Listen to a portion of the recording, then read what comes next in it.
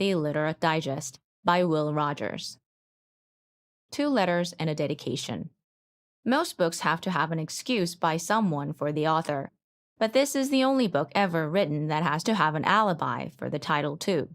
About 4 years ago, out in California, I was writing sayings for the screen and I called it the Illiterate Digest.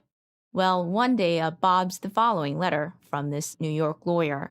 It and the answer are absolutely just as they were exchanged at that time. William Beverly Winslow, lawyer, 55 Liberty Street, New York, New York. November 5th, 1920. Will Rogers, Esquire. Care of Goldwyn Studios, Culver City, California. Dear Sir, my client, the Funk and Wagnalls Company, publishers of the Literary Digest, have requested me to write to you in regard to your use of the phrase the Illiterate Digest as a title to a moving picture subject gotten up by you, the consequence of which may have escaped your consideration. For more than 2 years past, it, my client, has placed upon the moving picture screen a short reel subject carrying the title Topics of the Day, selected from the press of the world by the Literary Digest.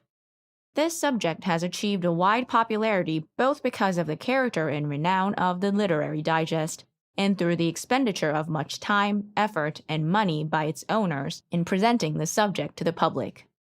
The Literary Digest is a publication nearly 30 years old, and from a small beginning has become probably the most influential weekly publication in the world. Its name and the phrase Topics of the Day are fully covered by usage as trademarks as well as by registration as such in the United States Patent Office. During several months past, your title, The Illiterate Digest, has been repeatedly called to our attention, and we're told that the prestige of the Literary Digest is being lowered by the subject matter of your film as well as by the title of your film because the public naturally confuse the two subjects. We're also told that exhibitors are being misled by the similarity of titles and that some of them install your subject in the expectation that they are securing the Literary Digest Topics of the Day. It seems to me self-evident that your title would scarcely have been thought of or adopted had it not been for our magazine and for our film. If this were not the case, the title which you use would be without significance to the general public.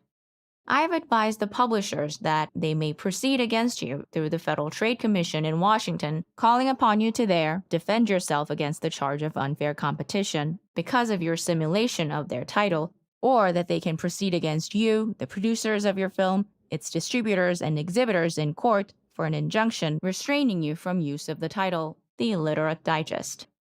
Before, however, instituting any proceedings in either direction, they have suggested that I write directly to you to see if your sense of fairness will not cause you to voluntarily withdraw the use of the objectionable title. Unless I hear favorably from you on or before the 1st of December, I shall conclude that you are not willing to accede to this suggestion and will take such steps as I may deem advisable. Yours truly, signed, William Beverly Winslow. Los Angeles, California, November 15, 1920. Mr. William Beverly Winslow. Dear Sir, your letter in regard to my competition with the Literary Digest received, and I never felt as swelled up in my life, and am glad you wrote directly to me instead of communicating with my lawyers, as I have not reached that stage of prominence where I was committing unlawful acts and requiring a lawyer. Now, if the Literary Digest feels that the competition is too keen for them, to show you my good sportsmanship, I will withdraw. In fact, I had already quit as the gentlemen who put it out were behind in their payments, and my humor kind of waned. In fact, after a few weeks of no payments, I couldn't think of a single joke. And now I want to inform you truly that this is the first that I knew my title of the Illiterate Digest was an infringement on yours, as they mean the direct opposite. If a magazine was published called Yes, and another bird put one out called No, I suppose he would be infringing. But you are a lawyer, and it's your business to change the meaning of things, so I lose before I start. Now, I have not written for these people in months, and they haven't put any gags out unless it is some of the old ones still playing. If they're using gags that I wrote on topical things 6 months ago, then I must admit that they would be in competition with the ones the Literary Digest screen uses now. I will gladly furnish you with their address in case you want to enter suit, and as I have no lawyer, you can take my case too, and whatever we get out of them, we will split at the usual lawyer rates of 80-20, the client, of course, getting the 20. Now you inform your editors at once that their most dangerous rival has withdrawn and that they can go ahead and resume publication. But you inform your clients that if they ever take up rope throwing or chewing gum, that I will consider it a direct infringement of my rights and will protect it with one of the best kosher lawyers in Oklahoma. Your letter to me telling me I was in competition with the Digest would be just like Harding writing to Cox and telling him he took some of his votes. So long, Beverly. If you ever come to California, come out to Beverly, where I live, and see me. Illiterately yours, Will Rogers. When I sent him my answer, I read it to some of the movie company I was working with at the time, and they kept asking me afterwards if I had received an answer. I did not, and I just thought, oh well, there I go, and waste a letter on some highbrow lawyer with no sense of humor. I was sore at myself for writing it. About 6 months later, I came back to join the Follies, and who should come to call on me but the nicest old gentleman I had ever met, especially in the law profession. He was the one I had written the letter to, and he had had photographic copies made of my letter and had given them around to all his lawyer friends. So it is to him and his sense of humor that I dedicate this volume of deep thought.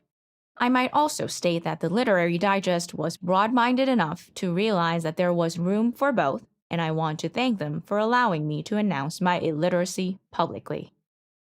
End of section 1. Introduction.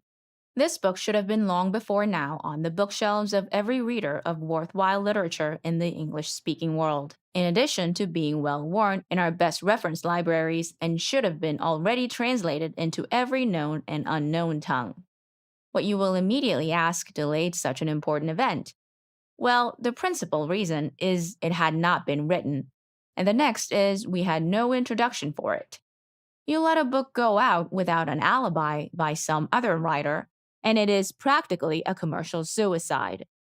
When the publishers were all clamoring for a book from me and were practically annihilating, boy, there's a word I never used before in my life and I hope it fits in, I read it in some war novel, each other for the publishing rights and assured profits, they of course felt that through my wide literary acquaintance gained during the years of association at the Democratic National Convention, and the late World Series with some of the best contemporary writers of modern times, I should, through my literary standing and personal friendship, allow some of them to have the honor of penning the introduction to this timetable of national catastrophes.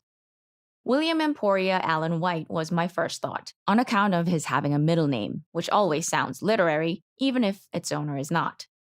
Then I had heard he himself had written a book once, and by now should know what introductions should not be. Then he went home and announced himself as a candidate for governor, so that eliminated him from my thoughts. To have a big broad-minded book have any narrow political endorsement would mean certain calamity among people who think.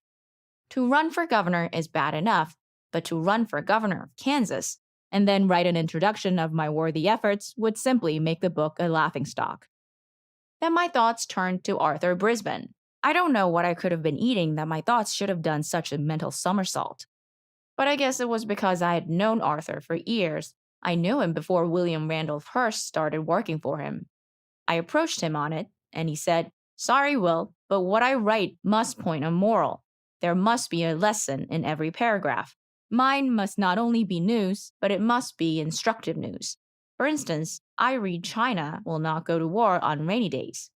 What does that bit of news mean to the individual that don't think? Nothing. What does it mean to me? It means that a Chinaman would rather get shot than wet. It points a moral to peace. Have all so-called civilized nations stop wars on rainy days. Then hold all wars in Portland, Oregon, where it rains every day, and you will eliminate wars and have universal peace." So he could see no particular moral in writing an introduction to my book unless it was that books should not depend entirely on their introductions as they do now. So I next thought of my friend Irvin Cobb. I had sat next to him at so many speakers' tables at banquets and had always given him any little extras that I might not want. Ice cream and sweets and things like that he just loves and ruins them at a banquet. Well, he was going duck shooting down in Louisiana and said he wouldn't miss one duck for the pleasure of writing the introduction to the Encyclopedia Britannica. So you just let the old fat thing try to get my ice cream at another banquet. Of course, Ring Lardner was one of my very first thoughts because I knew he could add a little touch of comedy that the book really needed. I went to him and told him that I only wanted something light and airy. Maybe just one good joke would do the trick and take away from the serious nature of the book. He's not only a humorist, but has got plenty money to show that he is. He said before he shook hands with me, "What is there in it?" I said, "Well, this is just a kind of an honorary thing, a kind of courtesy from one author to another." He then asked me why should he give me a joke for nothing. He could put the joke into his Sunday newspaper article, then he could put the joke into his weekly newspaper cartoon.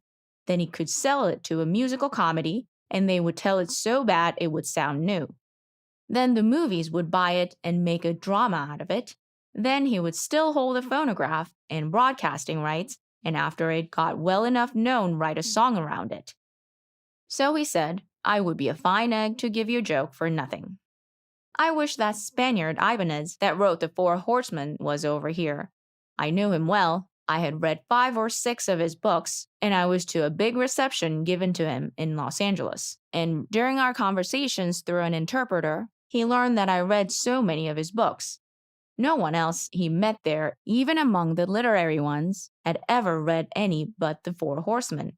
So when he went home and sent me an autographed copy which read, "To an American cowboy, the only person in America I found who had read all my books." The funny thing about it is that he is the only author I ever read. Now, if he was here, he would write me an introduction. But of course, it would be in Spanish and nobody could read it. So I would be just as bad off as I am now. Also, I know Eleanor Glynn. I met her when she was out in California looking around for someone to cast as Paul in 3 weeks. She sent for me, but I had just started on another new picture. She could have cooked me up a hot introduction. She would have draped the first few paragraphs with tiger skins and described me in such a way that I would have really looked like something. So I just says to myself, why monkey with these writers? Why not write my own introduction? So here it goes. I have known Mr. Rogers for years and have long been familiar with his literary masterpieces, both in novels and in books of technical knowledge. I think there are few writers of poetry or prose today who equal him, and I'm certain he is surpassed by none. I say this because I have lived and known the life he has pictured so well in this book. I spent my late youth in these shaded oaklands, where so many of his scenes are so pictorially laid, and he has made me live over again the scenes of my freshman manhood. No writer since the days of Remington can give you such a word picture of the West. That's because he is a Westerner himself and has only an eye for the beautiful things as he and nature alone can describe them. He alone of all our modern writers knows the people of which they write. When he describes a corset, you can feel it pinch. If it's a sunrise he describes, you reach for an umbrella. His jugglery of correct words and perfect English sentences is magical, and his spelling is almost uncanny. The words Illiterate Digest, which appear upon the title page of this book, has been generally compared to Don Quixote and to the Pickwick Papers, while E.M. Vogue places its author somewhere between Cervantes and Lesage. However considerable the influence of Cervantes and Dickens may have been, the first in the matter of structure, the other in background, humor, and detail of characterization, the predominating and distinguishing quality of this author's work is undeniably foreign to both and quite peculiar to itself. Something that, for want of a better term, might be called the quality of American soul. Any reader familiar, as I know you all to be, with the works of Dostoevsky, Turgenev, or even Tolstoy, will grasp the deeper meaning of a work like this. Some consider the author a realist who has drawn with meticulous detail a picture of contemporary life. Others, more observing, see in him a great symbolist. He always remembers that it is dangerous to jest with laughter. This man in writing this has done a service to all thinking mankind. It is a revelation as an omen to a freer future. Belinsky, the great Russian critic to whom Mr. Rogers had read the manuscript, said it looked like another Ben-Hur to him. So now, Mr. Cobb and Mr. Lardner, and all you introduction writers, what do I want with you? There's not a one of you could have said the things of me that I have said, because you guys don't know what books to look in to get all that big league stuff out of. Yours for art's sake.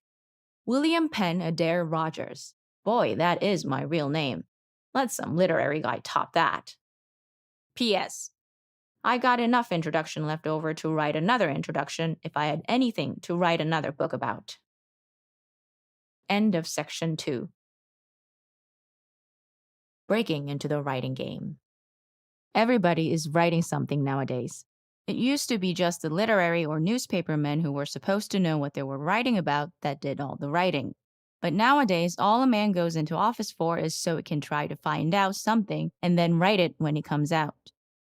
Now being in Ziegfeld Follies for almost a solid year in New York has given me an inside track on some of our biggest men in this country who I meet nightly at the stage door. So I am breaking out in a rash here. I will cite an example to prove to you what you are going to get.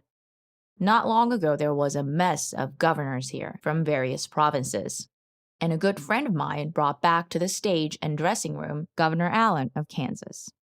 Well, I stood him in the wings, and he was supposed to be looking at my act, but he wasn't. He was watching what really is the backbone of our show. He anyway heard some of my gags about our government and all who are elected to help misrun it. So at the finish of my act, I dragged him out on the stage and introduced him to the audience. He made a mighty pretty little speech and said he enjoyed Will's impertinences and got a big laugh on that. Said I was the only man in America who was able to tell the truth about our men and affairs. When he finished, I explained to the audience why I was able to tell the truth. It is because I've never mixed up in politics. So you all are going from time to time to get the real lowdown on some of those birds who are sending home the radish seed. You know, the more you read and observe about this politics thing, you got to admit that each party is worse than the other. The one that's out always looks the best. My only solution would be to keep them both out one term and hire my good friend Henry Ford to run the whole thing and give him a commission on what he saves us. Put his factory in with the government and instead of seeds every spring, mail out those things of his. Mail Newberry one every morning, special delivery. Speaking of Henry Ford, I see where Uncle Henry has a new rule in force out in his factory where they paste those knickknacks together. Every man working there has to have his breath smelled every morning. That, of course, seems like a pretty strict rule to put in force in a so-called free country, and it has come in for a lot of criticism in the papers, but the way I look at it, it is absolutely necessary. Should a man go to work in there who had had a few strong shots of some of our national drinks of today, he would blow his breath on one of those fobs and blow all the bolts right out of it. Now, Mr. Ford is a very smart man, and in passing these rigid rules, I bet you he knows where to stop. I bet you that he won't instruct his salesmen to be so strict with the purchaser. In fact, his salesmen smell of your breath when you come in to buy one, and if it shows no signs of drink, they don't try to sell you. He is smart enough to know a sober man would never buy one. Mind you, all this smelling of breath is done not on the company's time, but on the time of the workers. Some men have to get up at 4 o'clock in the morning to get their breath examined so they can get to work at 8.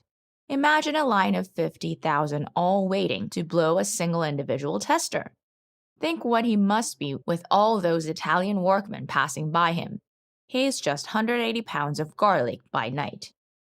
The University of Michigan is putting in a chair in their faculty devoted to the art of breath detecting. But there is always a way to defeat any reform. Drinkers will learn to hold their breath like a diver. I tell you folks, all politics is applesauce. The president gave a luncheon for the visiting governors where they discussed but didn't try prohibition. It was the consensus of opinion of all their speeches that there was a lot of drinking going on, and that if it wasn't stopped by January, that they would hold another meeting and try to get rid of some of the stuff. Senator Curtis proposed a bill this week to stop bootlegging in the Senate, making it unlawful for any member to be caught selling to another member while on government property. While the bill was being read, a government employee fell just outside the Senate door and broke a bottle of pre-war stuff made just before last week's Turkish war. Now they are carpeting all the halls with a heavy material, so in case of a fall, there will be no serious loss. Well, New Year's is coming, and I suppose we will have to hear and read all those big men's New Year greetings, such men as Schwab and Gary and Rockefeller and all of them, saying the same old applesauce, that they're optimistic of the coming year and everybody must put their shoulder to the wheel and produce more and they predict a great year. Say, if you had those birds, though, we could all be just as optimistic as they are. But it's a good joke, and it's got in the papers every year, and I suppose always will. Now the Ku Klux is coming into New York and kinda got it in for the Jewish people. Now they're wrong. I'm against that. If the Jewish people here in New York City hadn't jumped in and made themselves good fellows and helped us celebrate our Christmas, the thing would have fell flat. They sold us every present. The Ku Klux couldn't get much of a footing here in New York. If there was some man they wanted to take out and tar and feather, they wouldn't know where he lived. People move so often here, their own folks don't know where they live. And even if they found out, the elevator man in the apartment wouldn't let him up. See where there's bills up in Congress now to change the Constitution all round, elect the president in a different way, and have Congress meet at a different time. It seems the men who drew up this thing years ago didn't know much, and we're just now getting a bunch of real fellows who can take that old parchment and fix it up like it should have been all these years. It seems it's just been luck that's got us by so far. Now, when they get the Constitution all fixed up, they're going to start in on the 10 Commandments, just as soon as they find somebody in Washington who has read them. See, where they're talking about another conference over here, the social season in Washington must be lagging. Well, I think they ought to have it. These conferences don't really do any harm, and they give certain delegates pleasure. Of course, nothing they ever pass on is ever carried out, except in Greece where they are all carried out. But each nation gets a certain amount of publicity out of it, and us masses that read of it get a certain amount of amusement out of it. Bora himself admits he don't know what it's for or what they should do. But it looks like a good conference season and there's no reason why we shouldn't get in on one. Besides, did you ever realize this country is 4 conferences behind now? I want to apologize and set my many readers straight as to why I'm blossoming out as an infliction on you all. It seems a prominent newspaper syndicate had Lloyd George sign up for a pack of his memoirs. Well, after the late election, Lloyd couldn't seem to remember anything, so they sent for me to fill in the space where he would have had his junk. You see, they wanted me in the first place, but George came along and offered to work cheaper and also to give his to charity. That benevolence on his part was, of course, before England gave him his 2 weeks' notice. Now, I am also not to be outdone by an ex-prime minister donating my receipts from my prolific tongue to a needy charity. The total share of this goes to the civilization of 3 young heathens, Rogers by name and part Cherokee Indians by breeding. Now, by wasting 7 minutes, if you are a good reader, and 10 to 12 if you read slow, on me, you're really doing a charitable act yourself by preventing these 3 miniature bandits from growing up in ignorance. So please help a man with not only 1 little Megan, but 3 little Megans. A great many people may think that this is the first venture of such a conservative paper as the Illiterate Digest in using something of a semi-humorous nature, but that is by no means the case. I am following the Kaiser, who rewrote his life after it was too late. I realize what a tough job I have, succeeding a man who, to be funny, only had to relate the facts. Please don't consider these as my memoirs. I'm not passing out of the picture, as men generally are who write those things. End of section 3. Settling the corset problem of this country. An after-dinner speech made at a banquet of the Corset Manufacturers of America at the Waldorf Astoria, New York. Since I last wrote you all, there has been an awful lot of fashion shows and all their byproducts held here in New York. All of the out of town buyers from all over have been here. So, on behalf of New York City, I had to help welcome them at their various banquets. There was the Retail Milliners' big fashion show at the Astor Ballroom where they showed 500 hats and me. Some of the hats were just as funny looking as I was. Well, I settled the hat and dress business to the satisfaction of everybody but the milliners. So the next night, at the Commodore Hotel, I mingled with those princes of brigands, the leather and shoe men, and later I want to tell all you people just how they operate. For we never paid more for our shoes and were nearer barefooted than we are today, so don't think that I am bought off this week by those pasteboard highbinders. It's only that I want to talk to the ladies today. During this reign of indignation, I was called on to speak at a big banquet at the Waldorf to the corset manufacturers. Now, that only shows you what a degrading thing this after-dinner speaking is. I want to get out of it in a few weeks and back to the movies.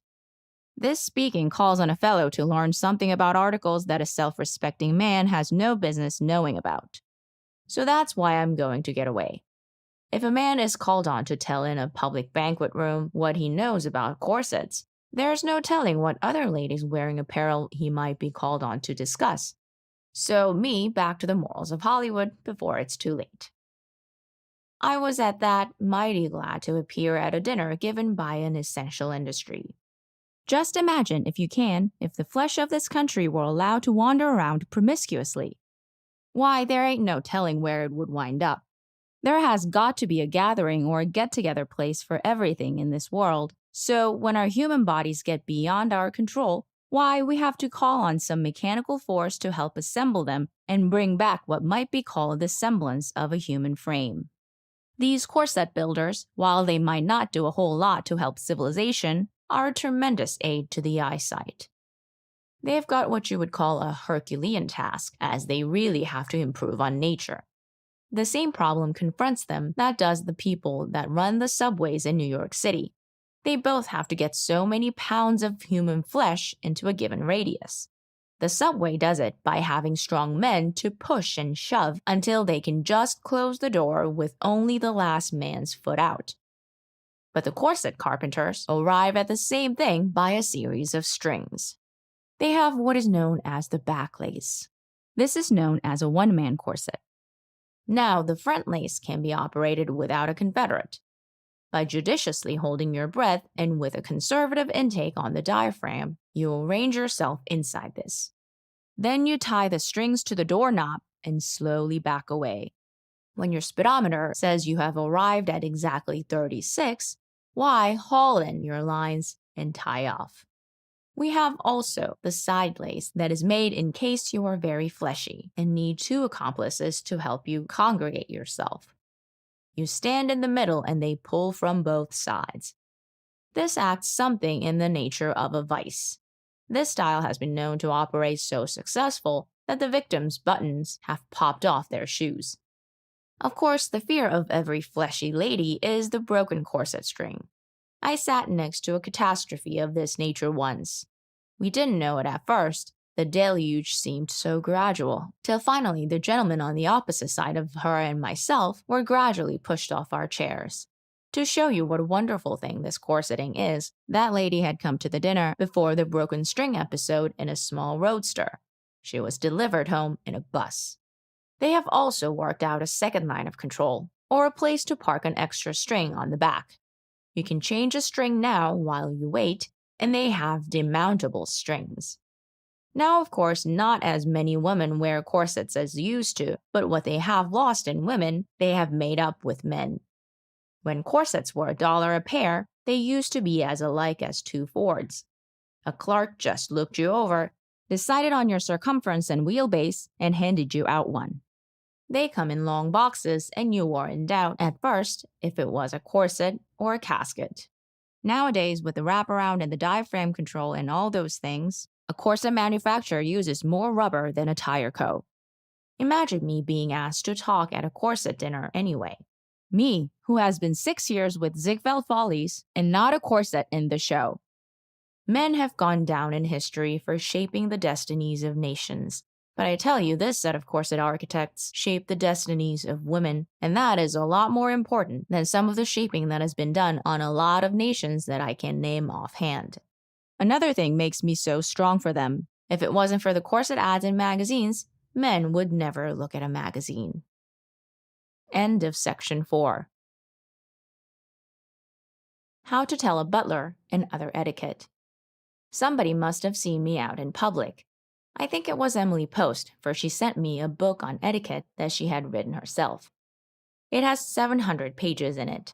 You wouldn't think there was that much etiquette, would you? Well, I hadn't read far when I found that I was wrong on most every line of the whole book. Now, you wouldn't think a person could live under fairly civilized conditions, as I imagined I was doing, and be so dumb as to not have at least one of these forms of etiquette right.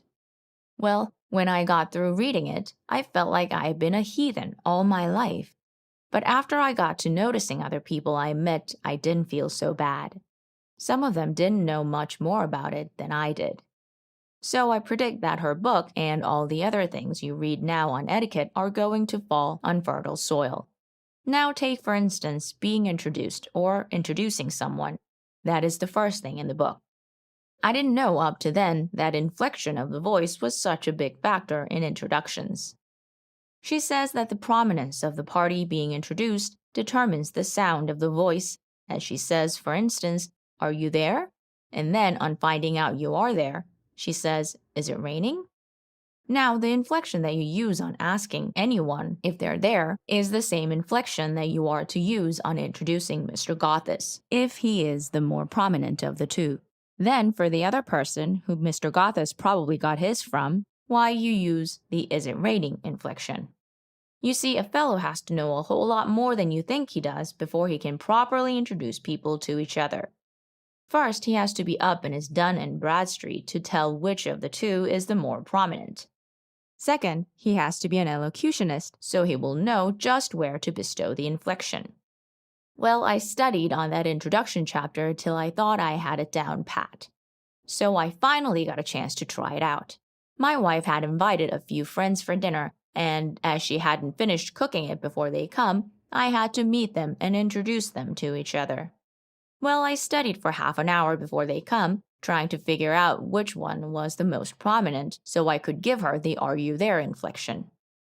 It was hard to figure out because any one of them couldn't be very prominent and be coming to my house for dinner.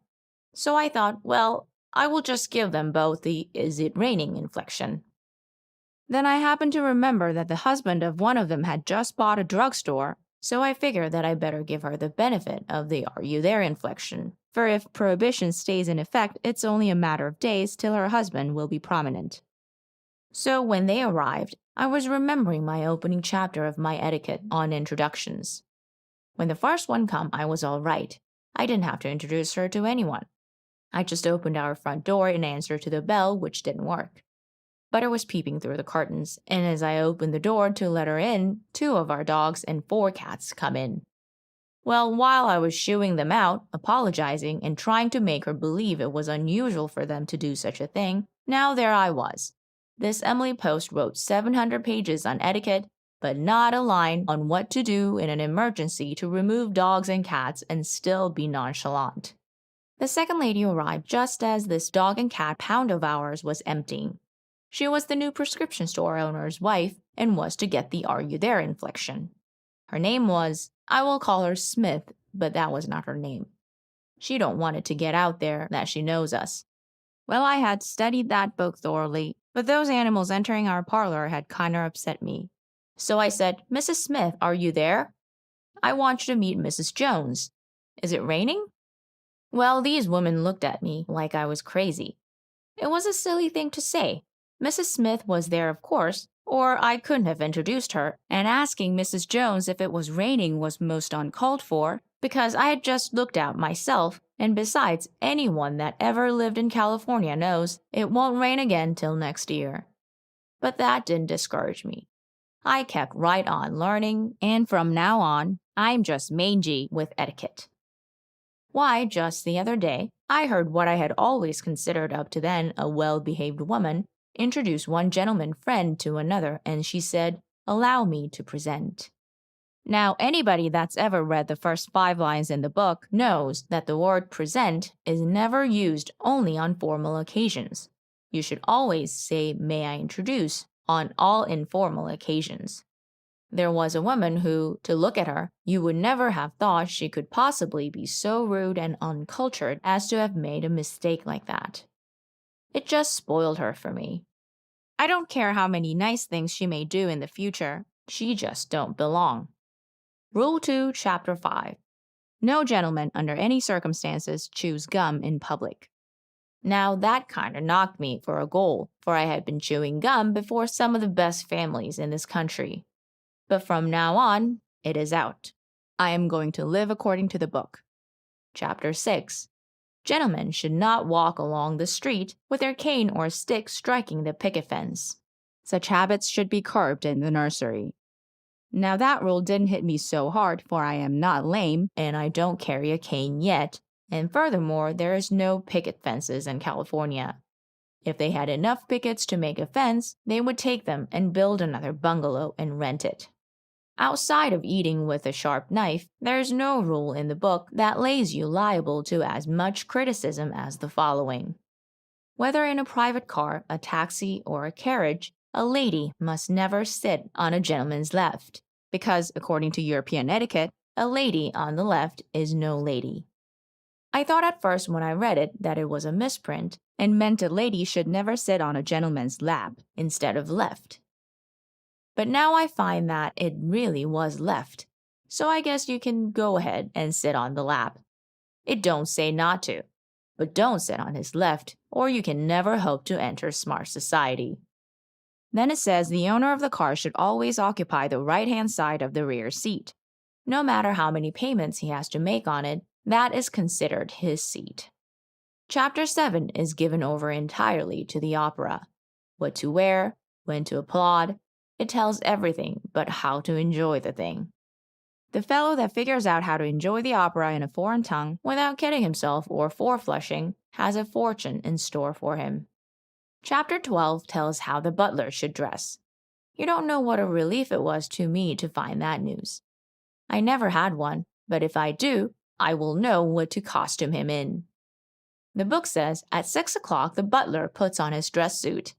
The butler's suit differs from that of a gentleman by having no braid on his trousers. Now all you birds that never could tell the servants from the guests, except somebody called one of them a butler and the other a gentleman, you can't tell them that way. More than likely that the butler is the gentleman of the two. But I can tell the butler. He has no braid on his trousers. Now, all I got to do is find out how to tell the gentleman. If you see people walking around looking down at your trousers in the future, you will know they are looking to see if the braid is left off. End of section 5. Defending my soup plate position. A couple of weeks ago in my weekly hamburger, I had the following.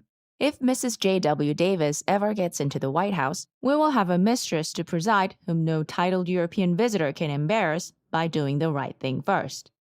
She will never tip her soup plate, even if she can't get it all. Now comes along an old friend of mine, Percy Hammond, a theatrical critic on a New York paper. Pardon me, Percy, for having to tell them who you are, but my readers are mostly provincial. He takes up a couple of columns, part of which follows. For years I have been tipping my soup plate, but never until Mr. Rogers instructed me did I know that I was performing a social error. Consultation with the polished and urbane headwaiters of the Middle West, where I spent my boyhood, taught me, I believed, to eat soup. One wonders if Mr. Rogers has given as much thought to soup as he has to the lariat. Perhaps he does not know, being recently from Oklahoma, that in many prominent Eastern dining rooms, one may tip one's soup plate without losing his social standing. I regard Mr. Rogers' interference as prairie, impudent, and unofficial. The stewards of the Dutch Tree Club assure me that it is proper to tip one's plate, provided, and here is the subtlety that escapes Mr. Rogers, provided that one tips one's soup plate from and not toward. Mr. Rogers might well observe the modesty in such matters that adorns Mr. Tom Mix, his fellow ex-cowman. Mr. Mix, telling of a dinner given in his honor at the Hotel Astor, said, "I ate for 2 hours and didn't recognize a thing I ate except an olive." Them are Percy's very words. Now, Percy, you notice I call you Percy because if I kept saying Mr. Hammond all through my article, it might possibly appear too formal. Percy, I thought you were a theatrical critic. Now I find you are only a soup critic. Instead of going, as is customary, from soup to nuts, you have gone from nuts to soup. Now, Percy, I have just read your article on my ignorance of etiquette. I don't know if that etiquette thing is spelled right or not. If it is not, it will give you a chance for another article on my bad spelling. Now, you do not have to write articles on my lack of etiquette, my ignorance, my bad English, or 1,001 other defects. All the people that I ever met, or anyone who ever read one of my articles, know that. That would be just like saying W.J. Bryan was in politics just for Chautauqua purposes. It's too well known to even comment on. Besides, I admit it. Percy, I am just old country boy in a big town trying to get along. I've been eating pretty regular, and the reason I have been is because I have stayed on Old Country Boy. Now, I wrote that article, and technically, I admit I may have been wrong, but the newspapers paid me a lot of money for it, and I never had a complaint. And by the way, I will get the same this week for writing about you that I did about soup. Now, both articles may be wrong, but if you can show me how I can get any more money by writing them right, why, I will split with you. Now, you took my soup article apart to see what made it float. I will see if I can't find some small technicalities in your literary masterpiece. You say I came recently from Oklahoma while you come from the Middle West, and by consultation with the head waiters have learned the proper way to eat soup.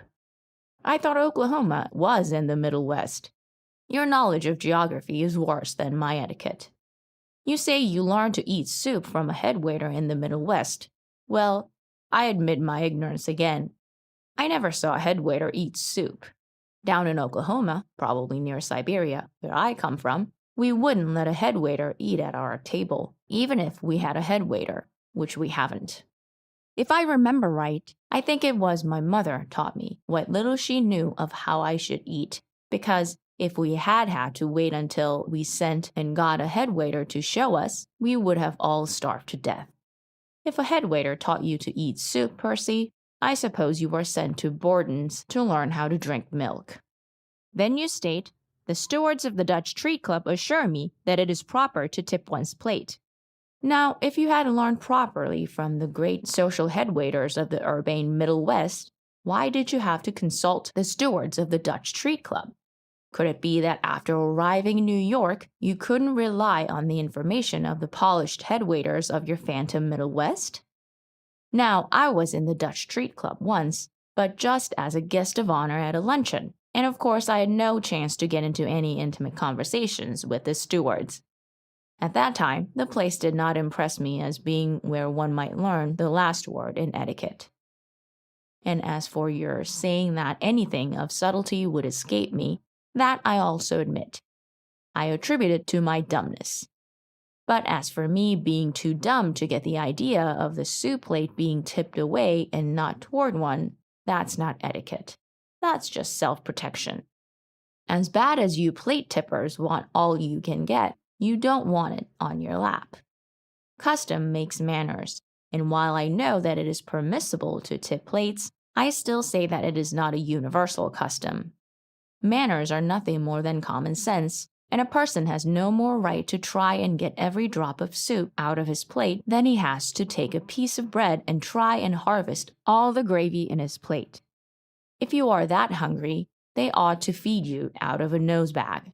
So, prairie impudence, or no prairie impudence, I claim there are lots of them that don't do it, even if it is permissible. Head waiters and Dutch stewards to the contrary. It's permissible to get drunk, but we still have a few that don't. Now, Percy, suppose they all did as is permitted. Picture a big dinner with everybody with their soup plates all balanced up on edge, with one hand holding them up and the other hand with a spoon rounding up what little soup was left. They would resemble a lot of plate jugglers instead of dinner guests. Why, if that was the universal custom, I would invent a triangle-shaped slide that could be pushed under the plate so it would permit you to have one hand free in case you were sitting next to your own wife or if by chance you might want to use your napkin. According to your hungry plan, every guest practically handcuffs himself during the latter end of the soup course. He is absolutely helpless. So don't ask head waiters and stewards what to do, Percy. Look around yourself. You will find hundreds of them that are satisfied with just what soup they can get on the level. Why, I bet your fellow Percy, if you took castor oil, you would want to lick the spoon. You know, Percy, I might know more about etiquette than you think I do.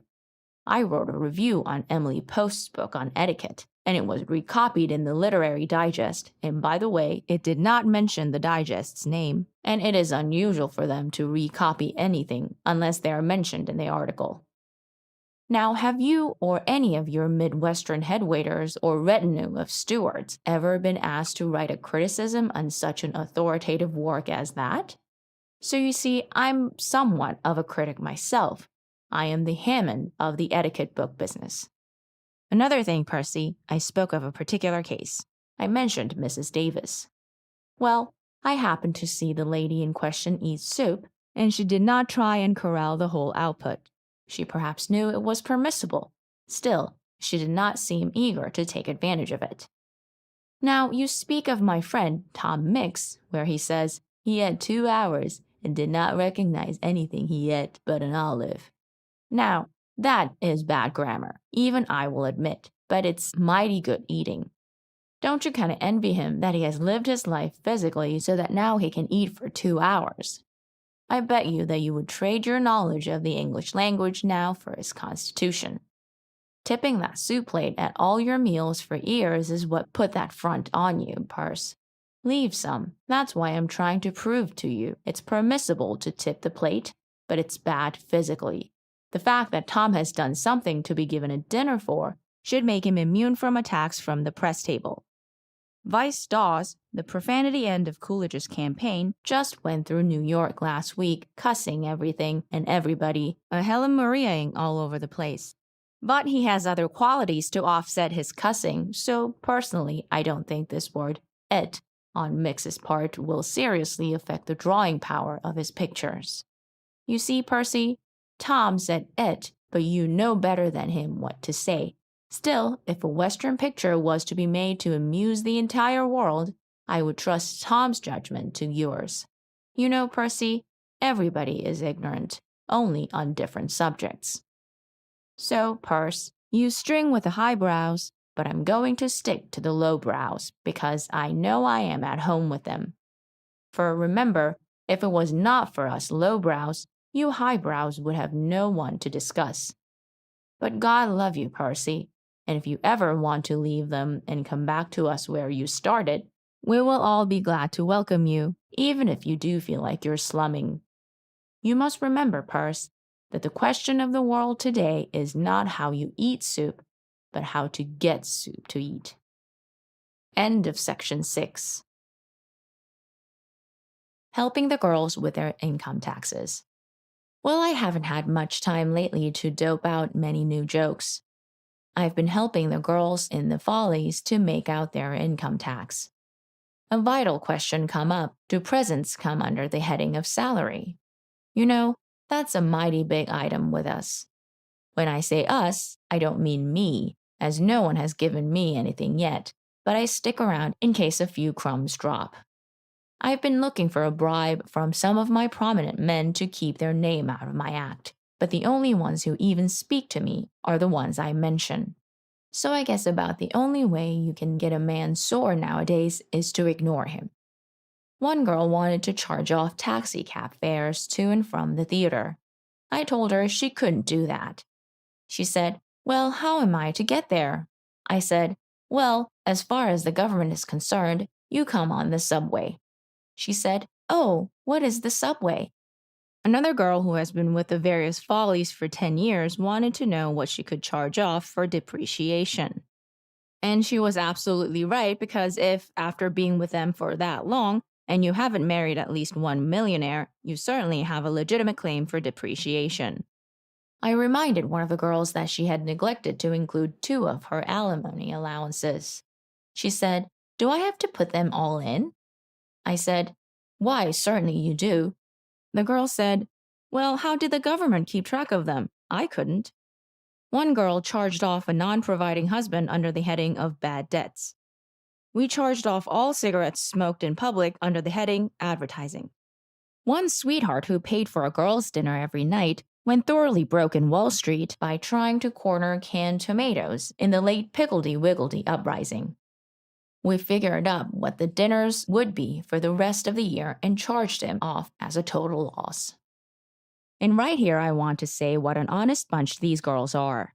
They don't want to beat the government out of a thing. One girl who had been away for a few weeks last winter to Palm Beach left a husband in the good hands of her girl chum. When she returned, the girl chum gave her a $2,000 bracelet. Now she wanted to include this item in her tax, and we couldn't figure out where to put it. Finally, we decided it was rents, so we put it in for rent of one husband, $2,000. Of course, while the girls had these tremendous salaries, I was able to help on account of my technical knowledge of them, as I dressed with their chauffeurs, and on account of my equal knowledge of making out an income tax with any man in the world, as none of us know a thing about it. Look what I saved them on bathing suits. I had them all claim they had bought various suits. And I defy even a congressional investigating committee, and you certainly can't pick any more useless body of men than they are. I defy them to say that a bathing suit on a beautiful girl don't come under the heading of legitimate advertising. Now, as I say, these girls all wanted to do what was right as they could afford to, but this income tax has not acted that way with the men. The income tax has made more liars out of the American people than golf has. Even when you make one out on the level, you don't know when it's through if you're a crook or a martyr. Of course, people are getting smarter nowadays. They're letting lawyers, instead of their conscience, be their guide. There is some talk of lowering it, and they will have to. People are not making enough to pay it. And by the way, the only way they will ever stop bootlegging too is to make them pay an income tax. At present, it is a tax-exempt industry. Income tax has stopped every other industry, so there is no reason why it won't stop bootlegging. Of course, some of our more thrifty girls have followed the example of their male tax-dodging friends and incorporated, as the rate is lower on corporations. Wall Street attended to that little matter when they're drawing the tax bill up in Washington. These girls had to do that, the same as men, to protect their salaries. Of course, the big gamble in buying into these individual corporations is the lucky chance that she might make one or more wealthy marriages during the year. When, of course, for being incorporated, all she gets comes under the heading of income, and you, as a stockholder, get your pro rata share. If she lands a big one, you have struck oil. Then, on the other hand, she may marry for love. In that case, you have brought in a duster. For example, down on the exchange, you will find the Anesthesia Reed Incorporated, along with General Motors and Blue Jay Corn Plasters. At the end of the year, the stockholders, after adding up the salary along with the accumulated alimony, can either declare a dividend or vote a dinner and put the undivided profits back into the growing concern. Now, I can't tell you the name, but I was lucky enough to land 5 shares just before a blonde corporation married a multimillionaire who was over 70 years of age. Us stockholders have figured out at our last meeting that if he dies when we think he will, and we have no reason to believe otherwise unless the poison acts as a monkey gland, why, just those 5 shares will make me independent for life. I don't want to use this space as an ad, but I have been able, for a small monetary fee, to tip off my friends just what stock to buy. You see, I am in a position to judge as I watch who is in the front row every night and I can just tell when Mendelssohn's Spring Song will start percolating for some particular corporation.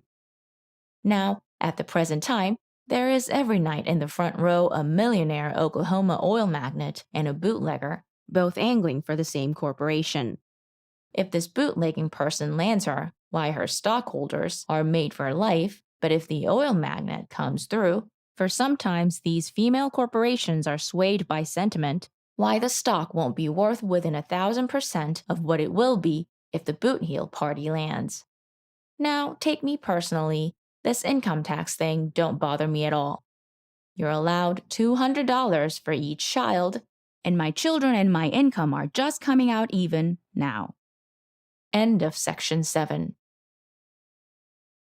The greatest document in American literature. The subject for this brainy editorial is resolved that, is the song Yes, We Have No Bananas the greatest or the worst song that America ever had? I have read quite a lot in the papers about the degeneration of America by falling for a thing like it. Some lay it to the effects of prohibition, some say it is the after effects of war, that it is liable to follow every big war.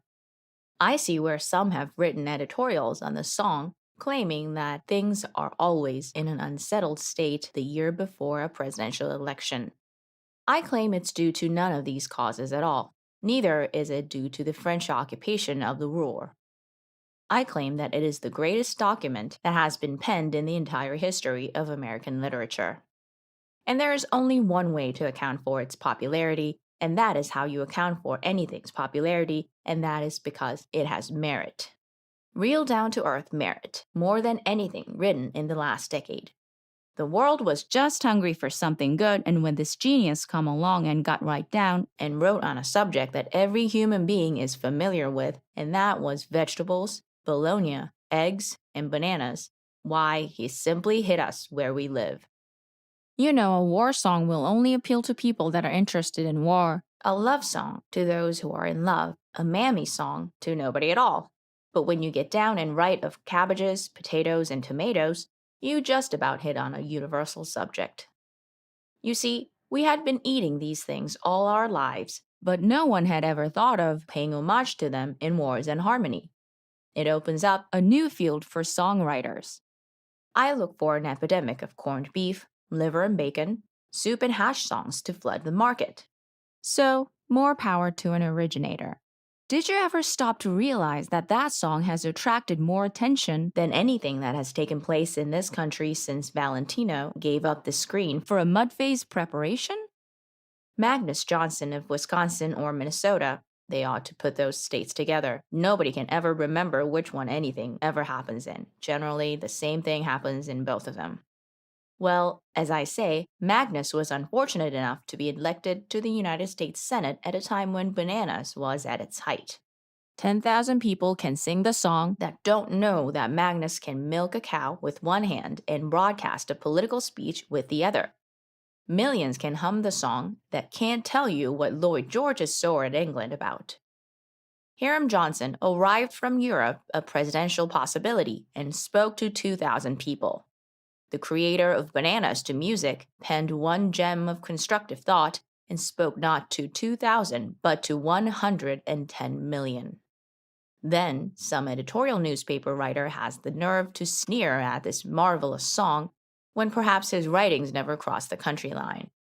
Why, Italy has already made arrangements on account of his honoring their national diet to place his name alongside of Michelangelo, Garibaldi, and Louis Firpo. It is already bringing on international complications. England is sore because he didn't say something about tea and cake. If we had had a man like that to write our national anthem, somebody could learn it. It wouldn't take 3 wars to learn the words. Mother has been done to death in songs and not enough consideration shown her in real life. We thought when we sang about her, we had paid her all the respect there was. I tell you, conditions were just right for a good fruit song. Geo M. Cohen wore out more flags than wore waving them to music. He transferred the flag from cloth to paper. He made it a 2-verse and chorus affair. Now George was original. He saw an idea. He knew that a big percentage of the American people had seen the flag, So that would give him a subject to write on that people knew about. But look what a universal subject this bird hit on. There are thousands of foreigners landing here daily that know Spanish and onions that don't know an American flag from a Navajo blanket. Did you ever just dissect the words to some of our so-called popular songs? One has the words, "It's not raining rain, it's raining violets." Now, can you imagine any more of a cuckoo idea than that? You can't hardly raise the things, much less rain 'em. Now, which do we owe the most to, the violet or the banana? Even such a genius as G.O.M. Cohen himself has a song, "You Remind Me of My Mother When Mother Was a Girl Like You." How can any man remember his mother when she was a girl? It's a physical impossibility. You would have had to be born almost simultaneously with your mother. Now, on the other hand, take the banana classic. "We just killed a pony, so try our bologna. It's flavored with oats and hay." Now, that's not only good poetry, but his honesty should be rewarded. He's on the level, he's telling you just what you get. Then those history-making lines, "Our hen fruit, have you try 'em? Real-life chickens inside 'em." Now, I think in the rhyming line that is a positive gem, and will live when Gunga Din has lost his hot water bottle. That shows originality. He's not just simply going along rhyming girl and pearl, beauty and cutie, bees and knees. This boy has got the stuff. Get this one, and then read all through Shakespeare and see if he ever scrambled up a mess of words like these. "Try our walnuts and coconuts. There ain't many nuts like they." Now, just offhand, you would think that it is purely a commercial song with no tinge of sentiment, but don't you believe it? Read this. "And you can take home for the women's nice juicy persimmons."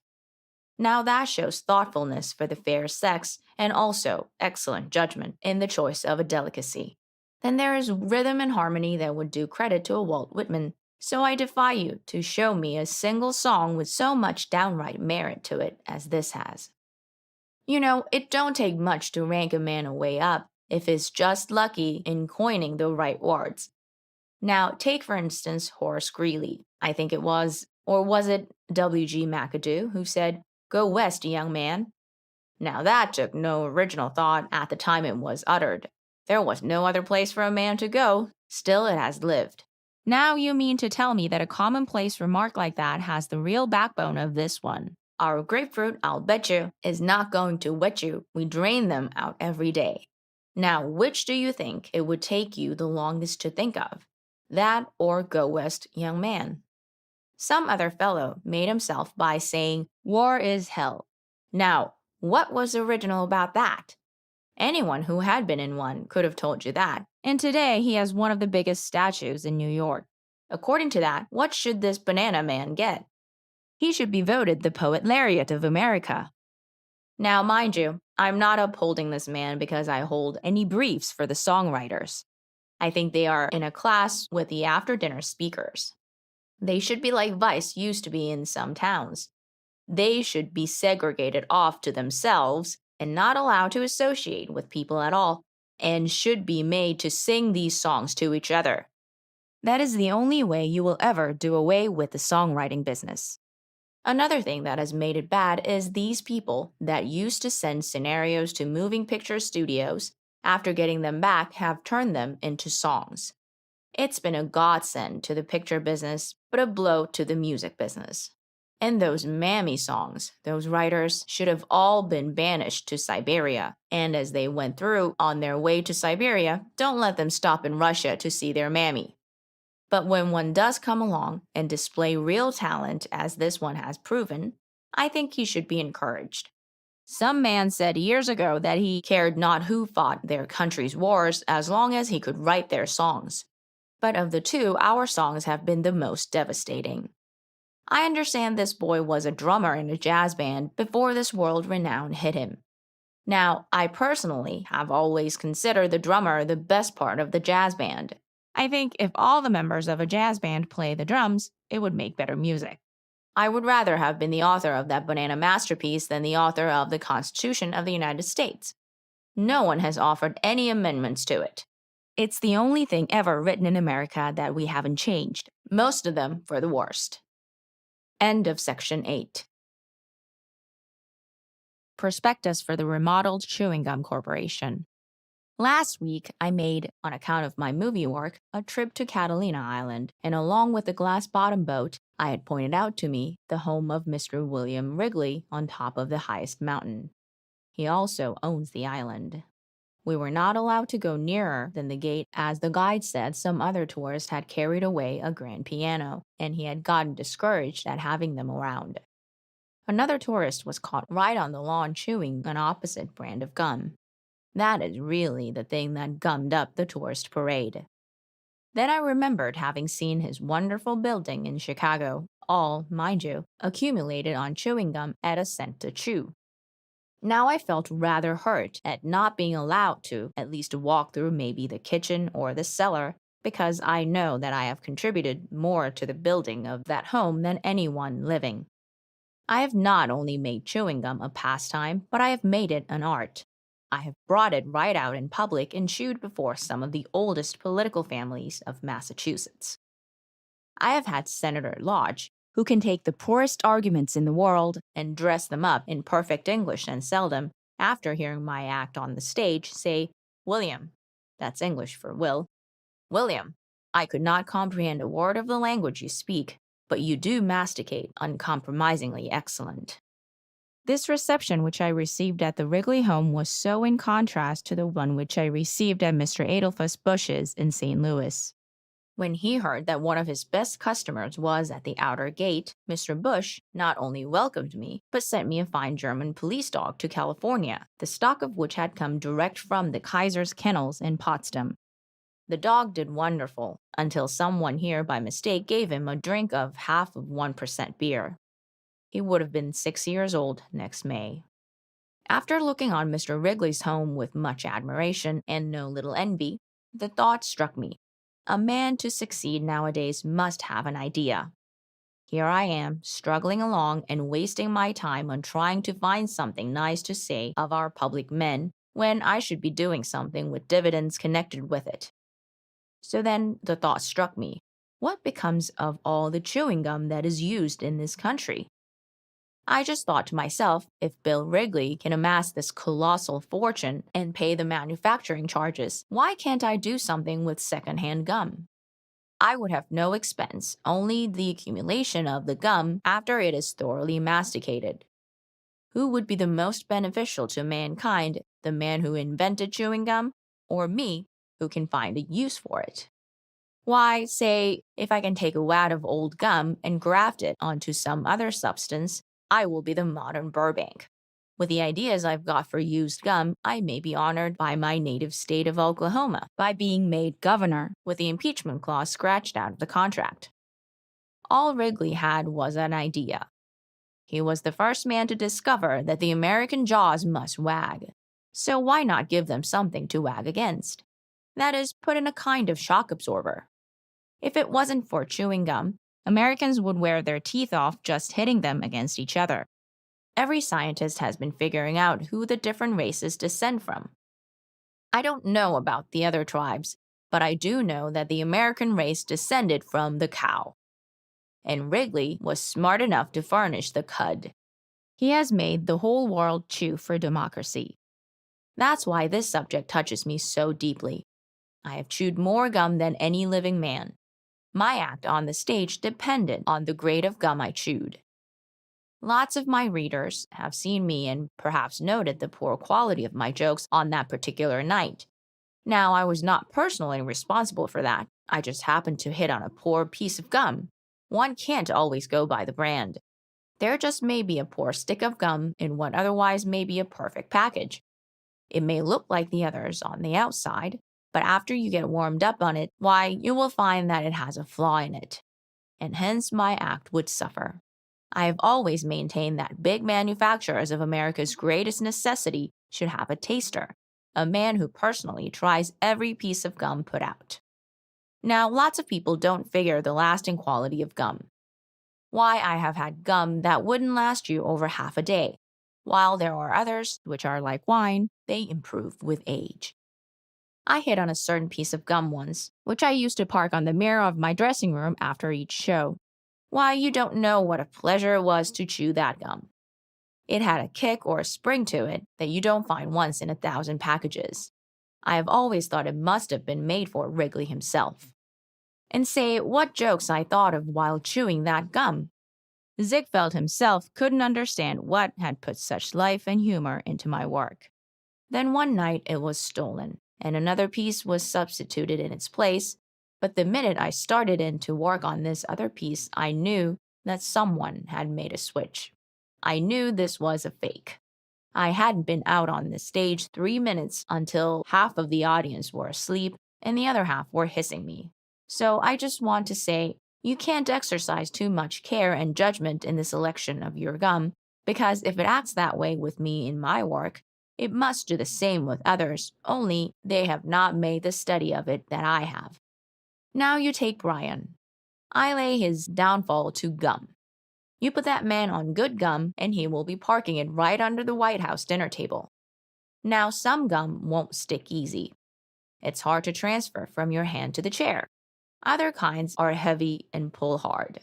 It's almost impossible to remove them from wood or varnish without losing a certain amount of the body of the gum. There is lots to be said for gum. This pet piece of mine, I afterwards learned had been stolen by a Follies showgirl who 2 weeks later married an oil millionaire. Gum is the only ingredient of our national life of which no one knows how or of what it is made. We know that sawdust makes our breakfast food. We know that tomato cans constitute Ford bodies. We know that old secondhand newspapers make our $15 shoes. We know that cotton makes our all-wool suits. But no one knows yet what constitutes a mouthful of chewing gum. But I claim if you can make it out of old rubber boots and tires and every form of old junk, why can't I, after reassembling it, put it back into these same commodities? No one has found a substitute for concrete. Why not gum? Harden the surface so the pedestrians would not vacate with your street. What could be better for a dam for a river than old chewing gum? Put one female college on the banks of the Grand Canyon, and they will dam it up in 2 years, provided they use discretion in their parking. Now, as for my plans of accumulation, put a man at every gum selling place. The minute a customer buys, he follows him. He don't have to watch where he throws it when through, all he has to do is to follow. He will step on it sooner or later, no matter where they throw it. When he feels it, he immediately cuts off the part of the shoe where it is stuck on so he can save the entire piece. Then he goes back and awaits another buyer.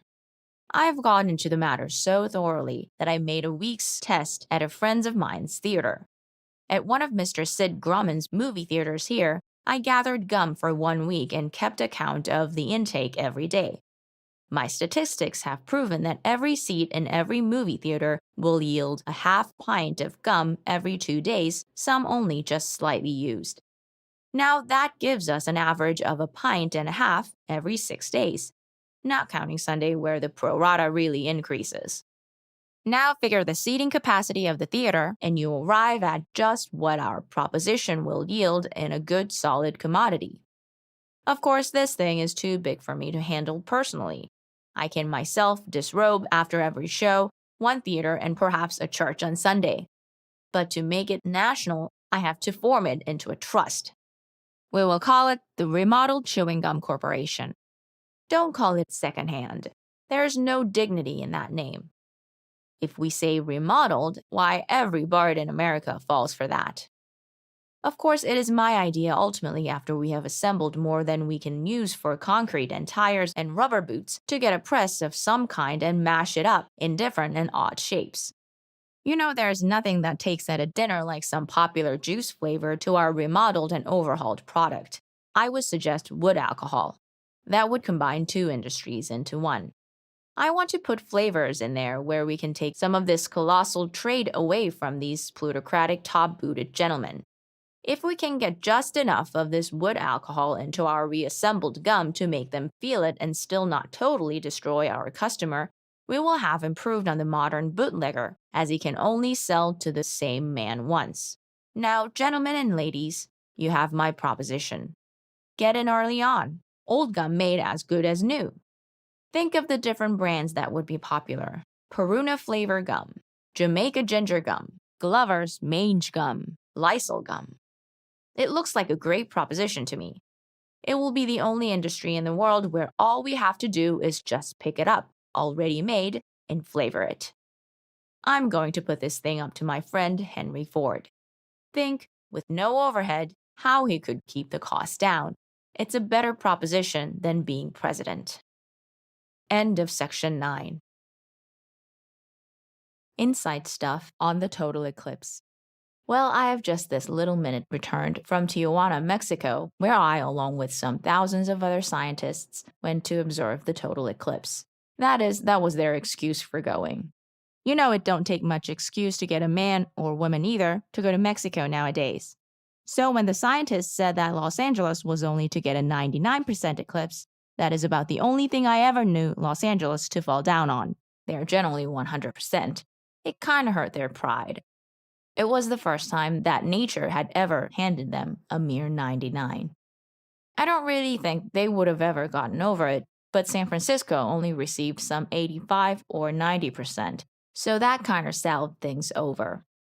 But the Chamber of Commerce has held a meeting and voted resolutions to apply for the next eclipse in its entirety. They claim that it was due to the club not giving the matter more thought that they lost the 1% on this one. Well, the scientist roadmap showed that Catalina Island and San Diego and Tijuana were right in the path of total blackness. Everybody that could get out of a cafeteria line in time to make the trip started for one of these places. Catalina Island offered wonderful possibilities. You could get 2 rounds of seasickness, see the eclipse, and get your chewing gum at cost, all in one day's pleasure. San Diego is a town built in the most southwesterly part of the United States where Americans who are coming out of Mexico sober up before being able to go to their various homes, and it is really remarkable what a thriving town it is. You would be surprised at the business they do. There are nice hotels there with ice water in every room, and even banks where you can draw drafts on your home bank after a day in Mexico at the tables, as they say in Monte Carlo books. San Diego catches very few going down into Mexico, only the punctures, as most people are in a great hurry to get there once you begin to reach this oasis. So you see, it didn't take much decision on my part to decide that if I, along with the other scientists who are to write on this traffic accident in the skies, wanted to pick out an observatory, there was no particular reason why we should select a dry one. Well, my friend Mr. Henry Ford may or may not ever be president, but I want to publicly say this to him, that the people he sells his cars to are of a very high type of intelligence. I never saw so many owners of one make of a car so interested in astronomy in my life. There were not only autos of every make, but people of every make, jammed 2 rows deep for 150 miles, struggling to reach Tijuana, Mexico for the eclipse. You would see people going to Mexico to see this eclipse, who, if you looked at them, you wouldn't think they knew when Sunday passed between Monday and Saturday, much less when the moon passed between the sun and earth. Now, as I say, we passed through some 70 miles of United States territory that was to be blotted out totally, but there wasn't an observatory in the entire region. Being my first year as a journalist, and this being my first assignment to cover a total eclipse for the various papers who crave my scientific knowledge, I'm really ashamed to admit it, but outside of not even knowing what an eclipse was or when one was to happen, I had never even entered one of their observatories where they watch these eclipses. So it was with the greatest anxiety and enthusiasm that I dashed up to the Mexico line. The country to the south of us we have lately recognized. The receipt for any other nation that wants us to recognize them is to strike oil, or some other commodity that our capitalists want. But this editorial is not on our foreign relations. That I will take up in due time as we have some foreign relations. This is to be on the planets, their various routes, mode, and speed of travel. A great many scientists, I had read in the papers, were bringing cameras to photograph this remarkable phenomenon. But most of the scientists that I saw had jugs and flasks. Well, not being up on science, I didn't know what to bring. These scientists are such a queer lot, I wouldn't be surprised at anything they do. Well, I asked the custom inspector where the observatory was. He said, "Which one?" I said, "Lick." That was the only one I had ever heard of. He said, "Right over there is one, if it ain't all licked up." You never saw such an accommodating country in the world. Just think the preparations they had gone through for the visiting scientists' pleasure. They had built these observatories all over the place right up to the line where you would lose no time. You could start observing the minute you got into the country.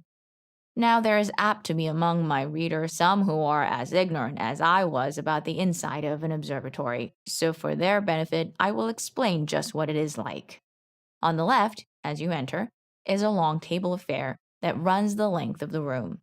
It's really higher than a table, and back of it is a long mirror where you get the reflections of any local eclipses that might happen. Then on the bottom, outside this high counter, is a little low railing that singers' midgets could look over if they wanted to see an eclipse.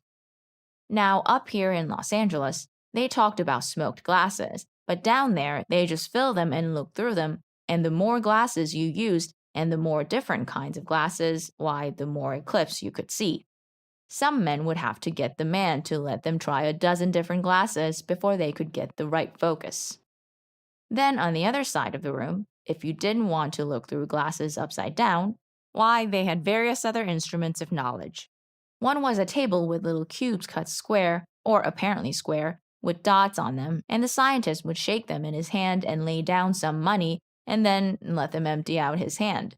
Then another scientist, even more of a scientist, would pick up the money in one hand and the little squares in the other hand, and hand the squares to another scientist and put the money in his pocket. Then the same operation would be gone through till each scientist, except the good one, would be gone through. I asked a visiting astronomy professor what the idea was. He said, "You can see if you are right." I says, "What has that got to do with the eclipse?" He says, "Why, you bet on the passing." So I bet him I would pass, but I didn't. So now I want the scientist to figure out in what year I am going to pass. By the time it was 12:50 p.m., so I come out of the observatory, as that was the time it was supposed to be total, but there wasn't a soul on the streets or outside any place. Everybody was inside looking at the eclipse. It was pretty dark on the street, and a Mexican who lived in the edge of the town started milking his cow and raising the mischief with his wife because she didn't have his supper ready. One fellow staggered out of an observatory, and I asked him if he had seen the eclipse, and he said, "Which one?" But it certainly was a success from a scientific point of view, for away along in the evening after it had gotten light, I saw astronomers piled up in every observatory just overcome by what the scientists call the corona, or after effects of an eclipse. Oh yes, the Mexicans also put on for the visiting astrologers a bullfight. It was held at the lower end of the town. You had to pass every observatory in town before you reached the bull ring. Well, I went down, and there was lots of natives, but very few Americans. As I say, it was held at the wrong end of the town for them to reach it. I guess it was the only fight ever held during an eclipse. Can you imagine getting in a pen with a bull in the dark? I wouldn't even get in with one in the light. Well, the bulls turned out to be steers.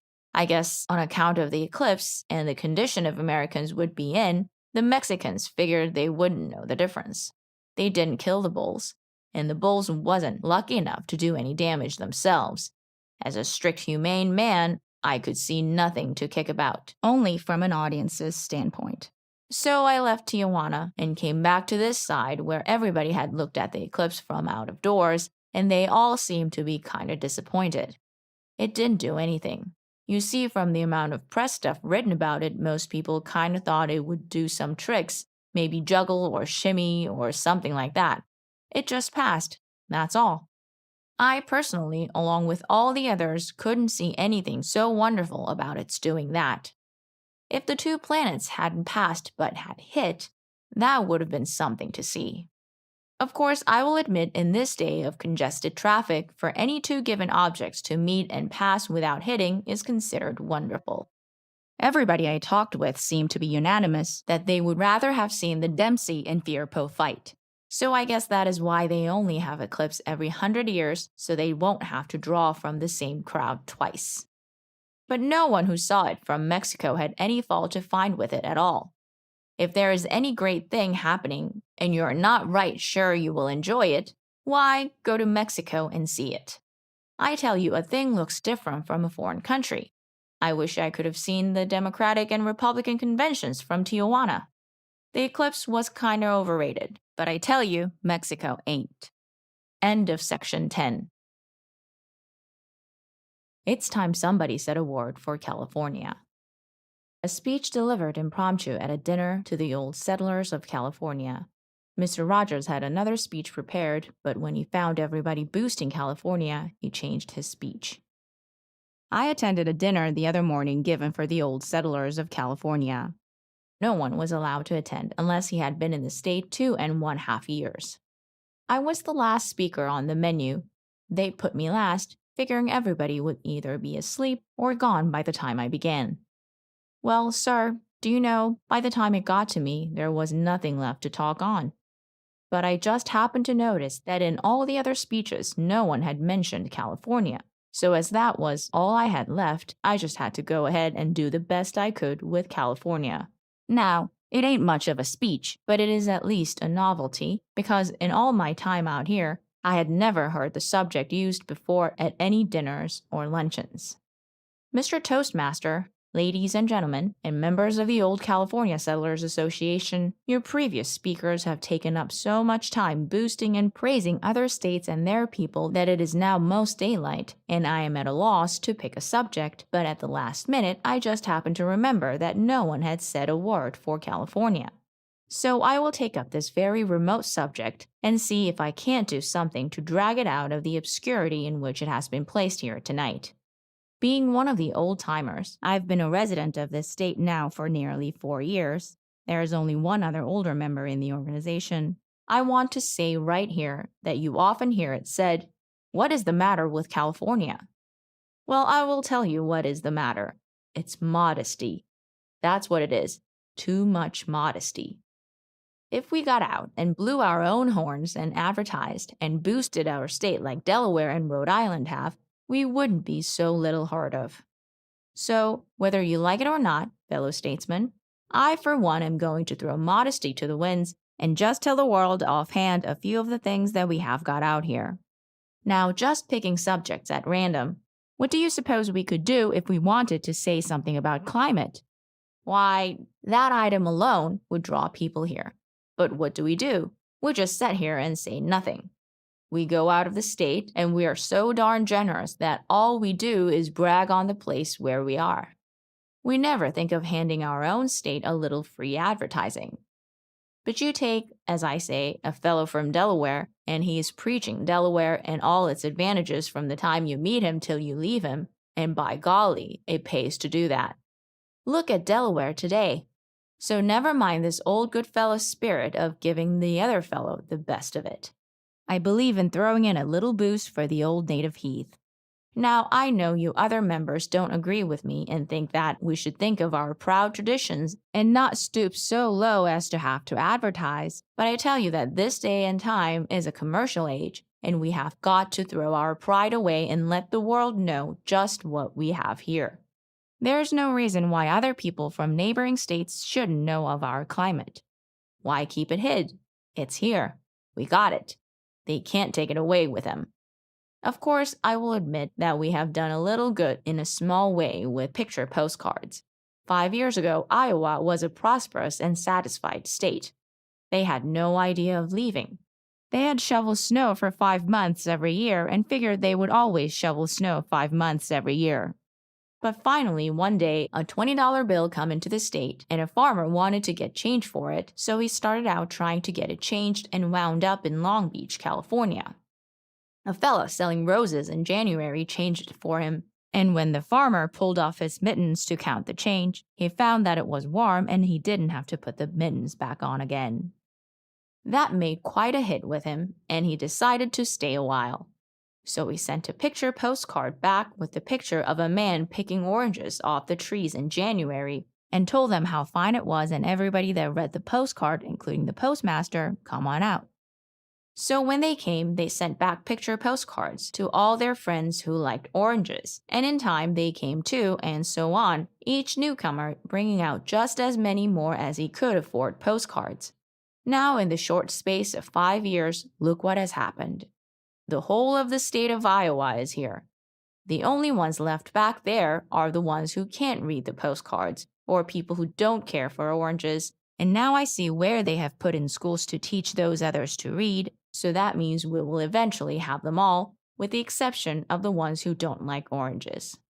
Now, as I say, if all that can be done with just picture postcards, what do you suppose could have been done if the newspapers of our state had thought to have said something in praise of our climate? So, fellow old-timers, if we can get the grand state of Iowa out here on a picture postcard of an orange tree, what could we do with some of these other states if we really devoted a little of our time to it? Why, oranges are a small-time commodity with us. We raise more beans on one farm here without irrigating than we do oranges in the whole state. If we had picture postcards of bean fields instead of orange fields, we could get the whole of Boston here, the same as we did with Iowa. You will do even better with Boston than you did with Iowa because everybody there likes beans. So let's get busy and let them know what we are doing in the bean line. Take the case of oil. You all know we struck oil here in Southern California. But did you let anybody else know it? No, you didn't say a word about it, and as a consequence, a man can't even find a place to buy an oil stock. Now, there are lots of people would buy shares and units, but no, you are so darn modest, you won't let the world know what we have. I would like to have seen what Delaware would have done if they had found this much oil. They would have sold so much stock that if the Pacific Ocean had been oil, it wouldn't have paid back the buyers. Look at real estate. Here we have the greatest land and lots that ever laid out of doors, but do we do anything with them? No, we just sit here. We never advertise them, we never boost them. I wish you could see what the state of Delaware would do if they had the same class of lots that we have here. Why, they would have subdivisions all over the place. They would have barbecues and drawings and scream stars personally appearing and men under umbrellas selling each lot. But no, we are too conservative. We like to sit here and let the stuff speak for itself. But I tell you, fellow old-timers, you can't do that nowadays. It's all right for a state to build up a reputation for modesty and be known as always having a good word to say for the other place. But I tell you, we have carried it too far for our own good. Of course, I can appreciate you other old-timers' feelings in the matter. You have been here and helped build it to what it even is today, and you resent these Johnny newcomers coming in and spoiling all of our old customs and traditions. I know it is hard to change with the times. We old-timers who have seen this place grow from what it was 2.5 years ago to what it is today must realize these stacks of young fellows coming in here the last 2 weeks must have the right idea, and we must begin to realize that after all, it is the general welfare of the entire community we are after. So, fellow members, if my little speech has been the means of changing just one of you from your ironclad rule of modesty in regard to your home state, why I will feel that my little efforts will not have been in vain. So from now on, I am for letting the world know of California, even if the rest of the state does disapprove of it, and I sit down amid hisses from the modest old-timers. End of section 11. Promoting the oceanless one-piece suit.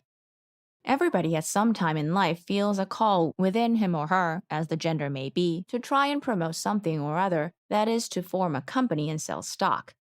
We have all bought so much and been stung so often that we want to try the side where the money comes in instead of going out.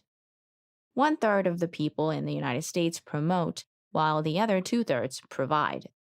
There are more commissions paid out to stock salesmen than are ever collected by stock buyers. So after living honest for years, the thing naturally becomes monotonous and we feel a hankering to promote. Now I had reached that stage in life where I had thought maybe I would get by clear to the end without promoting something and sticking my friends. But the old bug has bit me, the old make it easy without working has got me. So I am now branching out as a promoter. throwing the rope, chewing gum, acting a fool in the movies, robbing Ziegfeld, and writing for a living. All these are sidelines from now on. I am now a promoter. A promoter is a man who would rather stick a friend than to sell Henry Ford a synagogue. Of course, my proposition is different. Did you ever hear one of them pull that gag before? My proposition is of interest to every town of any size in America. I am forming clubs called swimming or bathing clubs, or any aquatic name. A great many towns have been denied the privilege of having these clubs heretofore, as they were not situated near any body of water. Now, I have been to all the prominent beaches in the East, and this summer have had a chance to study the various water resorts of California. I have paid particular attention to the habits and procedure of club members and their guests, and I think I can do the same for the non-irrigated portion of this country as is being enjoyed by the tidal wave region. I come into your town and start promoting. We will call it a swimming or beach club. I sell memberships for, we will say, the nominal sum of $500 apiece. That makes it high enough to keep out the substantial people who really, after all, are rather old-fashioned, and allows us to take into our club some of our most prominent bootleggers, oil magnates, who have worked their way up from the bottom in the last year, and just the people of the town who do things. In other words, the ones who belong. We build a clubhouse, a rather long rambling affair, on some ground which we can get at a nominal figure, as I will explain the value of citizens like we will have being located in their midst, and what our club will do for the surrounding land. Now, the great advantage that my clubs will have over the present ones in our beach cities is that we will build ours right in the heart of the town, so the tired businessman can reach it even for lunch, whereas in other places they have to go miles to reach a beach club. We will have a uniformed man at the door to meet the cars, as nothing impresses the newly rich so much as gold braid. Our cafe prices will be high enough so that if a member takes a friend any other place, he will be considered rather a short sport. Each member will have his private locker, including a corkscrew, where he can change to his bathing suit. There will be a wide veranda under awnings where members may dine in their suits, and other tables which are not protected from the rays of the sun where the more hardy members may sit and acquire a tan. Of course, one item of expense in connection with these clubs, which will require me to expend quite a tidy sum, is having ocean sand transported to these towns and then by truck to the center of the city. This sand must spread very, very thick, as the principal pastime of the members and guests will be to lay right down in it and try and cover each other entirely up. Oh, it's a ripping experience that you in the inland cities have missed if you have never tried it. Mind you, this $500 which I receive per each will not all be profit, as I will be called upon to purchase a medicine ball or so. That is a beach sport that only the most athletic and reckless of our membership would dare enter into, tossing this ferocious ball from one to the other. I have seen a game of it last, if there were female spectators, as long as 3 or 4 minutes. Then, for the more skilled, there is baseball on the beach, which is played with a rubber tennis ball. I have seen men graduate from that right into some of our best tea and cake hounds. We will have beautifully striped umbrellas placed at intervals over the beach for those who become fatigued in parading. When there is a big crowd and you have to walk by everybody in your bathing suit, it tires one more than the uninitiated would think. And we'll have a lifeguard, perhaps a native of Honolulu if we can procure one. At any rate, we will get the most sunburned one we can for the less fortunate ones to compare their tan with. He will be provided with smelling salts and other restoratives in case a wife should unexpectedly discover her own husband with some other one-piece suit female companion. There will be lifelines across the sands, so the more foresighted of the members can find their way during the afternoon back and forth to their lockers. Now, I think I have enumerated all that is required to successfully operate one of these beach clubs. Of course, most of them heretofore have had water, but in all my experience, which runs over a term of years, I have never seen a member willfully enter this water. Years ago, at one of the eastern beaches, they claim a man went into the water, but this has never been verified, and so far as the ladies go, there hasn't been a swell bathing suit wet since Kellerman retired. Now you see my scheme. I have laid it before you. Nobody ever thought of it because they were not a close observer like I have been. They just naturally thought water was required, but it is the most unnecessary thing connected with a beach club. Of course, showers are provided for those who do not care to sleep with sand in their bed. Just think of a club right at your door where you can run down and change clothes and display your figure without having to go to Palm Beach or Del Monte. Besides, I'm showing you how you can display it to the people who you want to see it, not to a lot of strangers. Show it right where it will do you the most good. If I had thought of this sooner and we had had one in my home of Claremore, Oklahoma, home of best radium water in the world, and I could have paraded up and down with my shape, I would have been able to settle down a lot earlier. I tell you, my scheme is a boost for home talent. Many a girl, if she could have shown off properly at home, would have never had to leave there. Now, if you think my scheme is crazy, you go to the ocean where there's a beach to parade on and see how many ever go in swimming where there is nothing but swimming water. No, sir, the sand and the clothes are the thing, not the water. So I will put my scheme over, not only for the selfish motive of making money, but because I want to do something for the hometown girl who hasn't the money to go to Narragansett Pier to be properly appreciated, but can stay at home and show how and what she is made of. End of section 12. Warning to jokers, lay off the prince. I want hereby and hereon to publicly issue a protest to my fellow writers and comedians against the use of cartoons, editorials, paragraphs, free verse, or any form of public notice, jibing or poking fun or attempting to be funny at the expense of the Prince of Wales falling off his horse. My reasons are twofold. First, on account of it being passé, and secondly, on account of the happenings of the past week to my own immediate person. Now, everything is funny as long as it is happening to somebody else, but when it happens to you, why it seems to lose some of its humor, and if it keeps on happening, why the entire laughter kind of fades out of it. Last year in New York, it was one of my surefire subjects to remark about the Prince of Wales staking himself out a 6-foot claim in some part of England. And I remember one choice morsel of gossip I had was that I was going to get appointed as ambassador to England so I could go riding with the prince and be able to rope his horse and bring him back to him. And another was, I see where the Prince of Wales fell off his horse again today, but that ain't news anymore. If he stayed on, that would be news. Well, that always knocked the audience right back on their flasks. Now, in those days, which was a year ago, that was very comical both to me and the audience. But of course, now it has finally reached the comic strip cartoons, really earlier than a joke generally does, and even the editorial writers are commenting on it in what they term a lighter vein. Now, an editorial writer is the last man in the world to find anything out, so you will see how old and out of date it must be to refer to now. But all this has nothing to do with my real reason. I always have a few old ponies for me and the children to play around with. So somebody said, "Will, why don't you play polo? Anybody that can ride can play polo." And me, like a fool, believed him. Why, that is as absurd as saying anybody that can walk would make a good golf player, or anybody that looks good in a bathing suit will make a good swimmer. Now, I want it distinctly understood that I did not take up polo for any social prestige or to make myself pointed out as a man about town. If I was the champion polo player of the world, I still couldn't drink a cup of tea without using the saucer. And another reason I always hesitated on taking up the game was account of the white breeches.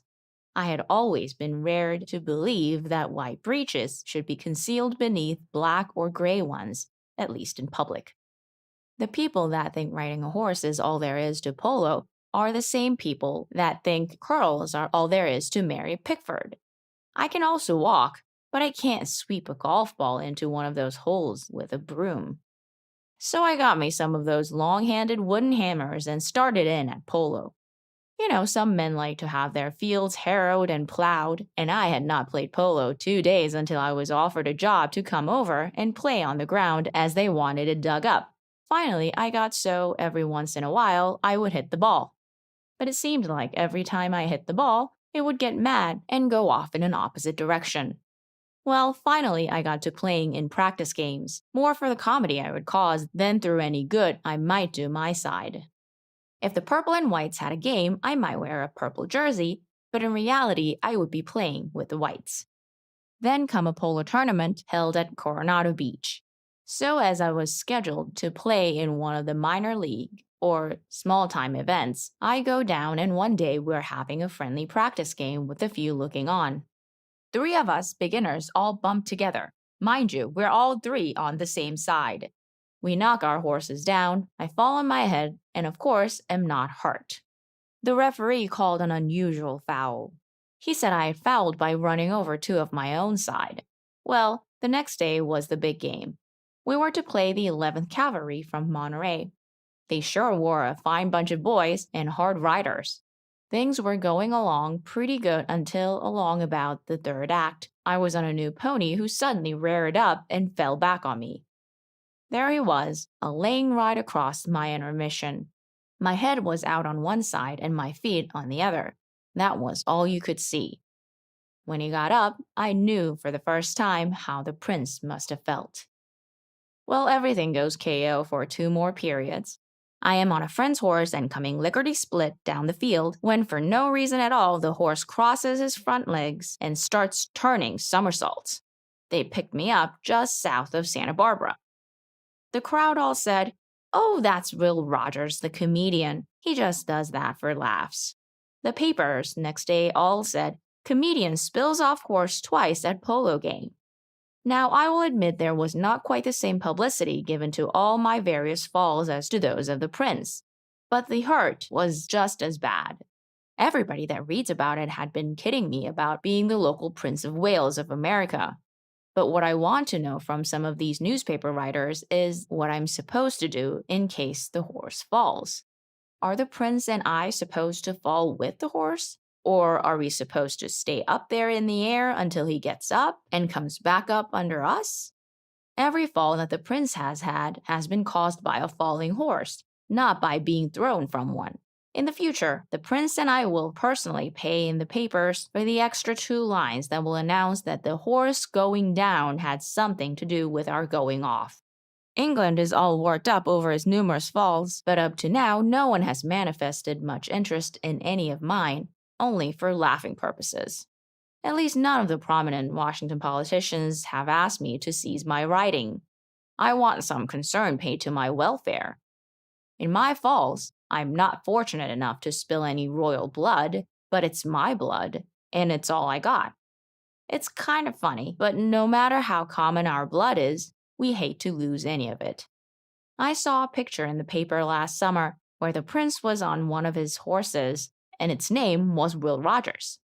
Now I got all swelled up when I saw he had a horse named for me, but maybe that was the one that has been doing all this high and lofty tumbling. As a suggestion, if our respective countries want to do something to protect our welfare, the best thing I can suggest would be to get us some horses that can stand up, for the prince and I both have to take every precaution to protect our looks. It would be terrible if his face was marred, and I certainly don't want anything to happen to mine to make it look better. My living depends on it, just as it is. The only thing that makes me sore is that I haven't got the nerve to do some of the riding stunts that the prince goes after. He goes over jumps that I wouldn't have the nerve to climb over on foot. Then, if he gets a fall, a lot of us alleged humorists who would be afraid to lead one of his horses to water with a 20-foot halter rope start in rewriting original jokes about the prince's horsemanship. I saw a picture of one of his falls, where the horse has fallen trying for a water jump. Why that jump was so wide that I bet we haven't got a joke writer in this country could swim across it, and not over two could row over it. I am not overly strong for royalty, but if I had to have one of them over me, I don't know of one that I would rather have than this same bird, and most of this admiration has been won by his horsemanship, not by the lack of it. Lots of women have it in for him because he has not married, but with all of them making a silly play for him, I admire his judgment as much as his horsemanship. So here is an appeal to my fellow jokesters. If you want to kid somebody on their writing, go to Central Park. Don't go to England unless, as I say, you have some solution for a man staying up while the horse is going down. P.S. I only had one thing to be thankful for in my falls.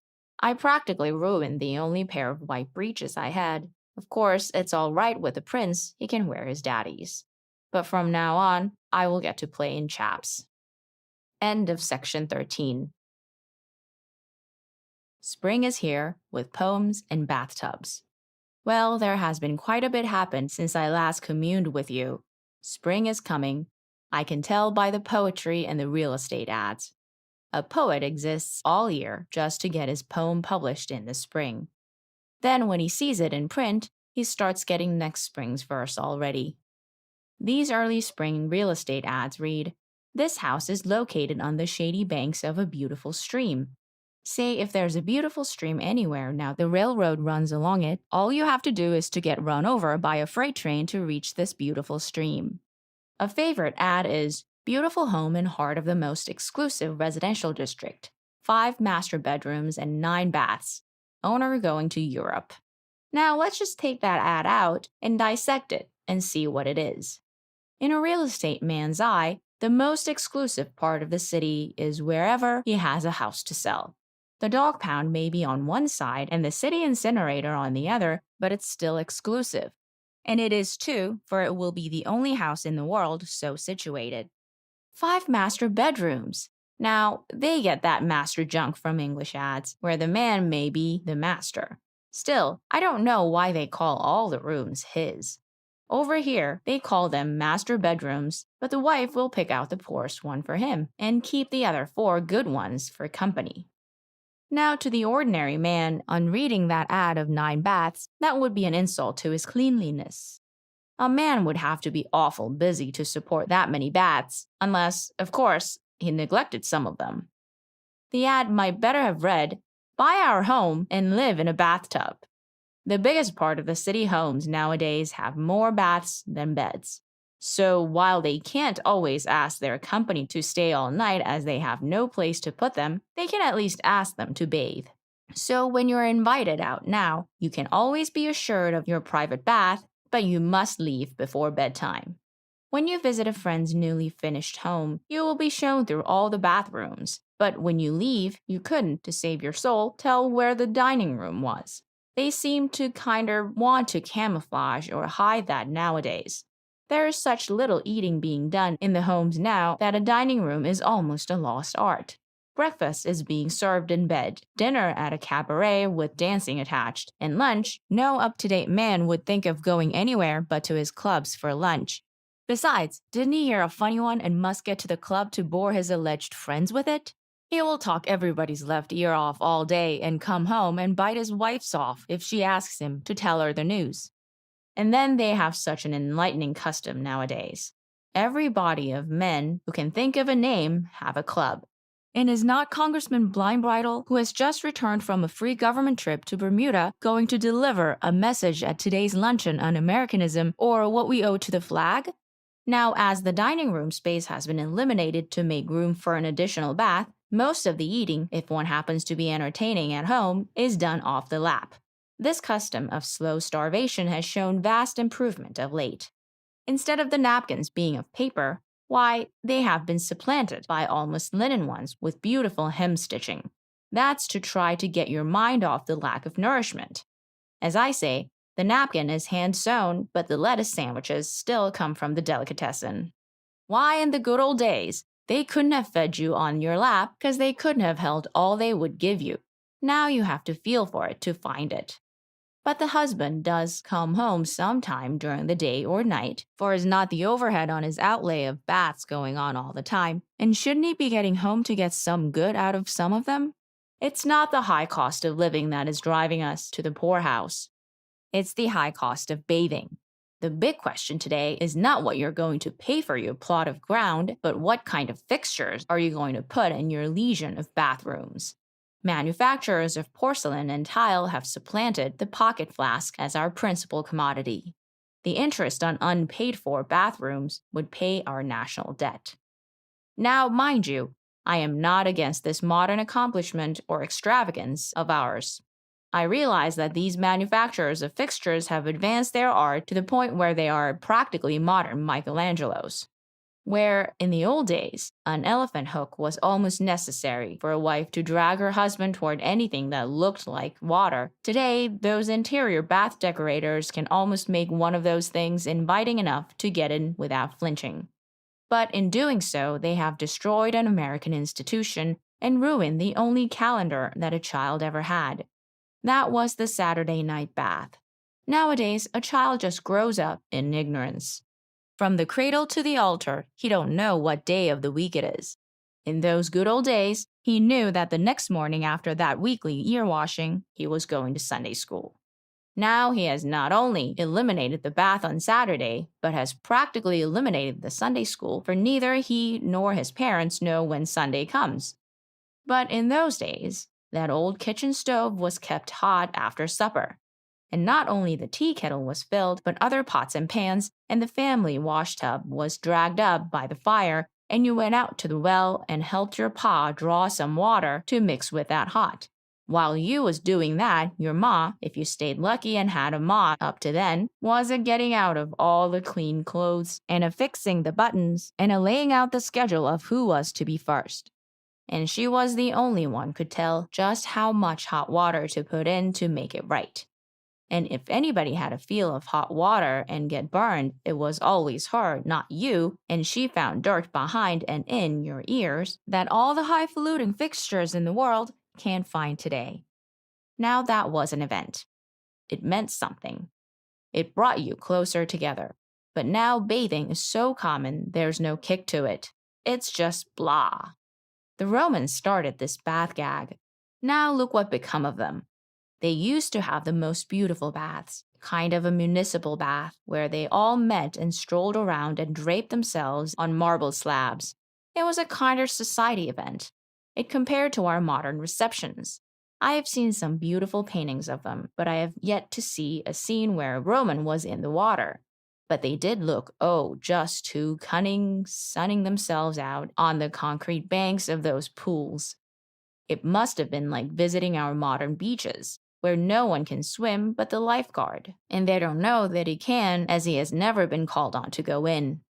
But like the Romans, our girls can arrange themselves in the most bewitching shapes out on the sand, which, after all, must be much more comfortable than the asphalt that those little Caesars had to spread themselves over.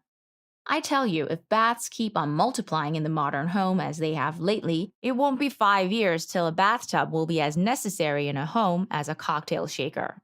If two members of the same household have to use the same bath, it is referred to now as a community tub. Statistics have proven that there are 25 bathtubs sold to every Bible, and 50 to every dictionary, and 389 to every encyclopedia. Proving that, while we may be neglecting the interior, we're looking after the exterior. If the father of our country, George Washington, was Tutankhamun tomorrow, and after being aroused from his tomb, was told that American people today spend $2 billion yearly on bathing material, he would say, "What got him so dirty?" End of section 14. Mr. Ford and other political self-starters. Well, there has been quite a stir in the political news. The big news was the Ford for President talk, made more important by Mr. Hearst announcing that he would back him if he run on an independent ticket. It only shows you what both of the old line parties are degenerating into. Nobody wants to associate with either one of them. I think that it will be the biggest boost Mr. Ford will have that he don't belong to either party. It's getting so, if a man wants to stand well socially, he can't afford to be seen with either the Democrats or the Republicans. I expect if it was left to a vote right now by all the people, Mr. Ford would be voted for by more people than any other man. But if it come to a question of counting those votes, I doubt if they even run third. For with all the mechanical improvements they have in the way of adding machines and counting machines, they can't seem to invent anything to take the place of the old political mode of counting. 2 for me and 1 for you. More men have been elected between sundown and sunup than ever were elected between sunup and sundown. Our public men are speaking every day on something, but they ain't saying anything. But when Mr. Harding said that, in case of another war, that capital would be drafted the same as men, he put over a thought that, if carried out, would do more to stop wars than all the international courts and leagues of nations in the world. Of the three things to prevent wars, League of Nations, International Court, and this drafting of capital, this last one is so far ahead of the others there is no comparison. When that Wall Street millionaire knows that you are not only going to come into his office and take his secretary and clerks, but that you come in to get his dough, say, boy, there wouldn't be any war. You will hear the question, yes, but how could you do it? Say you take a boy's life, don't you?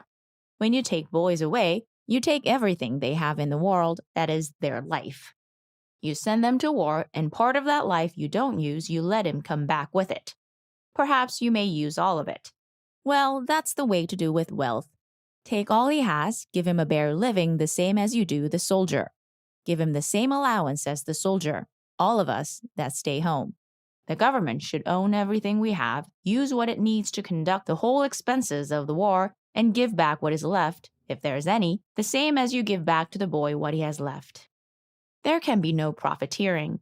The government owns everything till the war is over. Every man, woman, and child, from Henry Ford to John D. down, get their $1.25 a day, the same as the soldier. The only way a man could profiteer in war like that would be to raise more children. If any man went before the people on a platform like that kind and put it over, he could remain president till his whiskers got so long he could make a fortune just picking the lost golf balls out of them. But no, it will never get anywhere. The rich will say it ain't practical, and the poor will never get a chance to find out if it is or not. Lincoln made a wonderful speech under similar conditions one time, that this nation under God shall have a new birth of freedom, and that government of the people, by the people, for the people, shall not perish from this earth. Now, every time a politician gets in a speech, he digs up this Gettysburg quotation. He recites it every Decoration Day and practices the opposite the other 364 days. If our government is by the people, how is it the candidate with the most votes by the people going into a presidential convention never got nominated? Now, Lincoln meant well, but he only succeeded in supplying an applause line for every political speaker who was stuck for a finish. And that's the way with Mr. Harding. He certainly meant well, for I can imagine his feelings after having to mingle for at least 2 years with some of our war millionaires who are hanging around Washington just laying off between wars. And in after years, so will this speech of Mr. Harding's be quoted. But the minute the fellow gets through quoting it, he will go sign a war contract for a cost plus 10%. In our Decoration Day speech-making, Mr. Taft spoke at some unveiling of a monument in Cincinnati. He made an alibi for the Supreme Court. I don't know what prompted him to tell the dead what the court was doing, unless it was some man who had died of old age waiting for a decision from that august body. We can always depend on Judge Gary for a weekly laugh in his speeches. But lately he had the prize wheeze of his career. He had his accomplices make an investigation of the steel industry, and they turned in a report that it was much more beneficial to men to work 12 hours a day than 8. They made this report so alluring that it is apt to make people who read it decide to stay the extra 4 hours on their jobs just through the health and enjoyment they get out of it. I never knew steelwork was so easy till I read that report. Why, the advantages they enumerated in this report would almost make a bootlegger trade jobs with a steelworker. But here's the kick. Judge Gary got up to read this report before the stockholders who had made it out. He read for 1 hour in favor of a 12-hour day. Then he was so exhausted they had to carry him out, and Charlie Schwab had to go on reading the sheet. Now, if the judge couldn't work an hour, how did he expect his workers to do 12 every day? After Schwab read for 2 hours, the audience was carried out. It was the greatest boost for the 12-hour day I ever heard of. I am thinking of going out there and working for them. But if it is such a pleasure to work 12 hours, I am going to try and get them to let me work 18 at least, for I don't believe I would get enough pleasure out of just 12. So if you don't hear of me next week, you will know I just enjoyed myself to death in Judge Gary's steel mills in Pittsburgh. End of section 15. Wilson could laugh at a joke on himself. Some of the most glowing and deserved tributes ever paid to the memory of an American have been paid to our past president, Woodrow Wilson. They have been paid by learned men of this and all nations who knew what to say and how to express their feelings. They spoke of their close association and personal contact with him. Now I want to add my little mite, even though it be of no importance. I want to speak and tell of him as I knew him, for he was my friend. We of the stage know that our audiences are our best friends, and he was the greatest audience of any public man we ever had. I want to tell of him as I knew him across the footlights. A great many actors and professional people have appeared before him on various occasions in wonderful high-class endeavors. But I don't think that any person met him across the footlights in exactly the personal way that I did on 5 different occasions. Every other performer or actor did before him exactly what they had done before other audiences on the night previous, but I gave a great deal of time and thought to an act for him, most of which would never be used again and had never been used before. Owing to the style of act I used, my stuff depended a great deal on what had happened that particular day or week. It just seemed by an odd chance for me every time I played before President Wilson that on that particular day there had been something of great importance that he had just been dealing with. For you must remember that each day was a day of great stress with him. He had no easy days. So when I could go into a theater and get laughs out of our president by poking fun at some turn in our national affairs, I don't mind telling you it was the happiest moments of my entire career on the stage. The first time I shall never forget, for it was the most impressive and for me the most nervous one of them all. The Friars Club of New York, one of the biggest theatrical social clubs in New York, had decided to make a whirlwind tour of the principal cities of the East all in 1 week. We played a different city every night. We made a one-night stand out of Chicago and New York. We were billed for Baltimore, but not for Washington. President Wilson came over from Washington to see the performance. It was the first time in theatrical history that the President of the United States came over to Baltimore just to see a comedy. It was just at the time we were having our little set too with Mexico, and we were at the height of our note-exchanging career with Germany and Austria. The house was packed with the elite of Baltimore. The show was going great. It was a collection of clever skits, mostly written by our stage's greatest man, George M. Cohan, and even down to the minor bits was played by stars with big reputations. I was the least known member of the entire aggregation, doing my little specialty with a robe and telling jokes on national affairs, just a very ordinary little vaudeville act, by chance sandwiched in among this great array. I was on late, and as the show went along, I would walk out of the stage door and out on the street, and try to kill the time and nervousness until it was time to dress and go on. I had never told jokes even to a president, much less about one, especially to his face. Well, I am not kidding you when I tell you that I was scared to death. I am always nervous. I never saw an audience that I ever faced with any confidence. For no man can ever tell how a given audience will ever take anything. But here I was, nothing but a very ordinary Oklahoma cowpuncher who had learned to spin a rope a little and who had learned to read the daily papers a little, going out before the aristocracy of Baltimore and the President of the United States and kid about some of the policies with which he was shaping the destinies of nations. How was I to know but what the audience would rise up en masse and resent it? I had never heard, and I don't think anyone else had ever heard of a president being joked personally in a public theater about the policies of his administration. The nearer the time come, the worse scared I got. George Cohan and Willie Collier and others, knowing how I felt, would pat me on the back and tell me, "Why, he's just a human being. Go on out and do your stuff." Well, if somebody had come through the dressing room and hollered, "Train for Claremore, Oklahoma, leaving at once," I would have been on it. This may sound strange, but any who have had the experience know that a presidential appearance in a theater, especially outside Washington, D.C., is a very rare and unique feeling even to the audience. They are keyed up almost as much as the actors. At the time of his entrance into the house, everybody stood up, and there were plainclothes men all over the place, backstage and behind his box. How was I to know but what one of them might not take a shot at me if I said anything about him personally? Finally, a warden knocked at my dressing room door and said, "You die in 5 more minutes for kidding your country." They just literally shoved me out on the stage. Now, by a stroke of what I call good fortune, for I will keep them always, I have a copy of the entire acts that I did for President Wilson on the 5 times I worked for him. My first remark in Baltimore was, "I'm kinda nervous here tonight." Now, that is not an especially bright remark, and I don't hope to go down in history on the strength of it, but it was so apparent to the audience that I was speaking the truth that they laughed heartily at it. After all, we all love honesty. Then I said, I shouldn't be nervous, for this is really my second presidential appearance. The first time was when Brian spoke in our town once, and I was to follow his speech and do my little roping act. Well, I heard them laughing, so I took a sly glance at the president's box, and sure enough, he was laughing just as big as anyone. So I went on. As I say, I was to follow him, but he spoke so long that it was so dark when he finished they couldn't see my roping.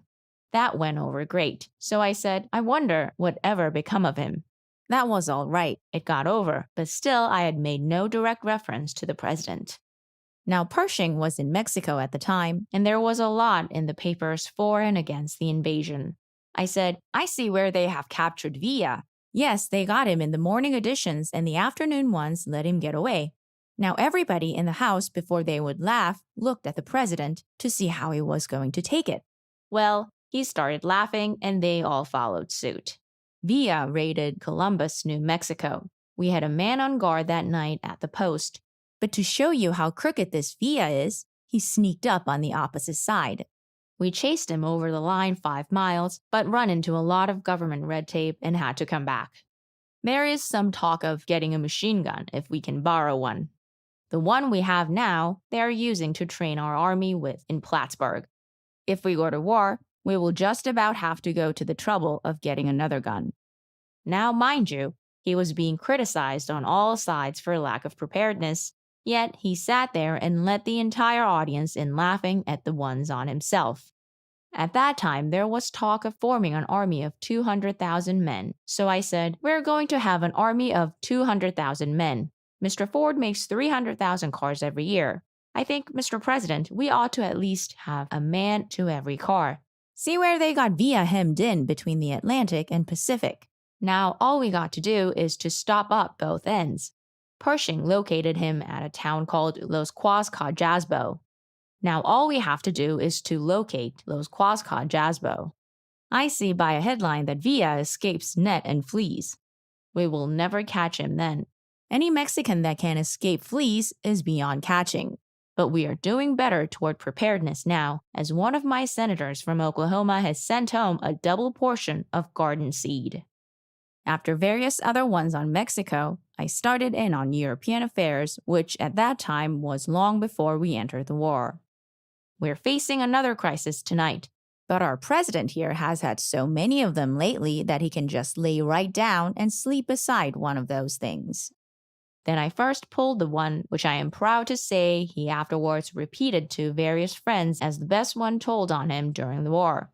I said, President Wilson is getting along fine now to what it was a few months ago.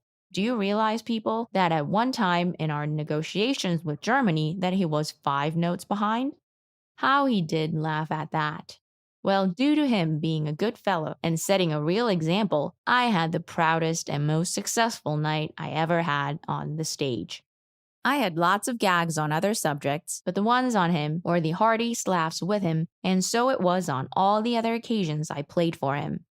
He come backstage at intermission and chatted and shook hands with all. Sometime I would like to tell of things he laughed at during the most serious stages of the Great War. Just think there were hundreds of millions of human beings interested directly in that terrible war, and yet, out of all of them, he stands 5 years after it's over as the greatest man connected with it. What he stood for and died for will be strived after for years. But it will take time, for with all our advancement and boasted civilization, it's hard to stamp out selfishness and greed. For after all, nations are nothing but individuals, and you can't stop even brothers from fighting sometimes. but he helped it along a lot. And what a wonderful cause to have laid down your life for. The world lost a friend. The theater lost its greatest supporter, and I lost the most distinguished person who ever laughed at my little nonsensical jokes. I looked forward to it every year. Now I have only to look back on it as my greatest memory. End of section 16. A job with the James family. Mr. Warren Gamaliel Harding, President of these United States and Viceroy of the District of Columbia, Chevy Chase Golf Club, Washington, D.C. My dear Mr. President, I see where Mr. Colonel, or rather Ambassador Harvey, is coming back here again. Now, I don't know if it's a slumming trip or just what it is, as he was here a few days ago. Maybe he forgot something in one of his speeches and is coming back for an encore. But in a later paper, I see where he's talking of resigning and not going back. Now, if that is the case, I hereby make this an open letter to you, Mr. President, as an application to take said Editor Harvey's place. I can tell by observation that it does not come under the civil service or competitive examination. Neither, on the other hand, is it a purely political appointment, as Mr. Harvey adapted his politics to fit the occasion. Now, that would not be even necessary in my case, as I have no politics. I am for the party that is out of power, no matter which one it is. But I will give you my word that, in case of my appointment, I will not be a Republican. I will do my best to pull with you and not embarrass you. In fact, my views on European affairs are so in accord with you, Mr. President, that I might almost be suspected of being a Democrat. Now I want to enumerate a few of my qualifications for the position of ambassador to the court of James. I don't know whether it's Saint or Jesse. But anyway, it's some of the James family. My principal qualification would be my experience in speech-making. That, as statistics have proven, is 90% of the duties of a diplomat. Now, I can't make as many speeches as my predecessor, unless, of course, I trained for it. But I would figure on making up in quality any shortcomings I might have in endurance. For, Mr. President, there is no race or people in the world who appreciate quality as the English do.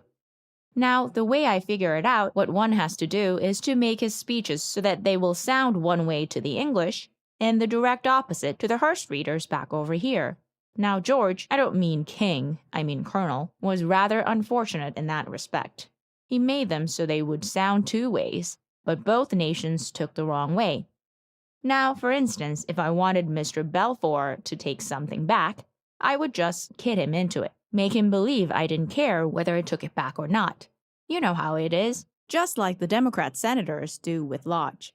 Another qualification that must not by any means be underestimated is my moving picture experience. You see, for an official position nowadays, we must pay more attention to how our public men screen if we are to have to look at them every day in the news films. We must not only get men with screen personality, but we must get men who know camera angles and know when they're getting the worst of it in a picture and not be caught in the background during the taking of some big event. Europeans are far ahead of us in this line of diplomacy, and if you don't watch them, you are liable to be found photographed with the mob instead of the principals. The thing is to do some little thing during the taking of the picture that will draw the audience's attention to you. For instance, during some court ceremony, I could just playfully kick the king. Now, you don't know how a little thing like that would get over with the public. Or, at one of the big weddings in the Abbey, I could just sort of nonchalantly step on the bride's train as they passed by, perhaps ripping it off, or any little diplomatic move like that. You don't realize how just little bits like that would make our ambassador stand out over all the other countries. We have had an example of screen training right here at home. Take Josephus Daniels when he was working. We spent 4 years sitting in picture houses watching him launch ships, and at every launching, he could place himself at such an angle that you not only could not see the Democratic governor's daughter who was to break the ginger ale, but you couldn't even see the ship. Now, that was not accidental. That was art. And did you ever notice in the weekly news pictures how some senators can take a chew of tobacco right in the scene, and you catch yourself watching them and no one else? Now, those are just a few of the little things that we have to look after if we want to hold our own as the greatest credit nation north of Mexico. Now, another thing. I ride horseback, so the Prince of Wales and I could ride together, and on account of my experience with the rope, I could catch his horse for him. Then I play a little polo, just enough to get hit in the mouth, but the English would enjoy that. When they heard the American ambassador had got hit in the mouth and would have to cancel his speech at the Pilgrims Club, why, that would of course be good news to everybody. You see, you have to give as well as receive in the diplomatic circles.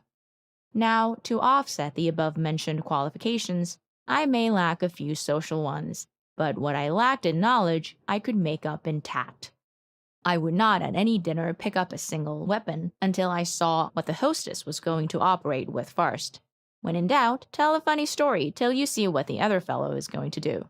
Then, of course, any glaring error on my part would be laid on to the customs of my country and not on me personally. Then I have an economy measure to recommend me. The government is putting into commission the Leviathan, our biggest ship, and I could, by entertaining on the boat going over, save passage fee. I could arrange a monologue on the benefits and accomplishments of prohibition, and as we passed the 3-mile limit, I could start in delivering it and perhaps relieve, or rather add to, the dryness of the trip. We would have to explain this to the farmers of the country so they would not think the ship was getting this feature for nothing. It could not be considered as ship subsidy. Now, the feature that I feel rather modest about referring to, but which is really my principal asset, is my being able to wear silk knee breeches. Not only wear them, but what I mean, look like something in them. It seems that the Lord, instead of distributing my very few good points around, as he does on most homely men, why, he just placed all of mine from the knee down. Now that this thing has come over there, it almost seems like I was inspired for the part. Say, I can put on those silk rompers and clean up. Now, I don't like to grab off a guy's job by knocking him, but you know we haven't had a decent-looking leg over there in years. Now, Harvey's. Oh, but what's the use of arguing? You know you can't stay in the Follies 7 years on nothing. Well, it wasn't my good looks. So what was it but my shape? That brings us down to golf. Now, I will have to admit that my political education has been sadly neglected as I have never walked over many green pastures. Horses are too cheap for a man to spend half his life walking over the country looking for holes in the ground. But as I understand, this lack of golf will not handicap me in England as it would over here, as Mr. Volstead has not percolated into the land, and the game is still fought out at the 19th hole. And if I do say myself, I do talk a corking game of golf. Then another thing, in looking over the results of the last 2 international golf tournaments, I don't think they play the game there at all. Now, Mr. President, if this suggestion receives the consideration that I think it deserves, I should like to get the appointment at once, as I want to get over there before all the king's children are married. If one can't attend a royal marriage, why, their ambassadorship has been a failure as far as publicity is concerned, for that event is the World Series of England. Now, if you can't send me there, don't. Just because I have criticized some of the feminine members of official life in Washington, don't. For the Lord's sake, send me to Chile or Honduras or some of the outlandish places. I will even promise to hush rather than that. Now, as to salary, I will do just the same as the rest of the politicians. Accept a small salary as pin money and take a chance on what I can get. Awaiting an early reply, I remain. Yours faithfully, Will Rogers. P.S. If you don't want me, Turkey wants me to represent them in Washington. So where would you rather have me, in England or Washington? End of section 17. Let's treat our presidents like human beings. As I'm writing this away out here in California, days before you read it, it's Sunday, and everybody's thoughts and sympathies are with a train rushing clear across our country, passing sorrowfully through little towns with just folks, standing bareheaded, paying their respects to just folks, going back to Marion to stay with just folks. He goes to his resting place, a martyr to the boneheadedness of reception committees. You wouldn't ask your hired man to do in 1 week the amount of real physical work that each committee asked him to do on one day. Imagine 3 long speeches in one day in Seattle at different places and parade for 2 hours in the hot sun with his hat off most of the time, besides 1,000 other things he was asked to do. Just suppose, for instance, you had a guest coming to visit you. Would you start in having him entertain the neighbors the minute he got in the house, and then keep every minute of his time occupied till train time and then turn him over to the next bunch? Why, no, you wouldn't think of such a thing. The first thing you think of when a friend comes from a long journey is to have him rest, but because it is your president, you don't need any.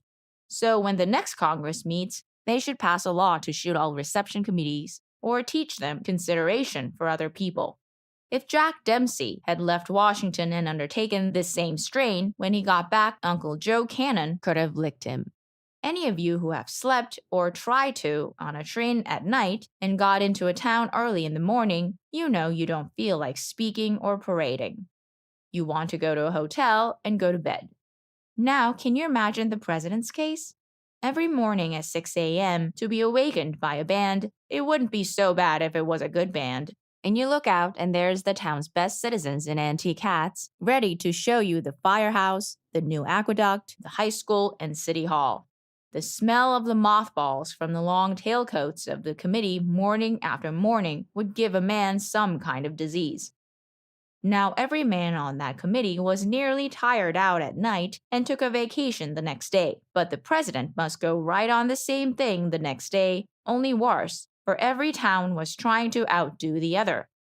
It's not only a hardship on the people you are entertaining, but hard on everybody participating. One town will have a flag composed of 5,000 children, assembled and standing in the hot sun for hours, not only spoiling their whole day, but subjecting them to every known contagious disease. The next town, to be original, will get 10,000 children to make up their flag and make their parade 10 miles, as the last one only paraded 5, even if they have to exhaust their guests to do it. Then, of course, he is always asked to speak out in the open. They have 60-acre fields and put seats around them and call them stadiums and expect a man to talk in them. Anyone who has ever spoken outdoors knows what outdoor speaking does to your voice. The town with the cheapest land and most concrete can have the largest stadium. I have always claimed that parades should be classed as a nuisance and participants should be subject to a term in prison. They stop more work, inconvenience more people, stop more traffic, cause more accidents, entail more expense, and commit and cause, I don't remember the other 100 misdemeanors. And what good are they? Half of them going along, you don't know who they are or what they are for. Even the people in them hate them. The most popular joke I had after the war in New York, when the boys were coming back and parading every day, was, if we really want to honor our boys, why didn't we let them sit on the reviewing stands and make the people march those 15 miles? They didn't want to parade. They wanted to go home and rest. But they wouldn't discharge a soldier as long as they could find a new street in a town that he hadn't marched down yet. Of course, keep circus parades, for they really give enjoyment not only to kids but us old ones too. As a remedy for this parading, I would suggest that each town set aside one street a way out where there is nothing to interfere and give them that as Parade Street. Then when some fellow or gang wants to try out a new uniform or honor somebody, why let them parade up and down there just as long as they want to? If you think parading is popular, just see how many people would go over there to see it. Parades nowadays think they are drawing a crowd when it's only people trying to get across the street to their business, not to see you parade at all. So just set them aside a street. That will stop it. The minute a parader sees that no one is watching him, he will stop, and in that way you will eliminate all parades. I was on the reception committee of the movie industry that was to have met the president here in Los Angeles. Well, just as an example of what I said about the others, they decided that it might be showing partiality if they took him to any one studio, so they decided to take him to all of them. In that way, they could take up his entire time. Now, no one knew whether he wanted to go to any of them or not. We were deciding for him.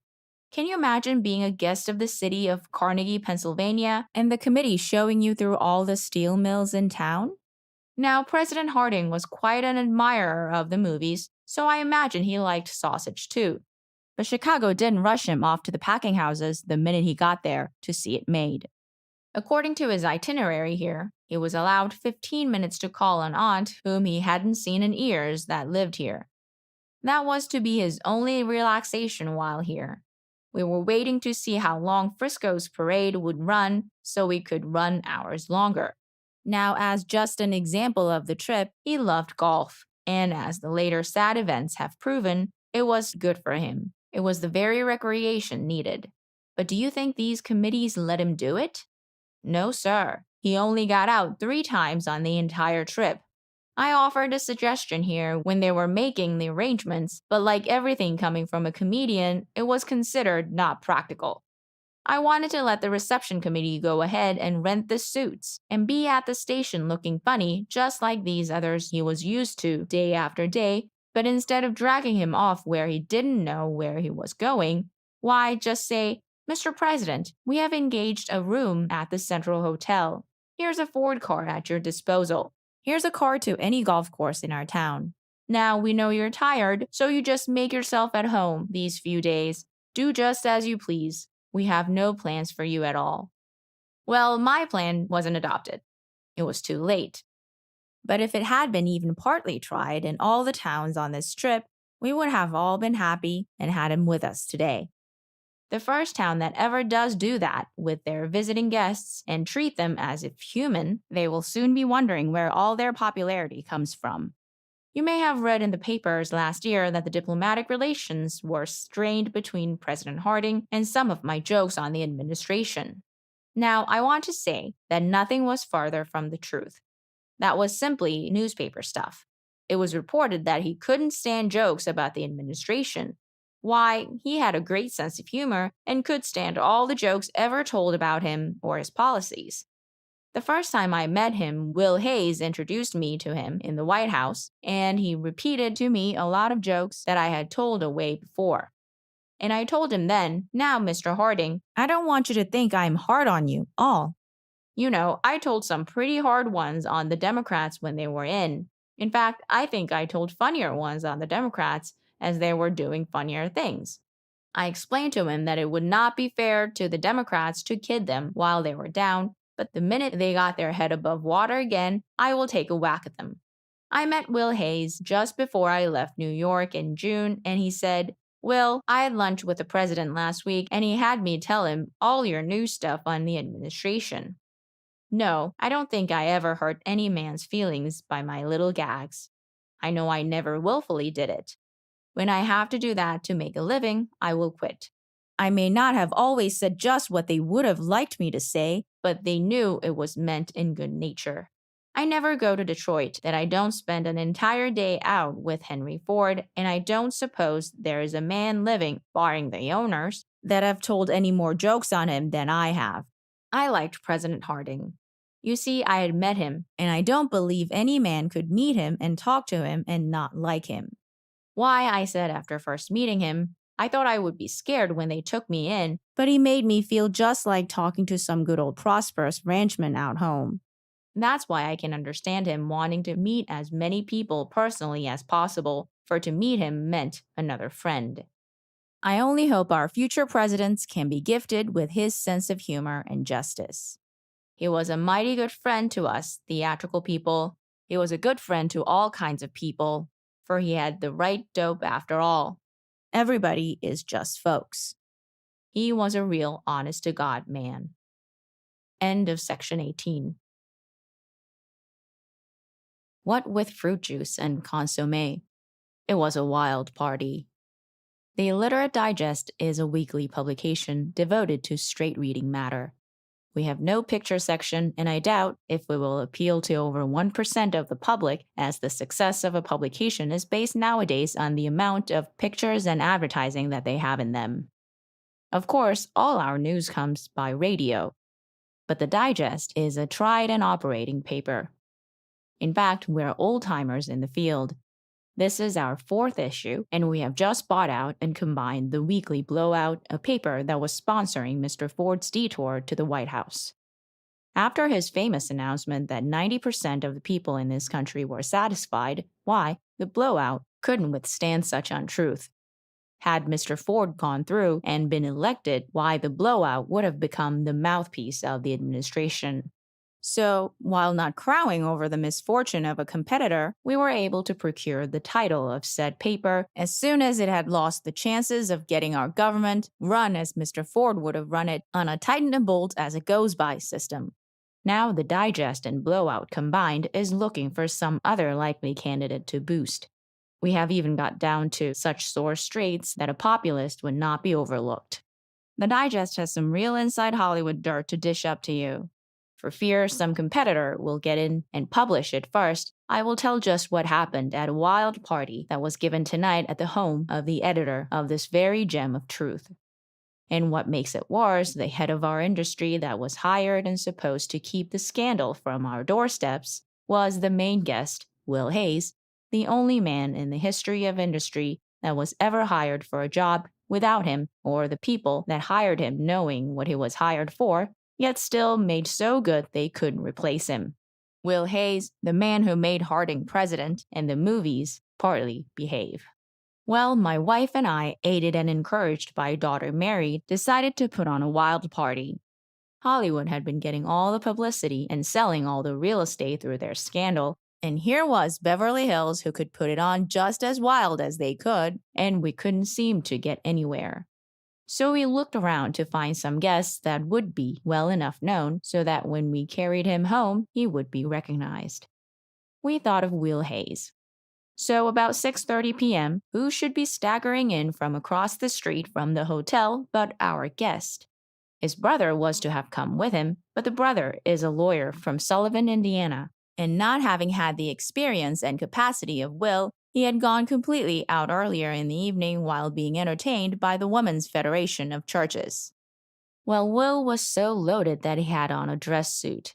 It was the first one that had ever been in our house, so Bill Jr. and Jim, who had just come in from public school and refilled their flasks, commenced to laugh at the suit, and we put a sheet over the chair so that he wouldn't get it dirty. But by this time, he was feeling so good he didn't care anyway, for the industry had bought it for him, and about this time another guest, who lives right near, fell into the door before we knew it. That was Miss Pauline Frederick. She was all primed for a real old, prolonged roughhouse. She had brought the stuff along with her. She had under her arm a big bag of knitting. She was knitting a blanket for one of my polo ponies. So we all staggered around there till one of the children thought of introducing Miss Frederick and Will. Then, to make the party real devilish, I was to go and get another man's wife while he was away at work. She lived next door, so I sneaked out while my wife wasn't looking and dashed right into the home of the young Mrs. Cornelius Vanderbilt Jr.'s. She slipped on something, and we both complimented each other on account of her husband having to be at the office getting out his newspaper. She asked if the party was to be so wild that she should take her gun. I said, sure, let's do it right. So we blew back just as they are, ready to get real wild and start eating. By this time, Jim and Bill are becoming reconciled to Hayes' suit and start playing baseball in the house. Hollywood can't put on anything wilder than that. Hayes, by this time, is feeling so good he is telling a story complimenting a Democrat. We all start off with a fruit cocktail, and everybody commences to loosen up and tell their right salaries. Then comes some consommé, and I can tell you this old mixing of drinks is getting in its work. Daughter Mary started doing a wild dance in the living room until Jim laid her out with a baseball bat. Then Hayes got to telling what his boy could do, and the party just went from one debauch into another. Will told us of his trip to England with Ambassador Harvey. He said he went for pleasure, and I tried to get him to really tell what he went for. I think it was to get the Prince of Wales to come out for a Coolidge. Between drinks of broiled chicken, I tried to find out if he was going to be the campaign manager for Mr. Coolidge. But he seemed to think it was such a surefire thing that they would waste some less expensive man. I kinder sobered up for a minute and asked him what he thought they would do in this investigation into the Teapot Dome oil lease. He said he didn't think they could show where Sinclair ever gave Secretary Fall anything. He knew Sinclair was too smooth a giver for that. I asked him what he thinks of us sending warships to Mexico. So he tells me what a hard time they had getting down there. Washington wired to the nearest one to go down, and it runs on the rocks before they got through reading the telegram. Our navigators now depend on radio to tell them where they are. The Navy hasn't had a compass in 3 years. They start on a trip, and the radio operator tunes in and gets Paul Whiteman's orchestra playing somewhere, and when he comes to, he is in a lifeboat. Bedtime stories have put 9 ships to sleep. Then I asked him who we were going to protect down there. He said, "Why the oil men?" I asked him who protects the Mexican sheep herder in this country if somebody interferes with his industry, and if Mexico had a navy, could she send it up here to protect him? He said no.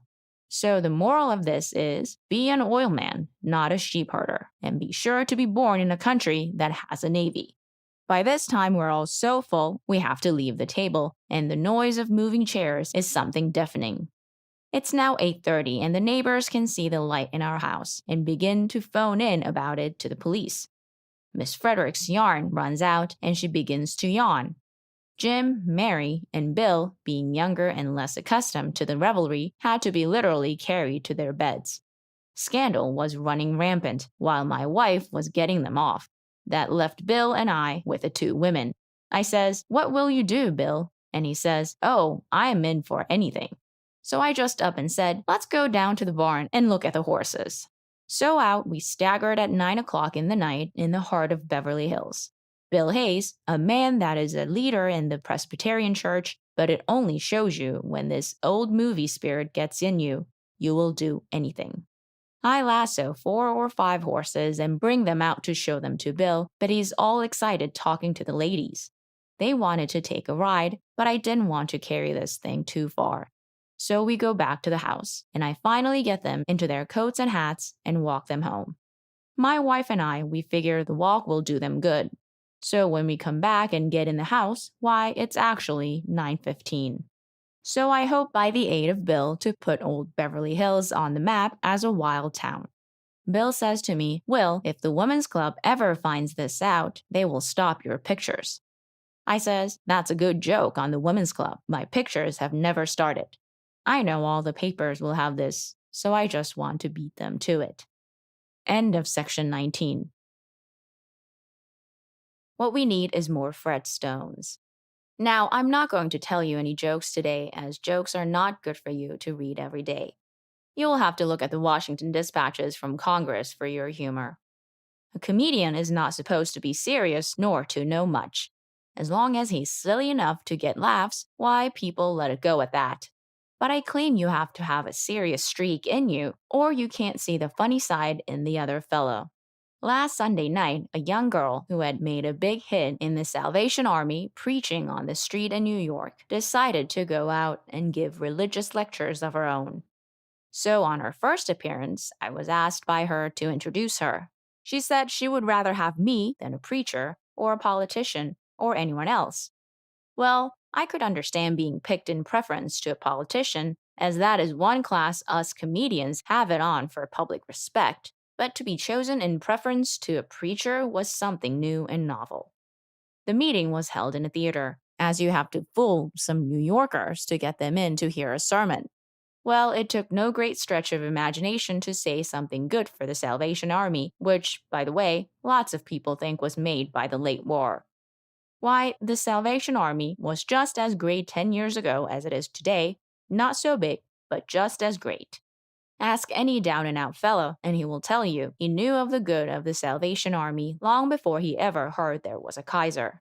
Well, it seems like a coincidence that I was trying to say something in a serious way for the first time before a New York audience. Why, away out in Butte, Montana, the best friend I have was going up to a minister with a Bible in his hand and asking him if he didn't think the Lord would recognize a comedian. So that is why you will get this story and no jokes today. Now, a great many people, knowing my regard and friendship for Fred Stone, asked me if I was surprised. No, I was not. It was the shortest jump from his life to a religious one that any man ever made. but it was a big thing to do, and I'm certainly pleased that he did it, for it will have a tremendous influence for good, not only on the people of our profession, but on everyone who reads about it. When you consider that the biggest and highest salaried and busiest man we have in our profession can stop and give some of his time to religion, it is a lesson to the rest of us. Now, it has been my good fortune to have been very close friends with Fred for years. I have lived in his home and spent all my spare time there while playing in New York. We rope and ride and play together all the time. He has two wonderful homes on Long Island, one all fixed up like a Western ranch, with lots of horses and a polo field of his own on his place. Then I am asked why he did this, do I suppose? He did it because from childhood he had been raised up by the dearest old mother and father you ever saw. That Christian teaching which she put into his head as a little kid when he started out doing a tightrope walking act in a little circus is just coming out. He was brought up to do right and never knew anything else. Just to watch him with his mother and father today, you will understand he didn't have to go far to see a preacher. Then he has the most ideal home life. His every thought is for his family. His wife is of the profession, and I have often heard my wife say that Mrs. Stone is the most wonderful and devoted mother she ever saw, and women have a way of knowing those things. And three lovely daughters, the oldest, Dorothy, 18, who is with him in his show and is as talented as her father and mother. And so are the others. All are being trained for a stage career. So you see, he don't think so bad of the stage. He's the best loved actor on the stage today. He plays to the highest type audience of any musical show. He's the only musical comedy comedian that has matinees packed with children, for none of our other musical comedy comedians has ever been able to please the children and the grown-ups too. He's as great a pantomimist on the stage as Chaplin is on the screen. Now, people must not get the idea that this is a remote case in our business. It is, of course, on account of the prominence of the man that we have heard so much of it, and if he had known that it would be broadcasted in this way, it would have been the only thing to make him hesitate. No one can say that Fred Stone was ever a publicity seeker. He is too sincere in all he does for that. I think if all churches and communities where theatrical people live were canvassed, you would find there are as many of them in attendance as any other line of people. And when you come to charity and trying to help someone who is in need, you will find them not only holding their own, but far in the lead of any other class. This could not have come at a more opportune time, as preachers all over are telling us that there is a gradual weaning away from the church. If this will only make people think just for a little, it will have done worlds of good. I have sometimes wondered if the preachers themselves have not something to do with this. You hear or read a sermon nowadays, and the biggest part of it is taken up by knocking or trying to prove the falseness of some other denomination. They say that the Catholics are damned, that the Jews' religion is all wrong, or that the Christian Scientists are a fake, or that the Protestants are all out of step. Now, just suppose, for a change, they preach to you about the Lord and not about the other fellow's church, for every man's religion is good. There is none of it bad. We're all trying to arrive at the same place according to our own conscience and teachings. It don't matter which road you take. Suppose you heard a preacher say, I don't care if you join my church or the other fellows across the street. I don't claim mine to be better or worse than any other. But get with somebody and try to do better. Hunt out and talk about the good that is in the other fellow's church, not the bad, and you will do away with all this religious hatred you hear so much of nowadays. Then you will not only have one Fred Stone, but millions of them. Besides, it's not that we need more people just to join churches. It's that we need more Fred Stones, either in or out of a church. For this man's life is an object lesson to every young man or boy starting out on a career in any line of business. Sincerity put him where he is. He never faked. No man his age in America has worked harder and been more conscientious. Another coincidence that happened applies directly to this case. I was called on to testify in court if I thought a certain team of popular performers were unique and extraordinary. The whole case was based on those two words. Now, those two words mean a terrible lot. they mean you must do something that no one else can do. So, regardless of the popularity of the two performers, and with all due regard for all that others can do, I said they were not. And I claim that the only one I know of in our entire profession who I could rightly claim was unique and extraordinary is this man that went into a store and asked for a Bible, went out and studied it according to his best knowledge, which, by the way, is not so much as book learning goes, as Fred and I have figured out once. He got as far as the fourth reader, while I only reached the third. So that is why I think we always hit it off together so well. Neither was liable to use a word which the other couldn't understand. Fred Stone can do more things and do them well than any man in or out of the show business or the movies. Why can he? He is 49 years old and has spent 45 years practicing. Now, we have not another man in America that has done that. He started at 4 or 5 years of age and has worked on new stunts every day of his life and still does. He always wanted to have something new for the people every year. We have performers that have specialized on one thing that are great, but not a one that can do the variety of things that he can. And the wonderful part is, it is clean, wholesome entertainment that you are glad to have your children see. So the clean does pay after all in any line of business. He was the originator of the present style of eccentric dancing on the stage. In his dances, he dances not only with his feet, but also his body and face show you what he is trying to convey.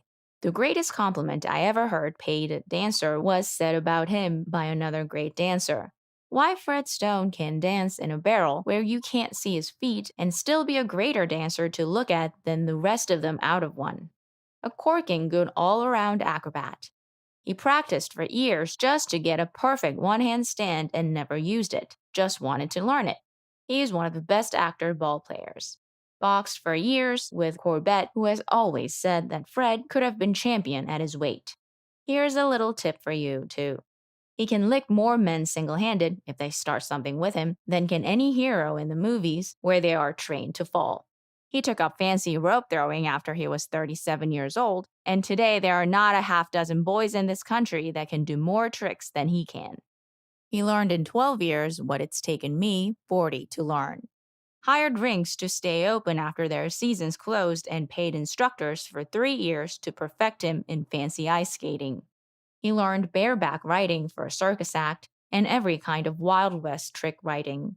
Bucking horses he learned to ride after he was 43, just when at that age most riders are quitting.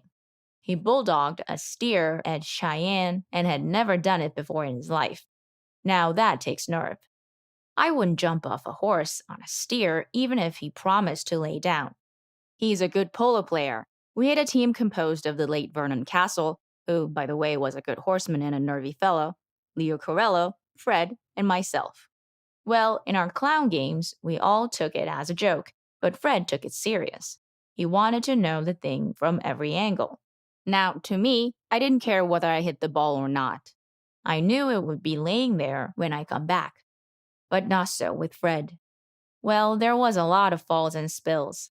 The audience who watched us play every Sunday got to learn that in a spill, if the falling rider hit on his feet, it was Fred Stone. If he hit on his head, it was me. We would both be equally safe. He's one of the best shots in the country, has practiced for years with Annie Oakley, the greatest shot this country ever saw. He hunted big game with his brother-in-law Rex Beach in Alaska. Went to Greenland to lasso, not shoot, polar bears, hunted mountain lions in Arizona, and bears wherever he could hear of one. Now that he has taken up religion and the Bible, he won't have to ask a preacher to advise him long.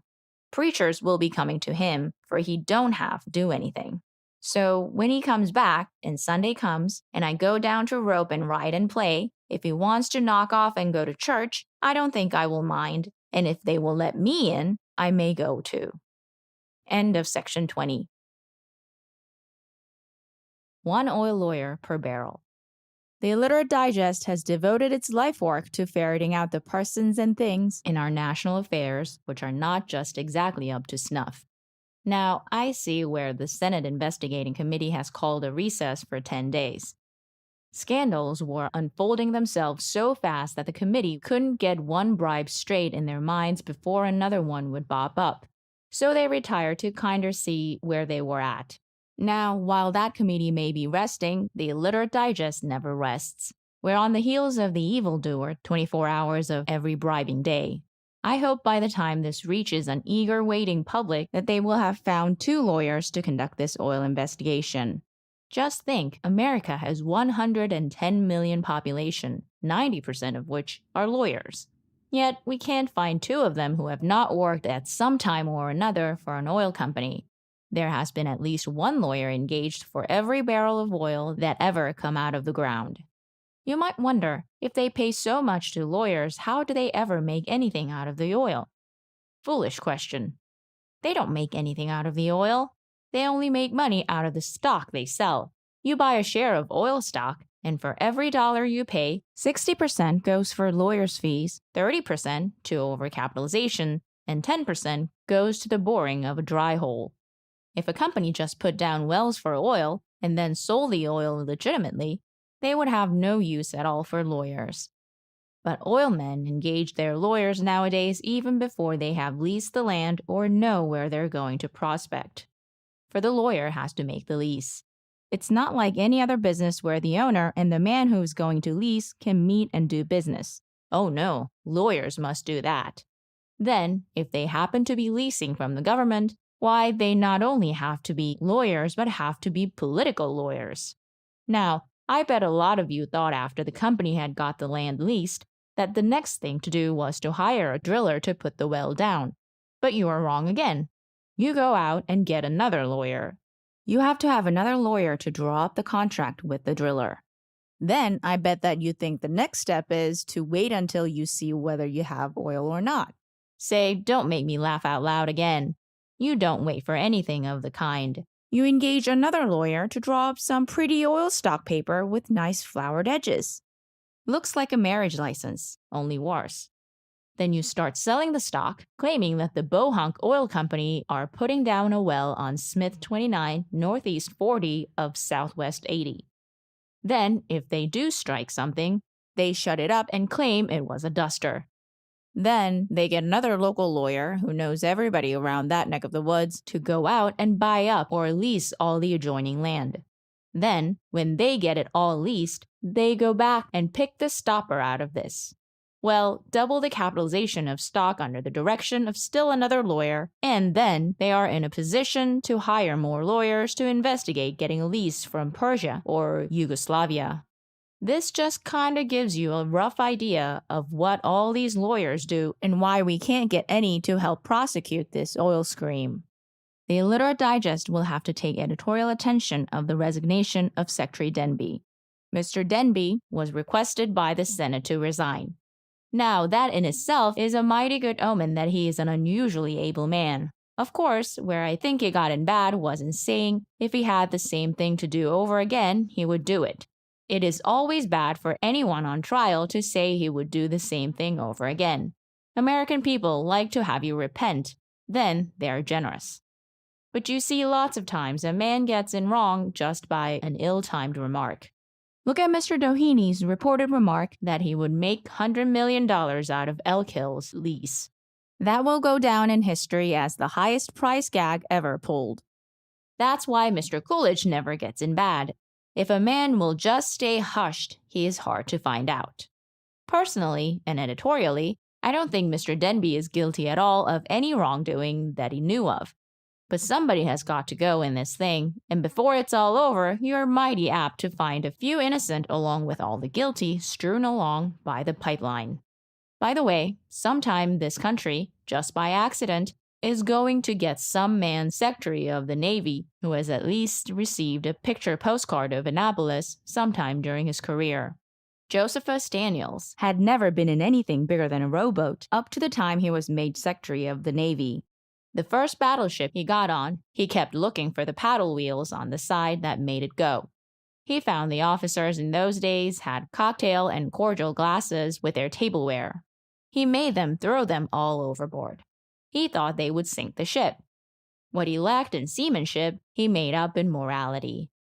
Then came Mr. Denby, who had received his maritime education by looking at the Detroit River, which is so thick with booze boats that you can't see the water. Naturally, his aquatic viewpoint is rather warped. I guess young Theodore Roosevelt comes nearer being an old salt than anyone connected with our ex-oil owners, the Navy. He did live in Oyster Bay overlooking Long Island Sound and had to look at the Joy Line cruising, $1 daily, to Providence. Then he had to subway under the East River to get to New York. So I guess he's the only sectary we have that knows just by looking at one which end of the battleship is the front. Judging by the previous experience of some of our sectaries of various things in our cabinets, it has always been a source of great anxiety to me just why a veterinarian has never been appointed either Secretary of War or Postmaster General. Now, by the time this reaches our scandal-loving public, I don't know who will be left in Washington. The chances are, when I visit the old stamping ground again, I will have to make entirely new acquaintances. But I will always have the feeling, well, the old boys were not so bad, they were just unfortunate in getting caught. It certainly looks like a tough year. Politicians are so busy trying to hold down their own jobs that they don't have any time to look out for anyone else. They will be voting a bonus to men who lost their livelihood in the Great Morality Panic of 1924. Children in future years will ask their parents, "Father, how much did you get in the great year 1924? It's been a fine thing for Washington. The hotels are crowded. Every time a guest registers, the clerk asks him, "I suppose you will be here until you testify." It's a bigger thing for Washington than the Shriners Convention because it has all of them, besides a lot more. If they would at all tell the truth the first time they testify, they would have to testify again like they're doing now, and they would get the thing over a lot quicker. They ought to pass a rule in this country that in any investigations, if a man couldn't tell the truth the first time, he shouldn't be allowed to try again. Now we have another scandal in the Veterans Bureau, but we're just in such shape that we can't take care of but one scandal at a time. If any other small affairs come up during the coming season that look like they might develop into a scandal, I will try to let you know. End of section 21. Another hot confession in the oil scandal. I wish this oil scandal would hurry up and be settled, as it is very hard for one writing on affairs of our country to tell, in writing of our officials, whether to speak of them as Secretary so-and-so or ex-Secretary so-and-so. Up to now, I claim a very unique distinction. I am the only person I know of that has not been mentioned as receiving something in the nature of a fee from some big corporation. But I'm going to get in early and tell just what I received, so when my name comes up later on, people will say, "Well, there's a man who has accepted fees, but he was honest about them and come to the front and told it." As I can't get to Washington to testify, I want to tell through the Digest, for which I am scandal correspondent, just what happened to me. If I was in Washington, I probably couldn't get to testify, as there are so many ahead of me that it will take years for just the people who work for the government to tell who gave them something. I know a man that went to Washington to testify as to money he had received, and there was 29 cabinet and ex-cabinet members in line ahead of him, so he had to just write it and send it in.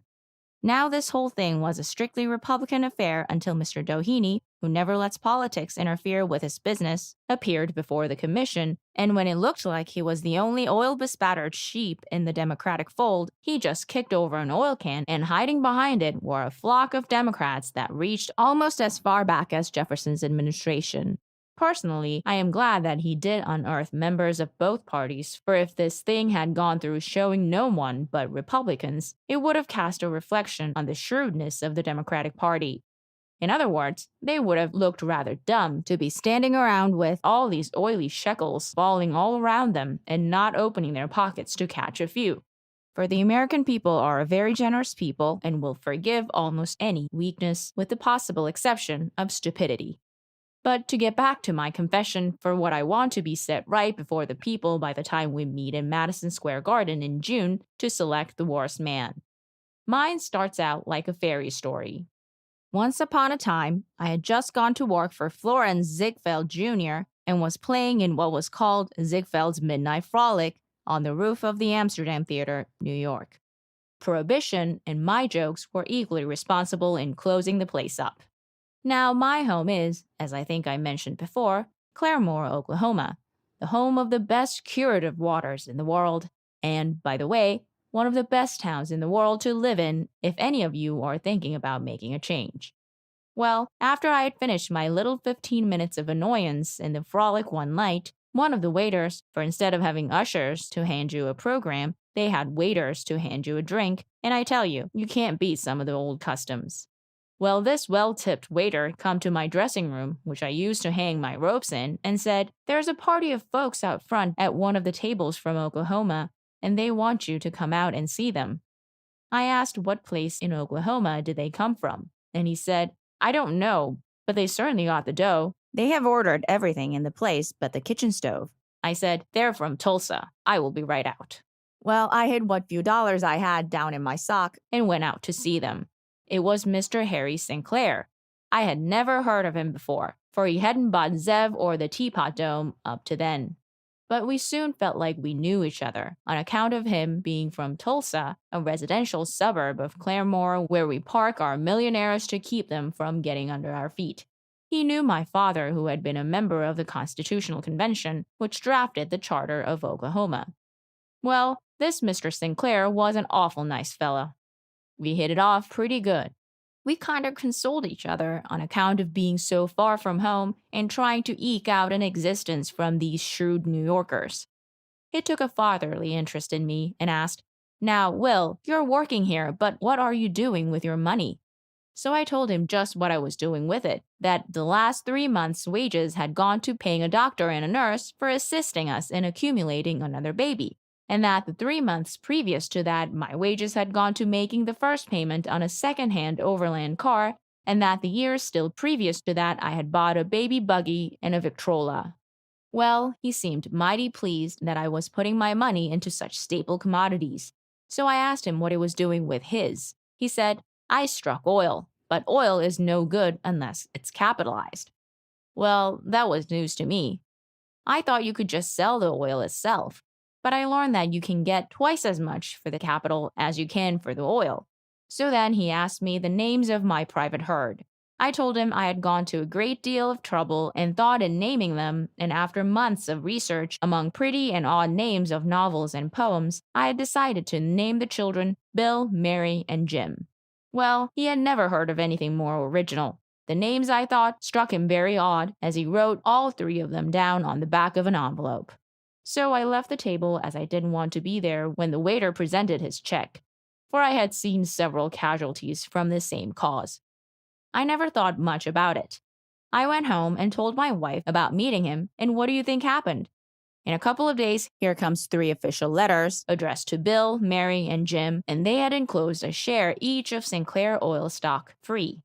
Well, we thought that was a mighty fine thing for him to do, to be so thoughtful of our little tribe. I accepted it in as good faith as McAdoo did his fee.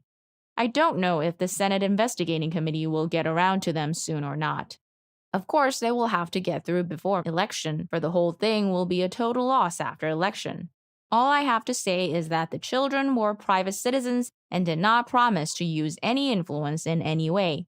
Of course, I, as the father and guardian of the children, will be apt to come in for considerable criticism, and I may go so far as to lose any chance I may have as being named as a presidential possibility. Now I hate this for the children's sake that all this must come out, for it is liable to put a stigma on their names that there will be 2 campaigns living down.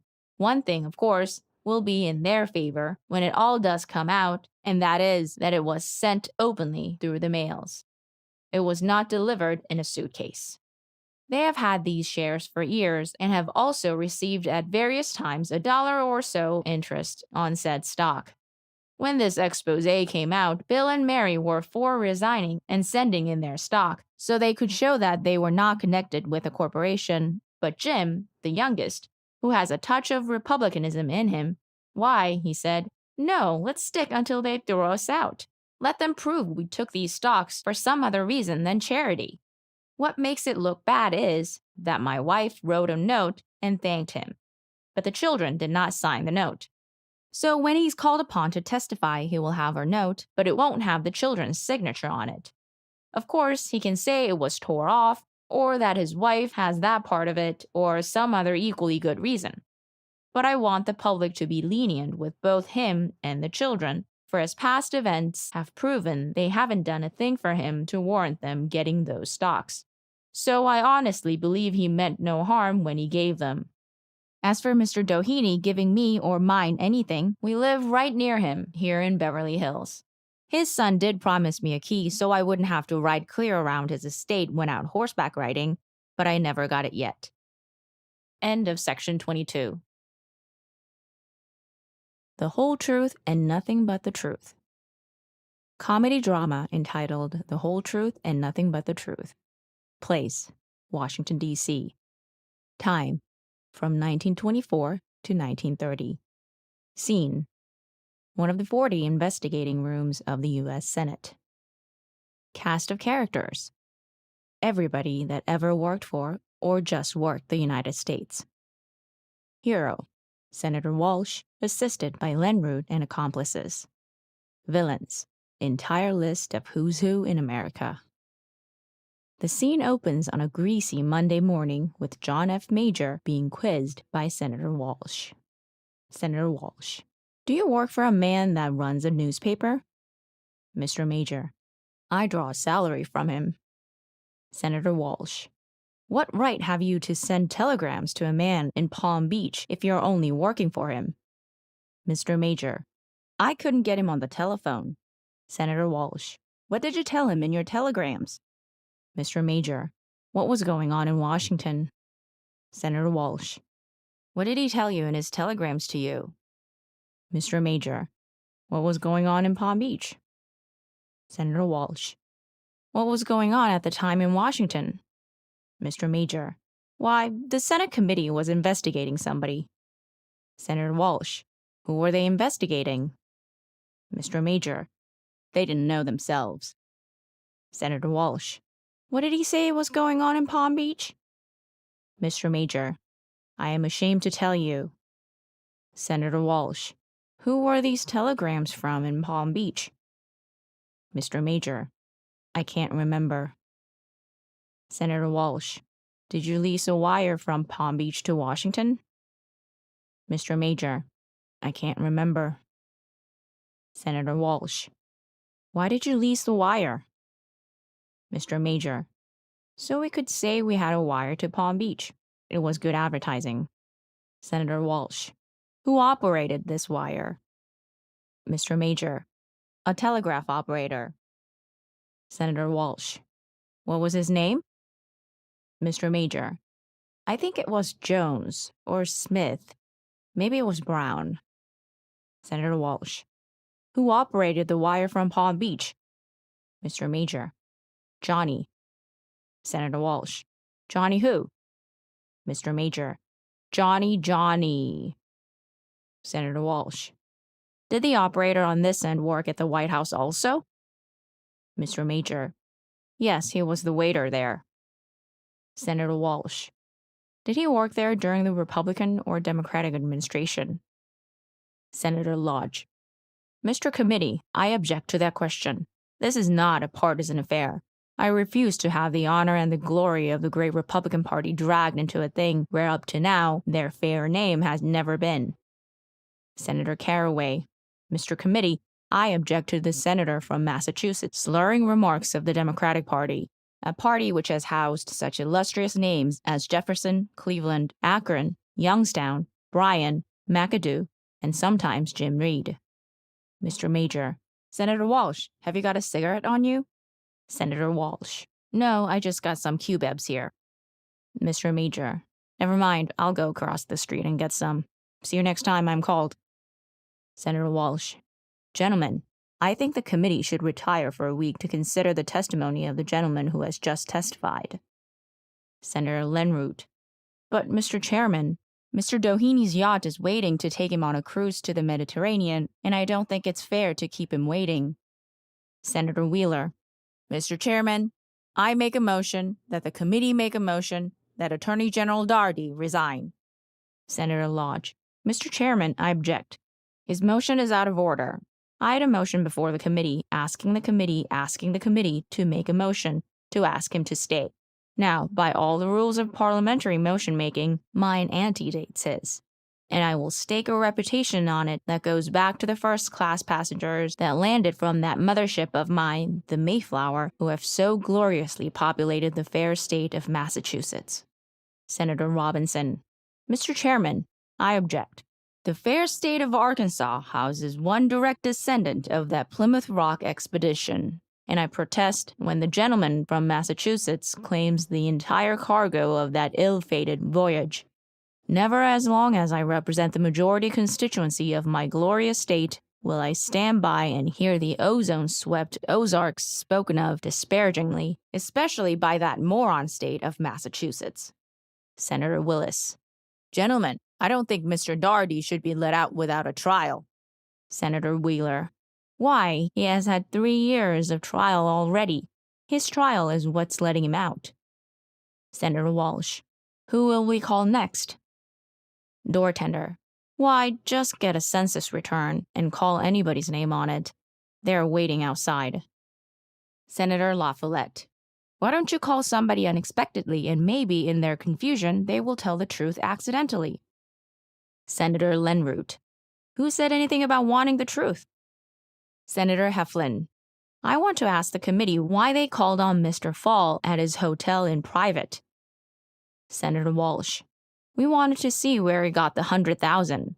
We may retire ourselves someday. Senator Heflin. Why didn't you tell at the time that you went to see him? Senator Walsh.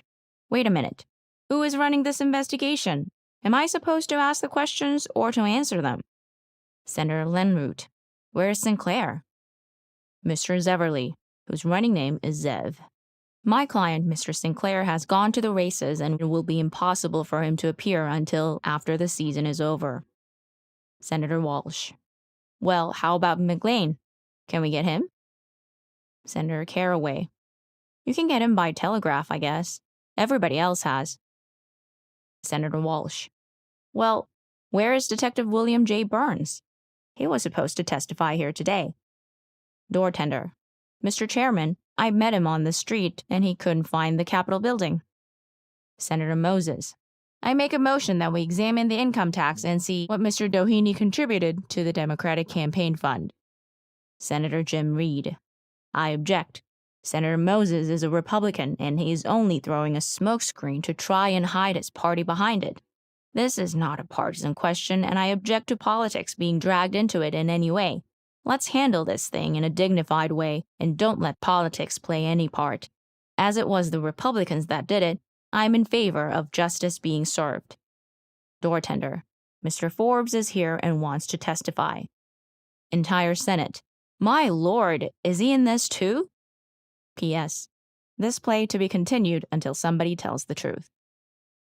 End of section 23. Well, who is Prunes? Second episode of the great dramatic serial, The Truth, Nothing But the Truth, So Help Me God. Same scene as the first episode, the third-degree room of the grand jury of the United States Senate. Mr. Senator Walsh, leading question asker of a body of men noted for their inquisitiveness. Door tender of this torture chamber. Who will we call first today? Senator Walsh. Call the editorial writer of that newspaper. Doorman. But, Mr. Walsh, we just called him yesterday. Senator Walsh. I know we did, but call him again. A whole lot is happening in this country between yesterday and today. Now, Mr. Bennett, who was it that you referred to as the principal in those wires to Palm Beach? Mr. Bennett. Why, Senator Curtis. Senator Heflin. Curses on the luck. I thought it was Coolidge. Senator Harrison. Wish it had been Coolidge. It's no novelty to get a senator in wrong. Senator Walsh. What did you confer with Curtis about? Mr. Bennett. About the editorial policy of our paper. Senator Walsh. Well, what does the editorial policy of any newspaper amount to? You don't suppose anybody reads those things, do you? Why, one ad is worth more to a paper than 40 editorials. That will be all for you, Mr. Bennett. Senator Caraway. Just a minute before you go. Who was Peaches in those telegrams? Mr. Bennett. I don't remember. Senator Robinson. Yes, and who was Prunes? I hope it referred to no Democrat. Senator Walsh.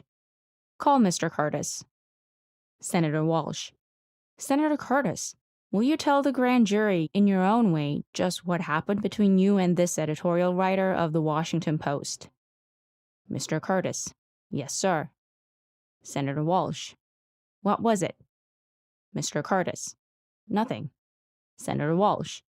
You mean you didn't confer with this gentleman? Mr. Curtis. I did not. Senator Walsh. But you know him? Mr. Curtis. Never saw him in my life. Senator Walsh. But you have heard of him? Mr. Curtis. Never in my life. Senator Walsh. But you know of the Washington Post? Mr. Curtis. Yes, sir, I have heard it. Senator Walsh. Heard it? What do you mean you heard it? Mr. Curtis. I have heard Sousa's band play it many a time. Senator Walsh. Play what? Mr. Curtis. Washington's Post. Senator Walsh. It's not a tune, it's a newspaper. You talk like a congressman. Where are you from? Mr. Curtis. Kansas. Senator Walsh. That will be all. Senator Caraway. Just a minute. Mr. Curtis. Who is Peaches? Mr. Curtis. I don't know, unless it's Jim Reed. Senator Heflin. Just a minute. I object to the Republican senator's slur on the fair name of the Democratic Party. This investigation is supposed to be non-sectarian, and I object to having politics dragged in just to make a Republican holiday. Senator Robinson. And I want to know who Prunes was. Mr. Curtis. You mean you want to know who Prunes is? Senator Lenroot. Mr. Walsh and gentlemen of the Vigilance Committee, there is a bellboy over at my hotel, and he just got it from the chauffeur of the prominent oil man that Major Leonard Wood's son had just heard that his father was offered the nomination for the presidency 3.5 years ago if he would appoint Mr. Jake Hammond Secretary of the Interior. Now that is a very serious charge, and one that I think this committee should look into at once. Public affairs have come to a fine climax when a man in this country offers to make another one president. I tell you, it is undermining the confidence of the great American people, and when you do that, you shake the very bulwarks of the American Constitution. I think a subpoena should be issued for Mr. Wood's son at once, and if this is so, I am for a swift and speedy trial for the culprits. Senator Walsh. I am for calling Mr. Wood himself. There's one thing that this committee has proven that it won't take, and that is hearsay evidence. So, call Mr. Wood himself. Mr. Moses, the senator one, not the apostle one. But, Mr. Walsh, Mr. Wood is in the Philippines. Senator Walsh. I thought he was home. Haven't they got their independence yet? Mr. Moses. No, Mr. Coolidge wouldn't give it to them. Senator Walsh. What's the matter?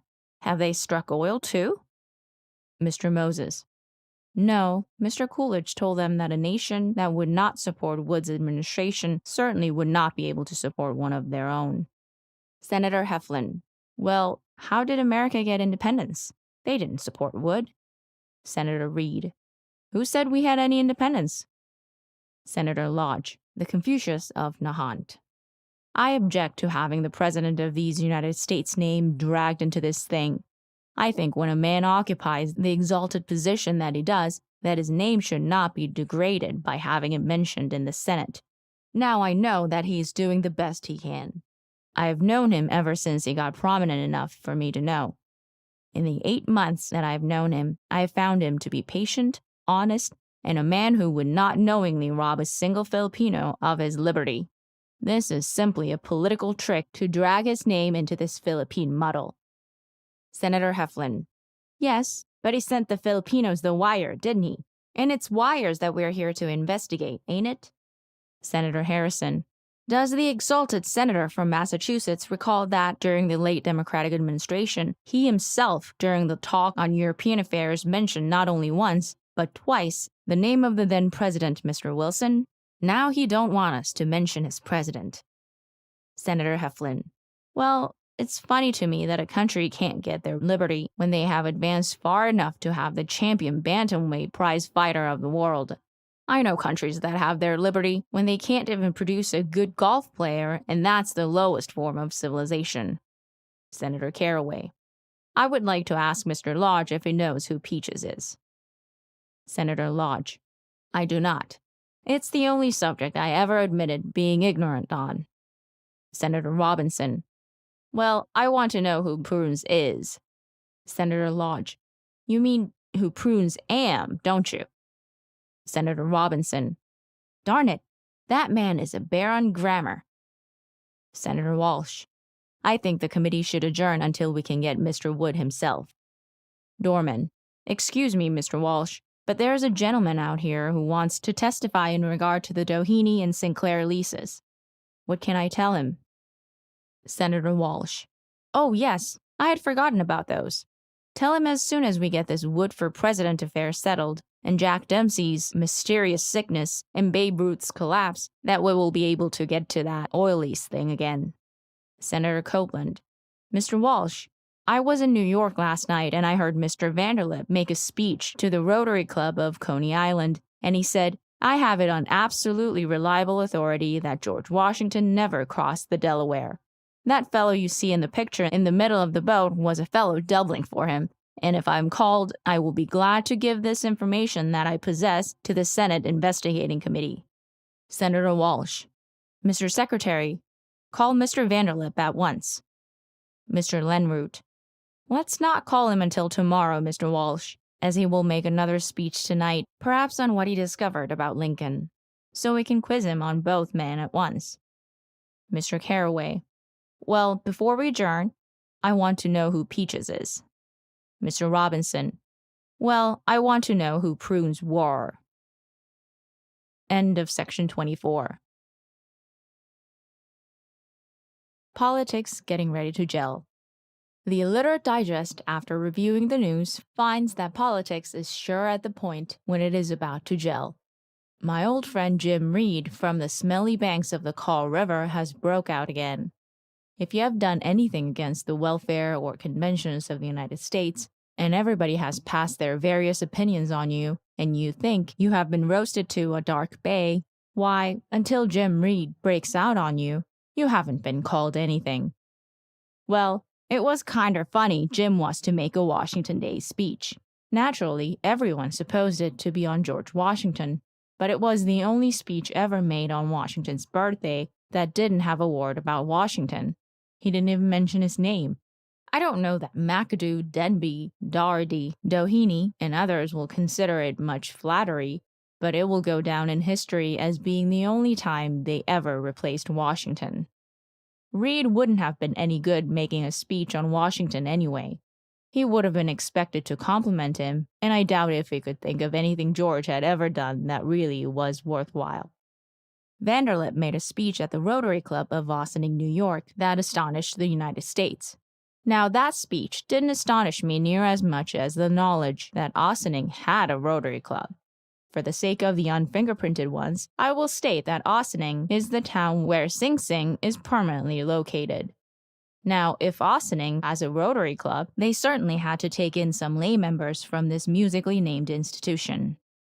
But when you come to think of it, just think what a distinguished Rotary Club they could have at that.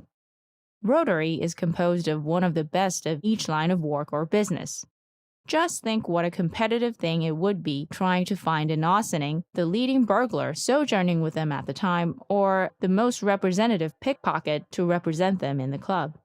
And bankers! Mr. Vanderlip must have felt right at home up there.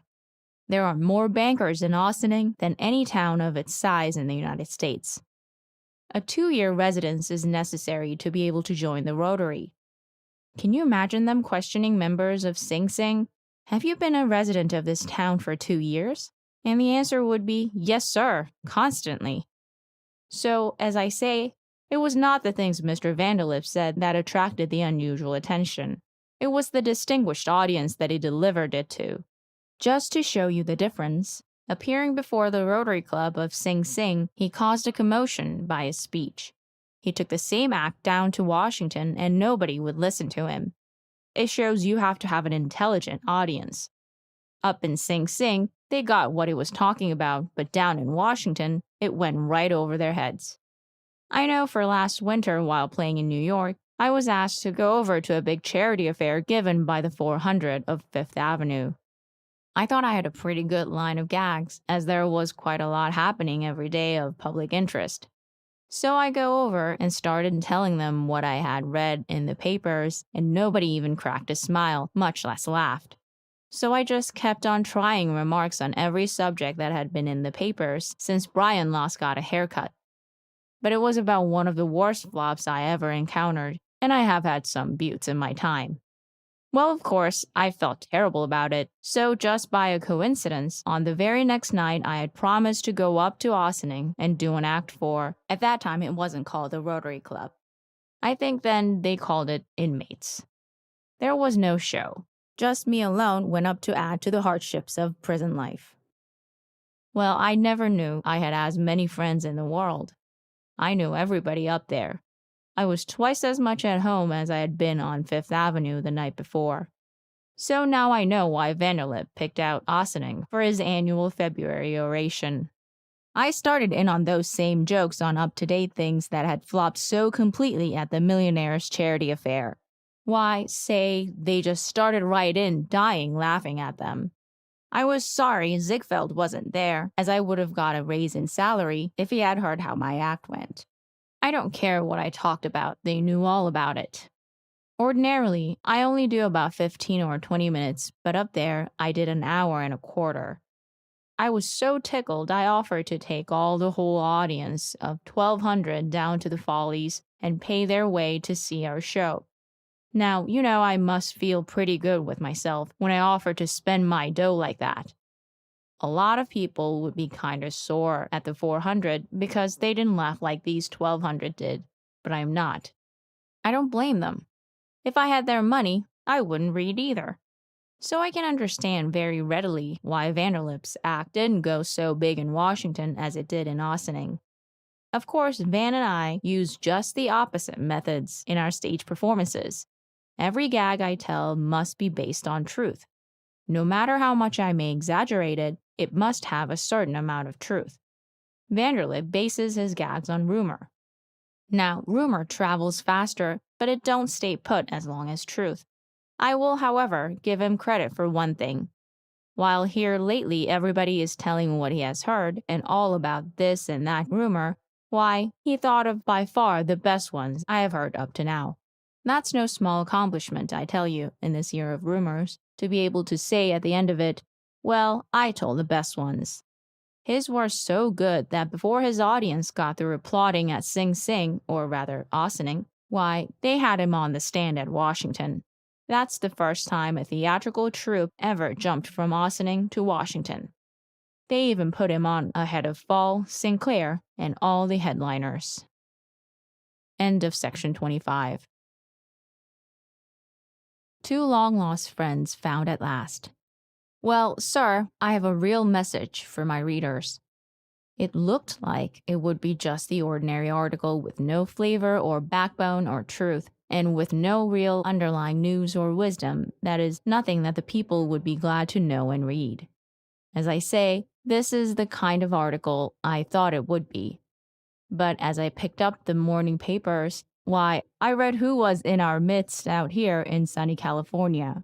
Well, sir, it struck me like a thunderbolt here was news which my public had been longing for years, and here I had found it out.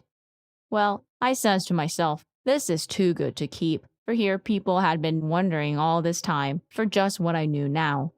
I kinder hated to leave the East on account of thinking I would be out of touch with some of our national characters, but I find that sooner or later they all arrive out here and starting fighting off real estate men the same as shooing away mosquitoes on Long Island.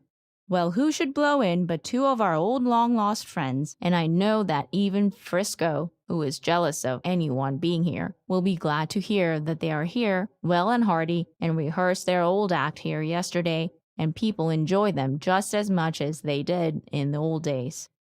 Both of these boys were on the big time and were well known all around the circuit, and any time they took the platform standing by the side of a pitcher of ice water and a glass, why, it just meant 6 columns starting on the front page and ending among the want ads.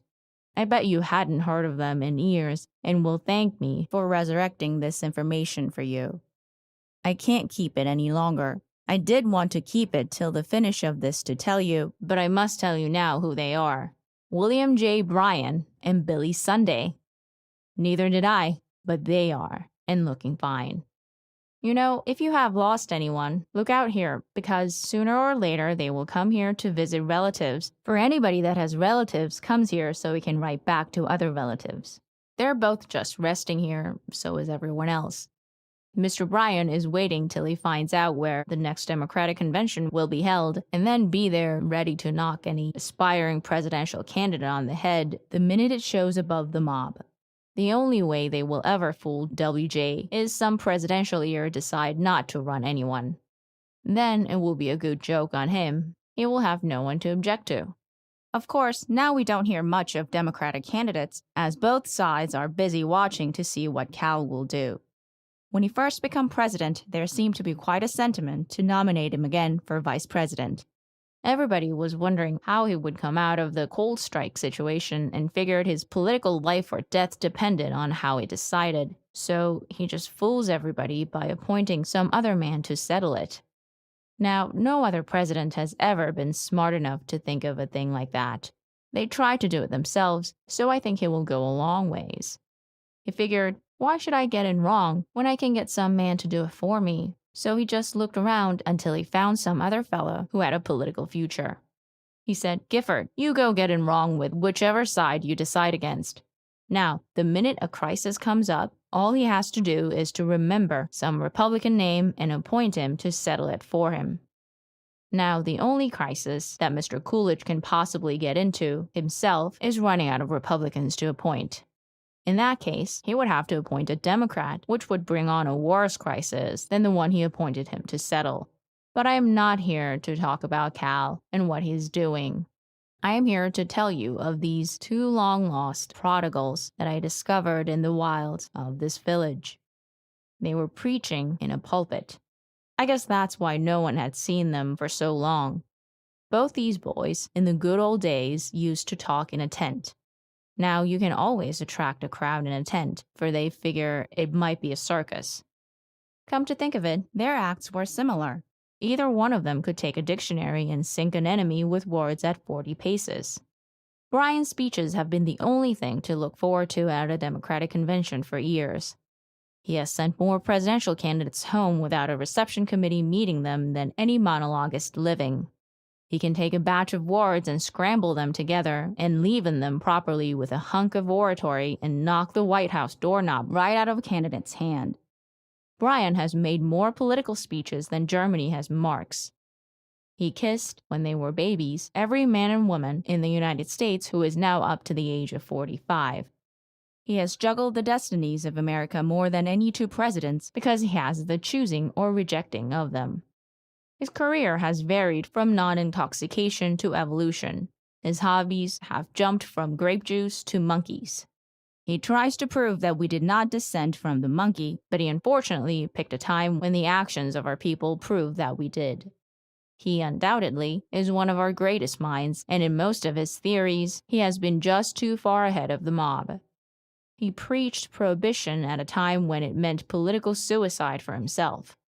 I bet the next Democratic candidate for president, no matter how strong he may think he is, would rather have the support of W.J. Bryan than any doubtful state in the Union. Now that brings to us his accomplice, Willie Sunday, who I discovered staggering from one of our local pulpits last Sunday. To some of you who can't or don't wish to remember, Billy passed out just as Andy Volstead made his entrance. Now Barnum invented the tent, but Billy Sunday filled it. He can get more people into a tent than an Iowa picnic at Long Beach, California. He's the only man in ecclesiastical or biblical history that ever had to train physically for a sermon. He brought more converts to Prohibition before the 18th Amendment come in than the 18th Amendment has converted to Prohibition since it went in. He is the first preacher to specialize on liquor.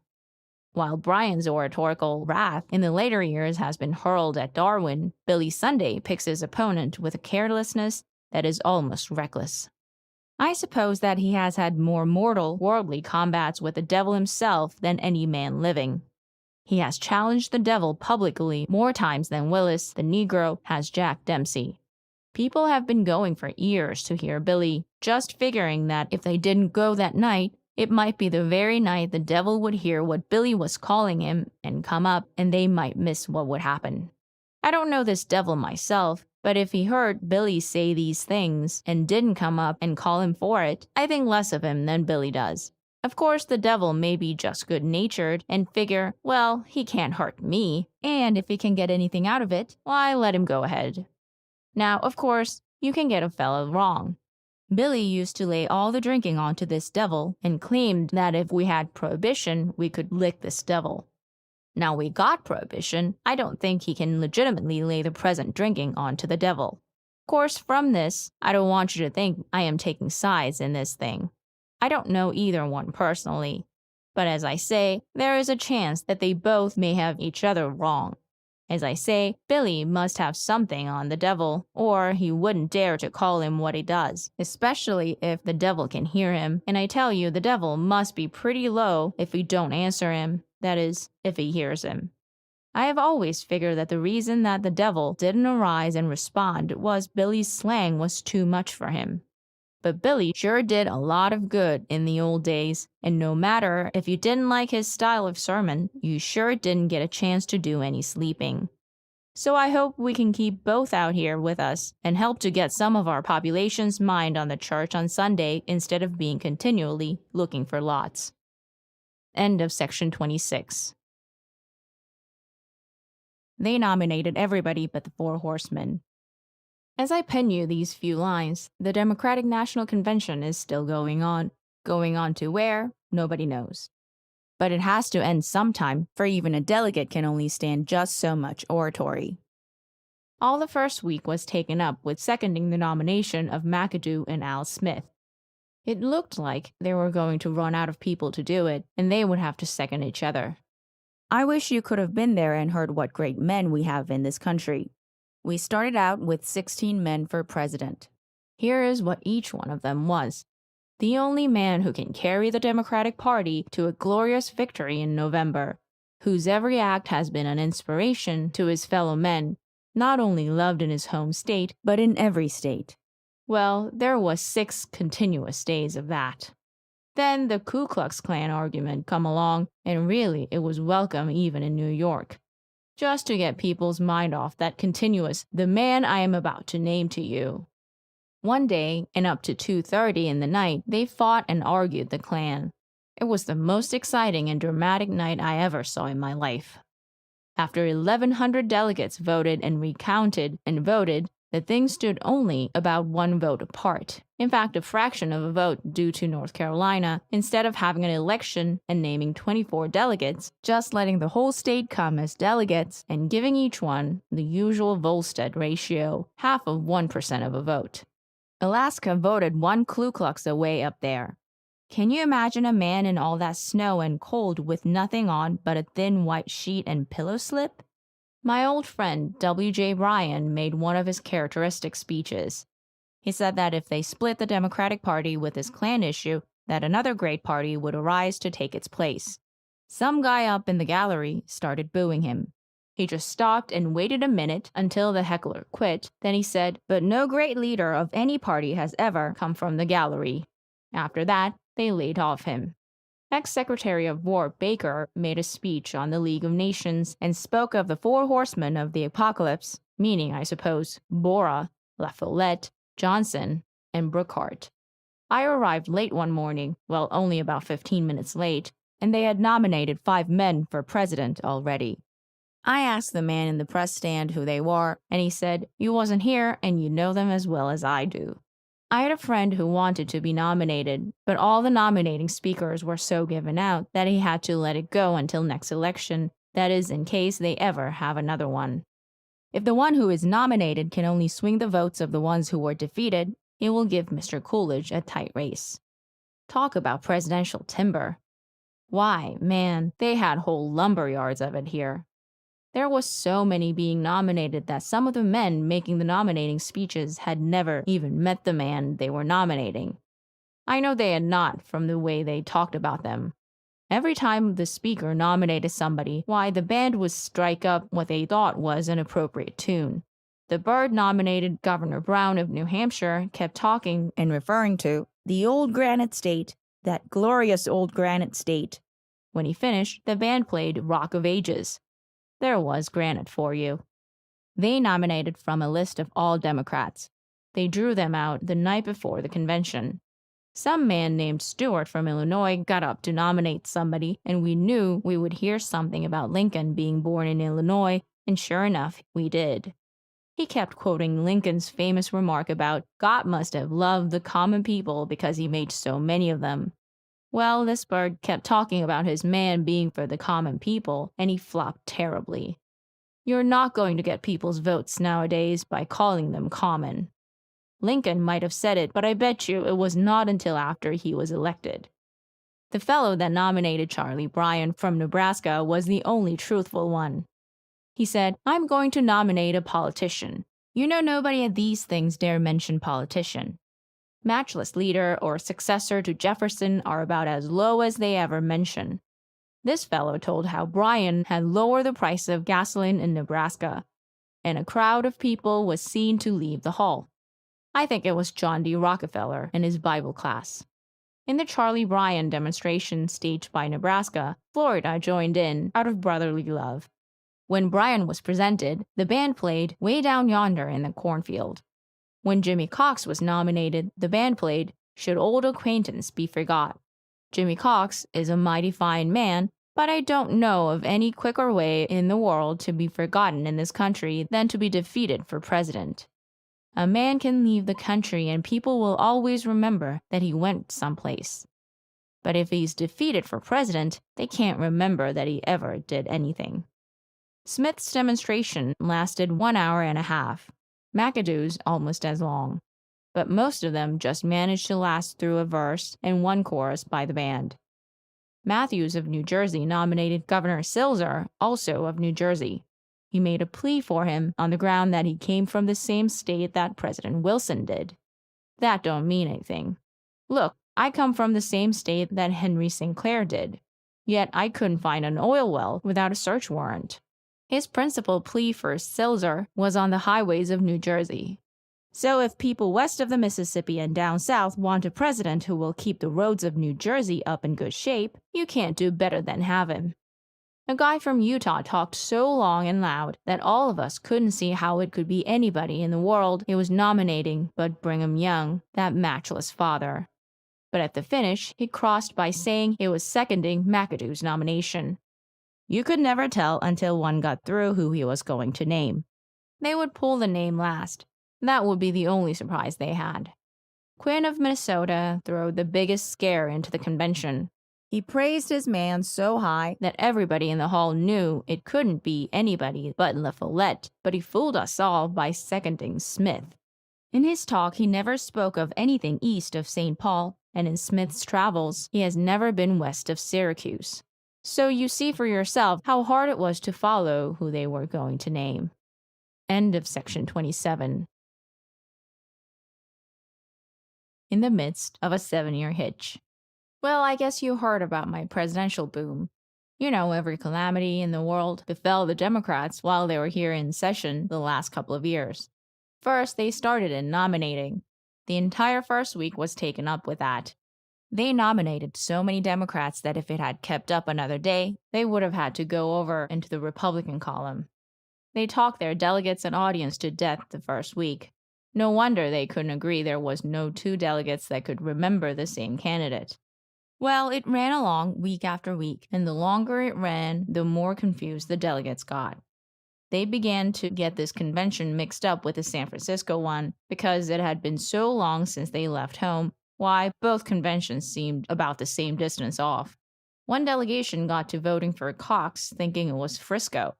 The chairman had no more than got that straightened out and explained to them that this was an entirely different year when what does my native state of Oklahoma do?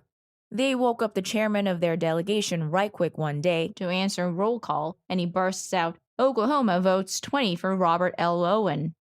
Well, the chairman had to explain to them that this was not 1920 and that Mr. Owen was not a candidate, he was only a delegate. The Missouri delegation, when they could not get any two to agree, voted for 2 days for Champ Clark until telegrams commenced to pour in telling them of his demise. Nebraska voted for Bryan and got sore when the rest of the convention thought it was WJ. They said it was a son or a brother or something of his. Mississippi and Louisiana started voting for my old friend Pat Harrison, and Pat's bottle run out, and they found an old Hoffman House hotel register, and from that on, they just voted for the names on it. Alabama was the only state that you could absolutely depend on. It seems that years ago, Alabama sent a delegation to some convention instructed for a candidate, and that when they got there, they sold out and voted for another. So they have passed a law that any time they send a troop away again, that they were going to vote for the man they told them to until the candidate's body had been duly pronounced dead by the home coroner. Well, that knocked any chance of profit out of this trip as far as Alabama was concerned. La Follette, out in Cleveland, wrote a platform, held a convention, nominated himself, and went home. All this happened during the time they were polling the Illinois delegation here at this convention. Women delegates started in with bobbed hair and wound up by being able to sit on it. One woman sent back home for her washing machine. The Arkansas delegation started in whittling up the board floor and whittled their way from the back of the hall up to the speaker's platform. There was so many shavings under their chairs that if a fire had ever broken out in the building, between these shavings and the long whiskers, why, there would never in the world have been a way to stop it. There was one old long-bearded man from Utah that, when the voting on the Klan got close, shook 4 delegates with half a vote each out from under his whiskers and decided the issue right there. All the members of the National Committee had gold badges to start in with. The thing had only gone along a few weeks when they commenced to turn green, and finally you couldn't tell whether it was a badge or a shamrock. It's too bad because all the delegates here will lose their votes when they go home this fall. The law plainly states that you must have been a resident of the state for the last 6 months. If they were not thoughtful to register when they come to New York, they will lose their votes entirely. Lots of the delegates also had wives who are delegates, and this has been the longest time they ever spent together in their lives. I bet you will never see another man go on a delegation to a Democratic convention when his wife is on one. South Carolina has no divorces, so of course this convention gave all their members a chance to get out of the state, claim a residence of 6 months, and be divorced before they get home. Now, mind you, as I pen these lines, this thing is still going on. It's Monday morning of the 3rd week. I don't know now who they will nominate. In fact, people have lost interest. If they ever do nominate somebody, some of the papers may carry it, and you may know it by the time you read this, but I doubt if he will even be nominated by then. If he is, it will be too late to get his name on the ballot by November, as the racing forms have already gone to press for the November Classic. I'm certainly glad that La Follette entered. That will give Coolidge somebody to run against anyway. If they don't hurry up, they will be the only party in the world that ever nominated a candidate and got him defeated on the same day. In number of population, the convention is holding its own. The deaths from old age among the delegates is about offset by the birth rate. Personally, I think that the candidates who will finally be nominated will be born in this convention.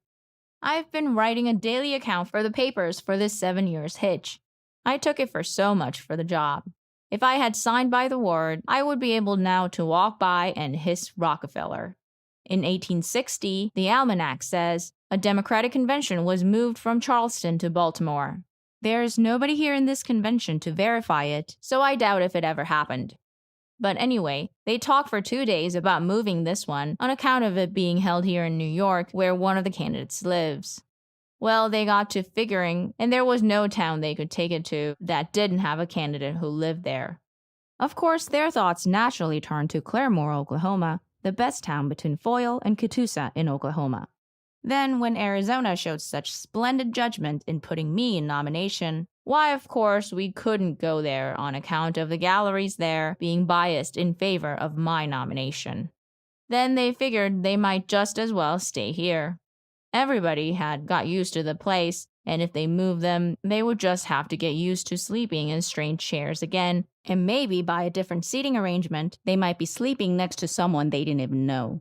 It meant really a lot of trouble anyway, opening up new credit accounts and getting used to a different climate. I want the Democrats to just pass this election by without getting beat and then center all their forces on 1928.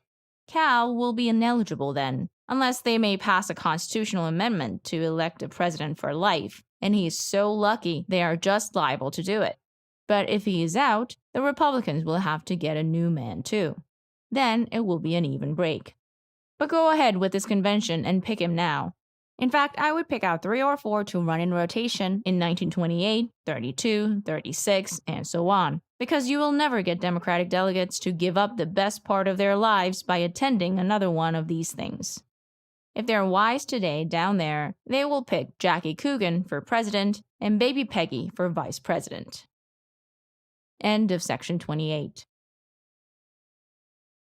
Will Rogers Jr. reports the convention for his father, worn out by long service.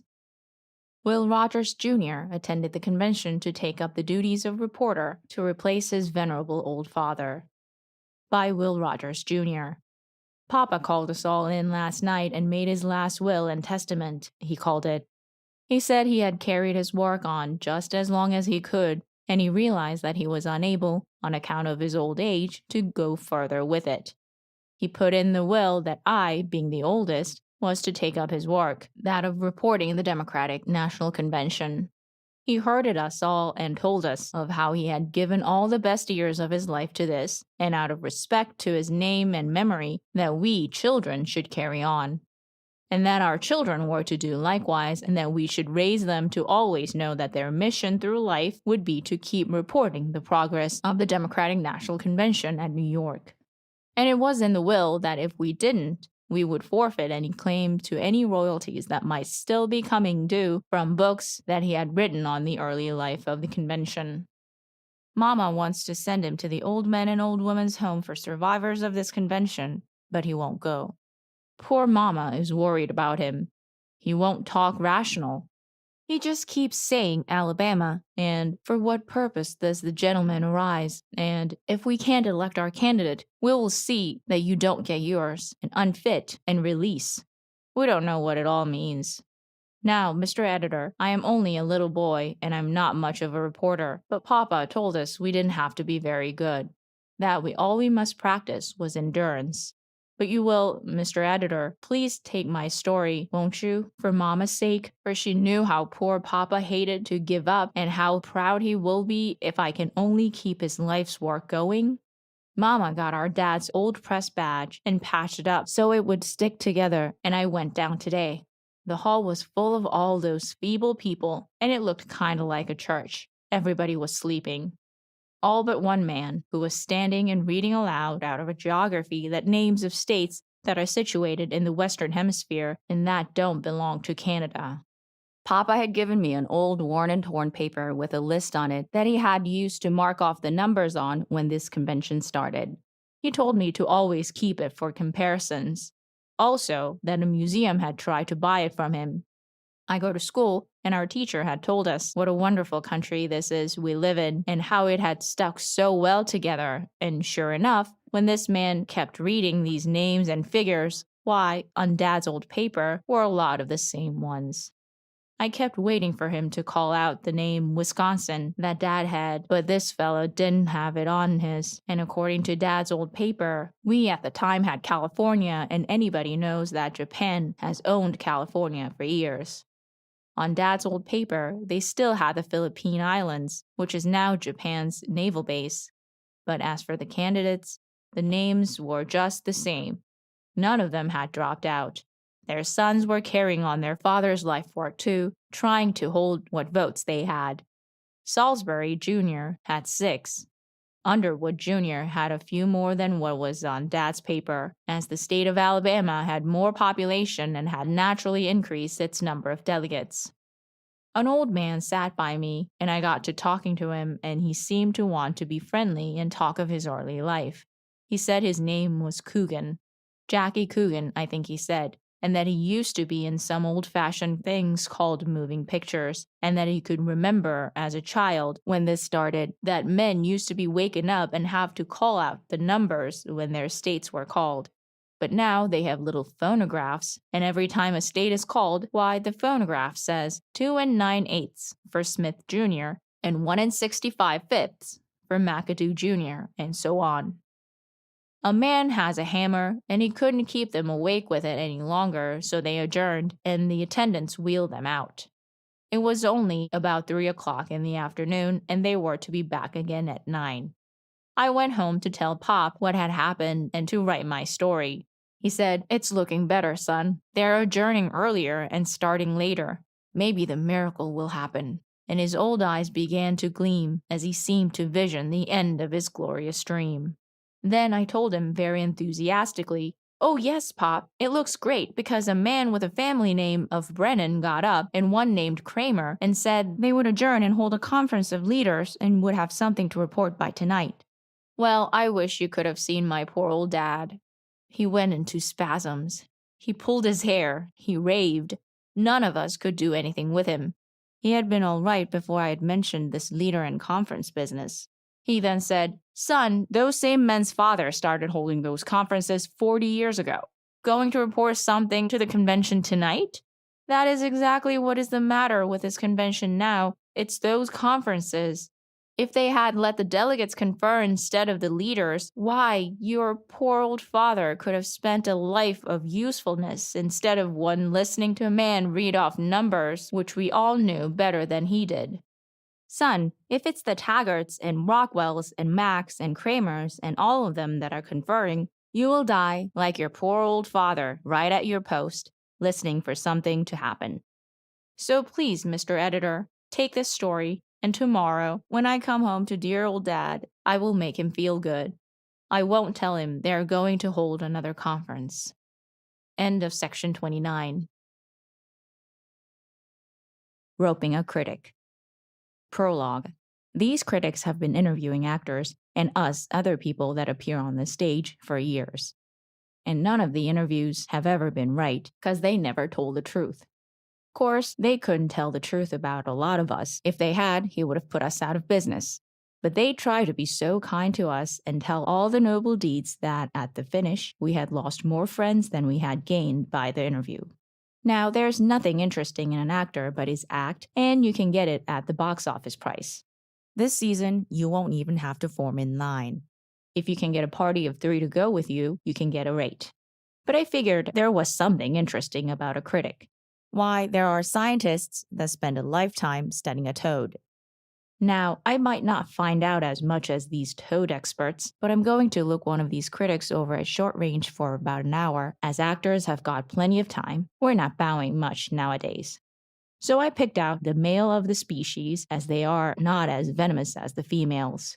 I picked out Ashton Stevens, principally on account of him being frail of stature and because I had seen his name one time on an ash can for endorsing a winter garden show. Act 1. Dressing Room Colonial Theater. Enter Stevens made up as critic. Gray suit, leather buttons, black felt hat on, upside down, same one Dick Little used to wear, middle finger of each hand calloused from knocking actors. Smoking pipe, which is against all theater rules, but on account of being critic, managers can't say anything. The smoking really wasn't as bad as the tobacco. I started in to interview him, and he started in like an actor by lying. So I stopped him right there and said, "Say, this is not a theatrical interview. I am representing the public, and I want the real dope on critics." Q. Where were you born? Even a critic has to be born. A. I was born in San Francisco in 18 Q. Never mind when you were born. The reading public can tell by your jokes how old you are. Why were you born? A. No answer. Q. Well, if you can't think of a reason, neither can I. So we will let that question go. Did Frisco ever find out that you were born there? A. Yes. Q. Is that why you left there? A. No answer. Q. When did you first show symptoms of becoming a critic? A. when I had lost my job at everything else. Q. Didn't you tell your folks, and didn't they have anything done for you to cure this? A. I was afraid to tell them. Q. Who gave you the first job critiquing? A. William Randolph Hearst. Q. Why did he give it to you? A. He heard me play the banjo. Q. He heard you play the banjo and gave you a job as a critic. I suppose he saw me throw a rope. He would make me a society editor? A. Oh, but it is not for my banjoing that he keeps me now. It's for my writings. Q. Oh, he has forgot that you taught him to play the banjo. That's why you still work for him? A. No, it's my writings. You see, he took me from Frisco to New York and put me on the New York Journal. Q. Now you say he took you there as critic. Don't you really think he might have been getting a little rusty on the banjo and needed it tuned? A. No, I stayed there 4 years. Q. What happened at the end of 4 years? Did you all run out of tunes? Or did you break the banjo? Or what? A. No. Then he promoted me to Chicago. Q. You felt that you had taught him all you knew. Did you bring the banjo out here with you? A. Oh, yes, I have it. I will bring it over now and show you how I play. Q. Never mind bringing it over now or any other time. We will drop the banjo until some time you feel you want a change of jobs. You can take it over to Medill McCormick's and teach him. He could at least amuse the other senators with it and perhaps make you editor of the Tribune. Now to get back to critiquing. What makes a dramatic critic? A. 2 free seats a night on the aisle. Q. Is it true that it is the only business in the world with absolutely no qualifications? A. Yes. Next to being a comedian with a Ziegfeld show, it's the only thing that requires no training. Q. Is it true that dyspepsia is necessary to being a critic? A. Yes. It's more prevalent now since the movies come in. Q. Don't you think that prohibition has lowered the standard of dramatic criticism? A. Yes. Among those that didn't look ahead and supply, I think that to be true. Q. They still train on Scotch, don't they? A. Well, they're not as well trained as they used to be. Q. Don't you find a great many people that think they are critics? A. Yes, but I find very few that get paid for it. Q. Do you believe in constructive criticism? A. No, I believe in entertaining criticism. Q. Do you get many letters kicking on your opinion? A. Oh yes, quite a few. Q. In that way, you can tell just how many read it, can't you? I read where 3 out of 4 of every newspaper started failed. What percentage of dramatic criticisms do you think is responsible for this failure? A. I don't know. I was never on a failing paper. Q. That's pretty good. That's a nifty. Now you critics, having never tried it, you don't realize just how hard it is to be an actor? A. Yes, the more plays we see, the more we realize it. Q. Now, you say you have worked for Mr. Hearst 25 years for teaching him the banjo. What instrument did Brisbane teach him, and do you think I could interest him in a bass drum? I hammer a mean blues on one of those things. A. You might snare him with that. It takes 2 heads to make a drum. Now, dear readers, both of you, if this little interview has made you feel more kindly toward the dramatic critics and has brought their overworked profession to the high standards to which I have tried to honestly picture them, my work will not have been in vain. End of section 30. The World Tomorrow, after the manner of great journalists. Footnote, with apologies to Arthur Brisbane. Now for the last few months, I have been writing, and I have become ambitious and want to do bigger and better things. I realize that my writings up to now have only appealed to the morons. That's not Mormon misspelled, it's morons, just as it's spelled. So I've been a close student and admirer of some of our great editorial writers, and I've tried to study their style, and, beginning with this article, I am changing my entire method of literature, and I hereby bid adieu to my half-wit audience. As a writer's writings never appeal to a higher grade of intelligence than the writer himself. So from now on, I'm going to give these learned and heavy thinkers a run for their laurels. I'm out to make the front page. My column will be called The World Tomorrow, not only commenting on the news of today, but predicting what the morrow will bring forth. A racehorse, in memorandum, beats the great Zev, the international favorite and my own thrown in for good measure. That news will perhaps interest 40 million human beings and 2,000 bookmakers, while the news of the unearthing of a prehistoric skull at Santa Barbara, California, linking us up with the Neanderthal age will only be appreciated by a small majority of us thinking people. Some anthropologists, however, consider the extinct Neanderthal man as a separate species, Homo neanderthalensis, intermediate between the Java man or Pithecanthropus. According to Linnaeus, humanity comprises 4 races: the whites, having a light-colored skin belonging to the Caucasian race; the blacks, the completest possible negation of white; the republicans, form of genus Homo ape in its earliest prehistoric state; and last of the 4 races, the Democrat.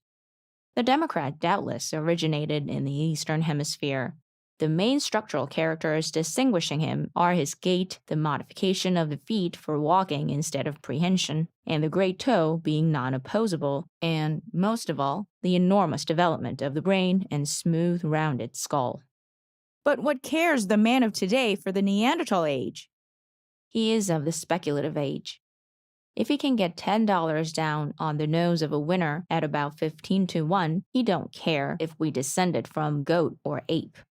As Demosthenes, the great William Jennings Bryan of his time, so aptly put it when he casually met Confucius, the originator of mahjong, on Epsom Downs: "Good afternoon, countryman. Art thee risking a few shekels on thy favorite crowbait in this race?" And Confucius pulled the following nifty, which has been handed down through the ages and made him the philosopher or Shanghai. "No, Demosthenes, betting is a form of unintelligence. So long as we have betting, we will know we have the ignorant with us." That little remark of Confucius was well said, and the fact that we had 40 million interested in the race, and only a handful interested in the Neanderthal man, proves we have a long way to go yet until civilization is thoroughly reached. The Crown Prince of Germany is to be allowed to return, proving that war don't pay. You only have to go back into history a short way to the Trojan Wars. What happened to Priam, the king of Troy, when Prince Paris, his heir and son, was born? Eros, goddess of discord, threw out a golden apple to the most beautiful, and Juno, Minerva, and Venus all claimed it. Paris was to decide. He gave the apple to Venus. Helen of Troy, the most beautiful woman in Sparta, got jealous of Paris, and that culminated in the War of Troy. Troy was besieged for 9 years. This Trojan War alone should prove to the greedy interests that war don't pay, and sons born of kings don't pay. A law should be passed that all offspring of royal birth should be of the feminine gender. An American Army airman flies at the rate of 258 miles an hour. What does this astonishing feat mean to the world? What did Napoleon say at Austerlitz in 1805, just after the Battle of Ulm and after the old Corsican had rushed his troops from Cologne? He said, "An army travels on its stomach." Look at the progress that has been made in the mode of transportation from the Napoleon days to this. I don't know exactly how far a man could travel in a day on his stomach. If he had a good stomach and was an apt traveler, he might make pretty good headway. There was no way in reckoning speed in those days, as there was no way of fixing a speedometer on a soldier's stomach, but if you take a soldier going away from the enemy, and if his stomach held out, he certainly ought to have had the abdominal record of his time. But has Congress heeded what the airship is doing? No. They go ahead building battleships which will be as useless as a shipping board. Transportation advances, but our lawmakers are still traveling on their stomach. Lloyd George goes home to England after inviting us to join in the salvation of Europe. You have only to turn to Hugo's oration on Voltaire to find out if we should meddle in the selfish affairs of European turmoil. Hugo said, "Before going further, let us come to an understanding, gentlemen, upon the word abyss. There are good abysses, such are the abysses in which evil is engulfed. Rabelais warned royalty in Gargantua. Molière warned the people at Tartuffe. That proves right there to any thinking person that we should not meddle in the affairs of these envious nations. The more trouble you get them out of, the more they get into. No, the time has come when this country has got to bank up our own fires for a cold morning. Just remember Cicero's words speaking at Glasgow in regard to America's participation in the World's War. La première femme du monde, la tête montée en se couchant. Those who want to adjust Europe's carburetor should remember Horace Greeley's immortal gag. Go west, young man, not east. A lady in Chicago is arrested for killing a casual acquaintance. That's news. If she had killed her husband or lover, that would be commonplace.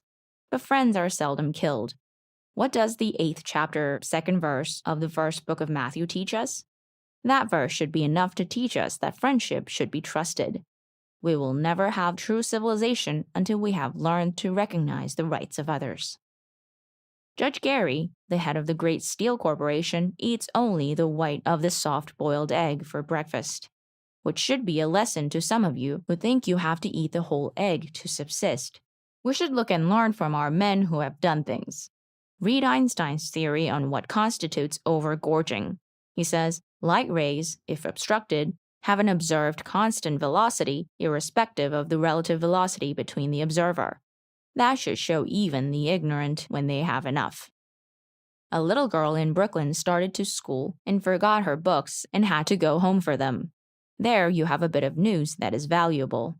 We are at that age when we are rushing headlong and paying no attention to small details. It's only the big things of life that interest us. For instance, the little girl was only interested in getting to the school, not in what she had when she got there. If we only stop to realize that it is really, after all, the little things that count, why, we would be a wiser and more contented race. People that can't remember should remember what Socrates said to Plato on the subject of forgetfulness. He said, "Where then, I wonder, shall we find justice and injustice in it? With which have we contemplated? Has it simultaneously made its entrance?" A professor of Columbia University won a prize by writing a book in 15 hours. That's a good thing. The quicker the authors write them, the quicker they can get to some useful work. But if Pascal were on Earth today and heard of that feat, he would say, "That's fine, professor, but what did you do with the other 10 hours? It takes 2.5 tons of marks to buy a stein of beer in Berlin. Before the war, you could have bought 2.5 tons of beer for a mark. What does Wall Street think of that? It shows you that selfish interests can't rule the people when they make up their mind to rebel. P.S. You see, I have an encyclopedia too. End of section 31. Settling the affairs of the world in my own way. Well, they brought our soldiers back from Germany. Would have brought them back sooner, but we didn't have anybody in Washington who knew where they were. We had to leave them over there so they could get the mail that was sent to them during the war. Had to leave them over there anyway. 2 of them hadn't married yet. Since I wrote you last, an awful lot has happened at the studio in Washington, D.C. You know, out where they make the movies, the place we make them is called the studio. We are a great deal alike in lots of respects. We make what we think will be 2 kinds of pictures, comedy and drama, or sad ones. Now you take the Capitol at Washington, that's the biggest studio in the world. We call ours pictures when they are turned out. They call theirs laws or bills. It's all the same thing. We often make what we think is drama, but when it is shown, it is received by the audience as comedy. So the uncertainty is about equal both places. The way to judge a good comedy is by how long it will last and have people talk about it. Now, Congress has turned out some that have lived for years and people are still laughing about them, and as for sad productions, they have turned out some that for sadness make Over the Hills look like a roaring farce. Girls win a little state popularity contest that is conducted by some newspaper.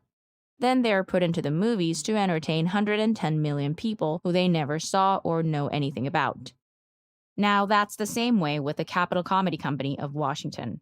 They win a state popularity contest backed by a newspaper and are sent to Washington to turn out laws for 110 million people they never saw. They have what they call Congress, or the lower house. That compares to what we call the scenario department. That's where somebody gets the idea of what he thinks will make a good comedy bill or law, and they argue around and put it into shape. Then it is passed along, printed, or shot, or photographed, as we call it. Then it reaches the Senate or the cutting and titling department. Now, in our movie studios, we have what we call gag men, whose sole business is to just furnish some little gag, or amendment, as they call it, which will get a laugh or perhaps change the whole thing around. Now, the Senate has what is considered the best and highest priced gag men that can be collected anywhere. Why, they put in so many little gags or amendments that the poor author of the thing don't know his own story. They consider if a man can sit there in the studio in Washington and just put in one funny amendment in each bill or production that will change it from what it originally meant, why he is considered to have earned his pay. Take, for instance, the Prohibition production that was produced in the Congress, or Scenario Department, as a comedy. Well, when it came up in the Senate, one of the gag or title men says, "I got an idea. Instead of this just being a joke and doing away with the saloons and bar rooms, why, I will put in a title here that will do away with everything." So they sent around to all the bars in Washington and got a quorum and released what was to be a harmless little comedy made over into a tragedy. Then they put out a production called The Non-Taxable Bond, or Let the Little Fellow Pay. Well, it had a certain vogue for a while with the rich, but it flopped terribly in the cheaper priced houses. Another one they put out a lot of you will remember was called The Income or Surtax. It was released under the title of Inherit Your Money and Your Surtax is Lighter. The main character in this one was a working man on salary with no capital investment to fall back on, paying more on his income than the fellow who has his original capital and draws his money just from interest. That production has been hissed in some of the best houses.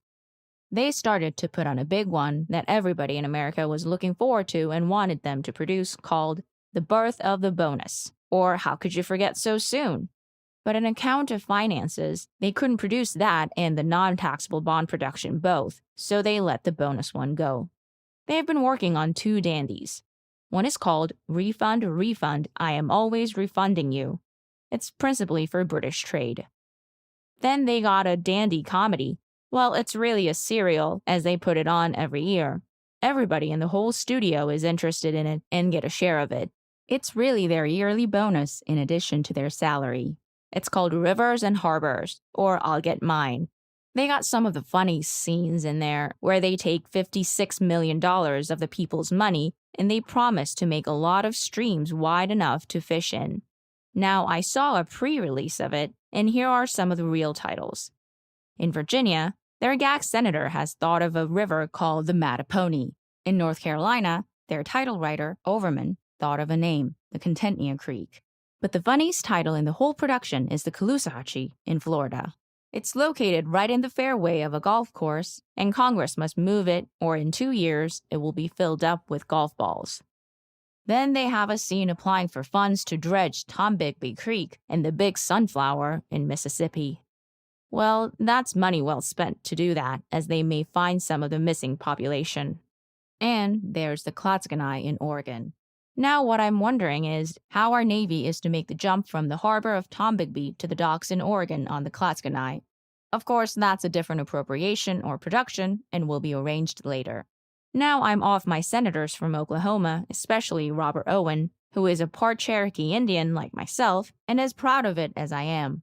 Now I got names right there on my farm where I was born that are funny too, and Owen don't do a thing to get me a harbor on the Verdigris River at Oolaga in what used to be the district of Kuiskuni before we spoiled the best territory in the world to make a state. Right across the river from me lives Jim Tick Eater. Now suppose a foreign fleet should come up there. We can't ask those turtles and water moccasins to move out without government sanction. If they haven't got enough water in there to fill the harbor, we're only 18 miles from no water, Oklahoma. Why, we will have to ask all the neighbors to drain their corn liquor from their stills in there for a couple of days. Then we could float the Leviathan. Of course, I don't get anything done for my harbor because my river really exists. Now, folks, why patronize California-made productions? The Capital Comedy Co. of Washington, D.C. have never had a failure. They are every one 100% funny or 100% sad. They are making some changes in their cast down there, and later I will tell you about that. Also, something about the director. So long, folks. I will meet you at the naval maneuvers on Contentnia Creek next year. End of section 32. A skinny Dakota kid who made good. Out of the West came a little skinny runt kid born out of the hills of South Dakota. On Sundays, the cowpunchers and ranchers would meet and have cow-pony races. On account of his being small, he was lifted up, and a surcingle was strapped around over his legs and around the horse. He was taken to the starting line on a straightaway and was lapped and tapped off. He had the nerve and he seemed to have the head. So they cut the surcingle, and he got so he could sit up there on one of those postage stamp things they call a jockey's saddle. He kept riding around these little country shooting gallery meets and merry-go-round gatherings until he finally got good enough to go to a real racetrack at New Orleans. There he saw more horses in one race than he had ever seen at one track before. His first race he ran second. Then he said to himself, "Why run second? Why not run first?" And he did. They began to notice that this kid really savvied a horse. He spoke their language. Horses seemed to know when the kid was up. He carried a bat, jockey's term for a whip, but he never seemed to use it. Other jocks would come down the stretch whipping a horse out when the best he could finish would be fourth or fifth. But not this kid. When he couldn't get in the money, he never punished them. He hand-rode them. He could get more out of a horse with his hands than another jock could get with the old battery up both sleeves.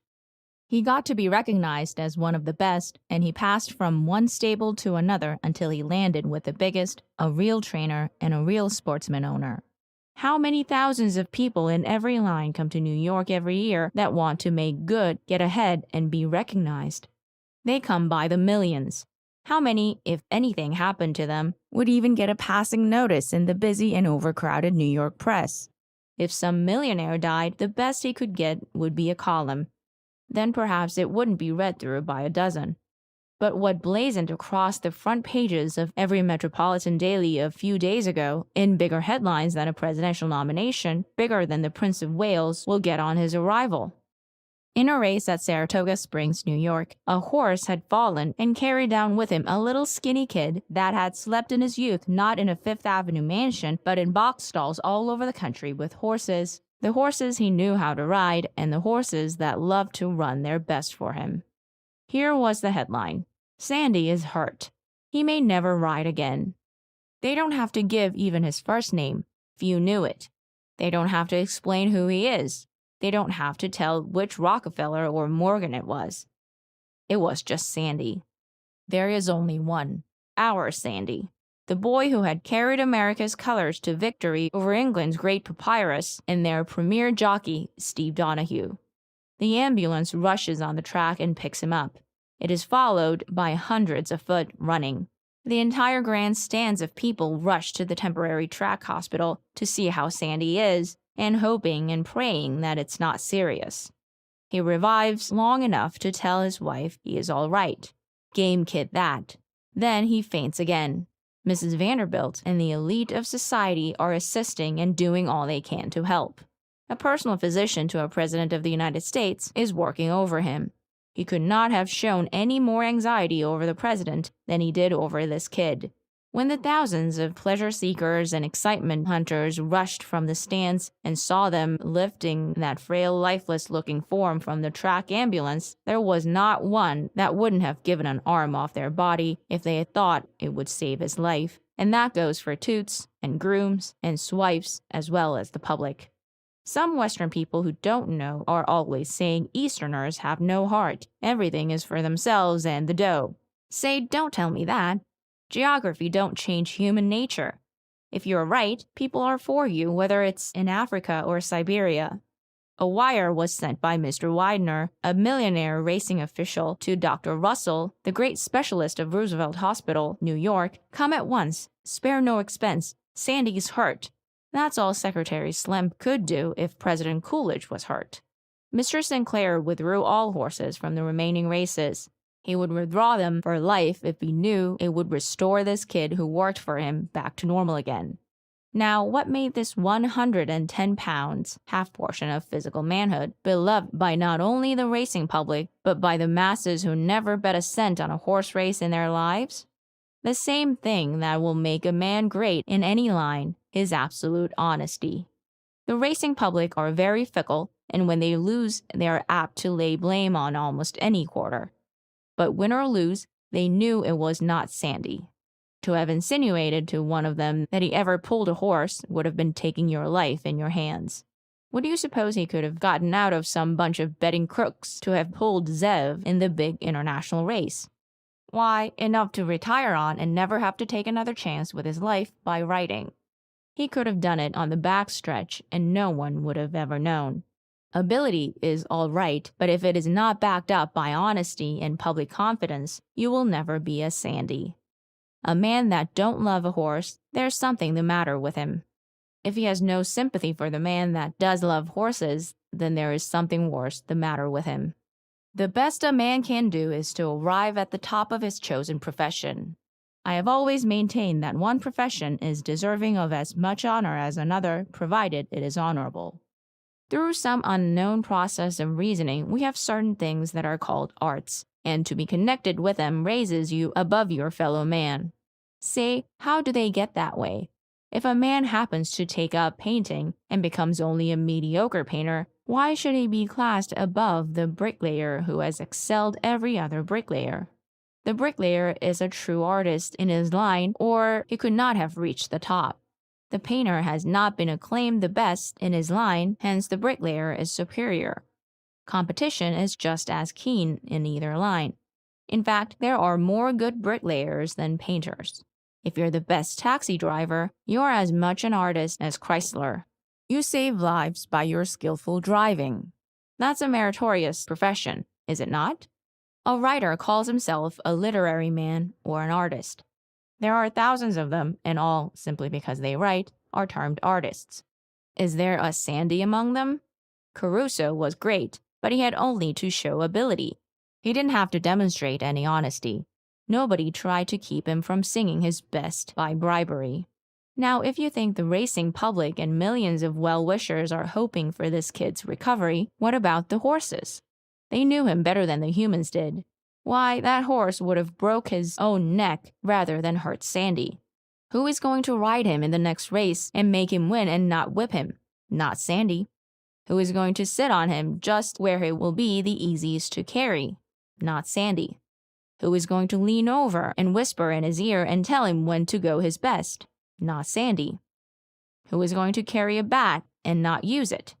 Not Sandy. Who is going to watch the hand on that starting barrier and have him headed the right way just when the starter springs it? Not Sandy.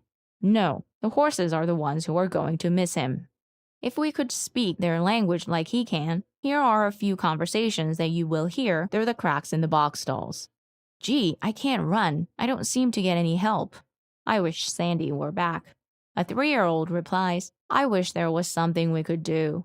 If they would just let us go up to the hospital and talk to him, he was savvy. I wish we had him here in a box stall. I would stand up the rest of my life and give him my bed. I would fix him some clean hay to lay on. He don't want those white caps and aprons running around. He wants to lay on a horse blanket and have his busted leg wrapped up with bandages like he knows how to use on ours.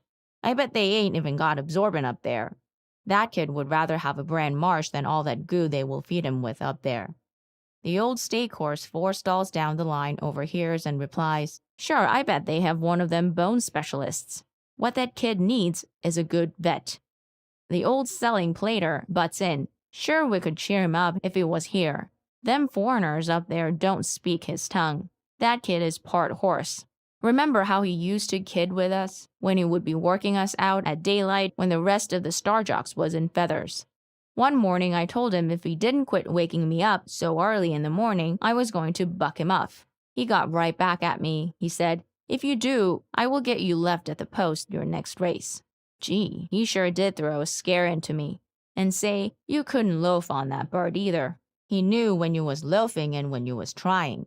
I throwed up my tail one hot day to make him think I was all through. He gave me one cut with the bat, and I dropped that tail and left there so fast I could have run over a man of war. Gee, those were great days. Do yous reckon Zev knows anything about it?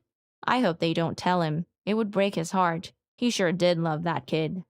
Patient readers, Lincoln went down in history as Honest Abe, but he never was a jockey. If he had been a jockey, he might have gone down as just Abe. End of section 33.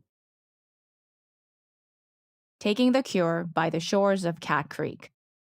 Now, in my more or less checkered career before the more or less checkered public, I have been asked to publicly endorse everything from chewing gum, face beautifiers, patent cocktail shakers, mahjong sets, even corsets, cigarettes, and chewing tobacco, all of which I didn't use or know anything about, but I always refused. You never heard me boosting for anything, for I never saw anything made that the fellow across the street didn't make something just as good. But at last I have found something that I absolutely know no one else has something just as good as, for an all-seeing nature put this where it is, and it's the only one he had, and by a coincidence, it is located in the town near the ranch where I was born and raised. So I hereby and hereon come out unequivocally, I think that's the way you spell it, in favor of a place that has the water that I know will cure you. You might ask, cure me of what? Why, cure you of anything. Just name your disease and dive in. Claremore, Oklahoma, is the birthplace of this Aladdin of health waters. Some misguided soul named it radium water, but radium will never see the day that it is worth mentioning in the same breath as this magic water.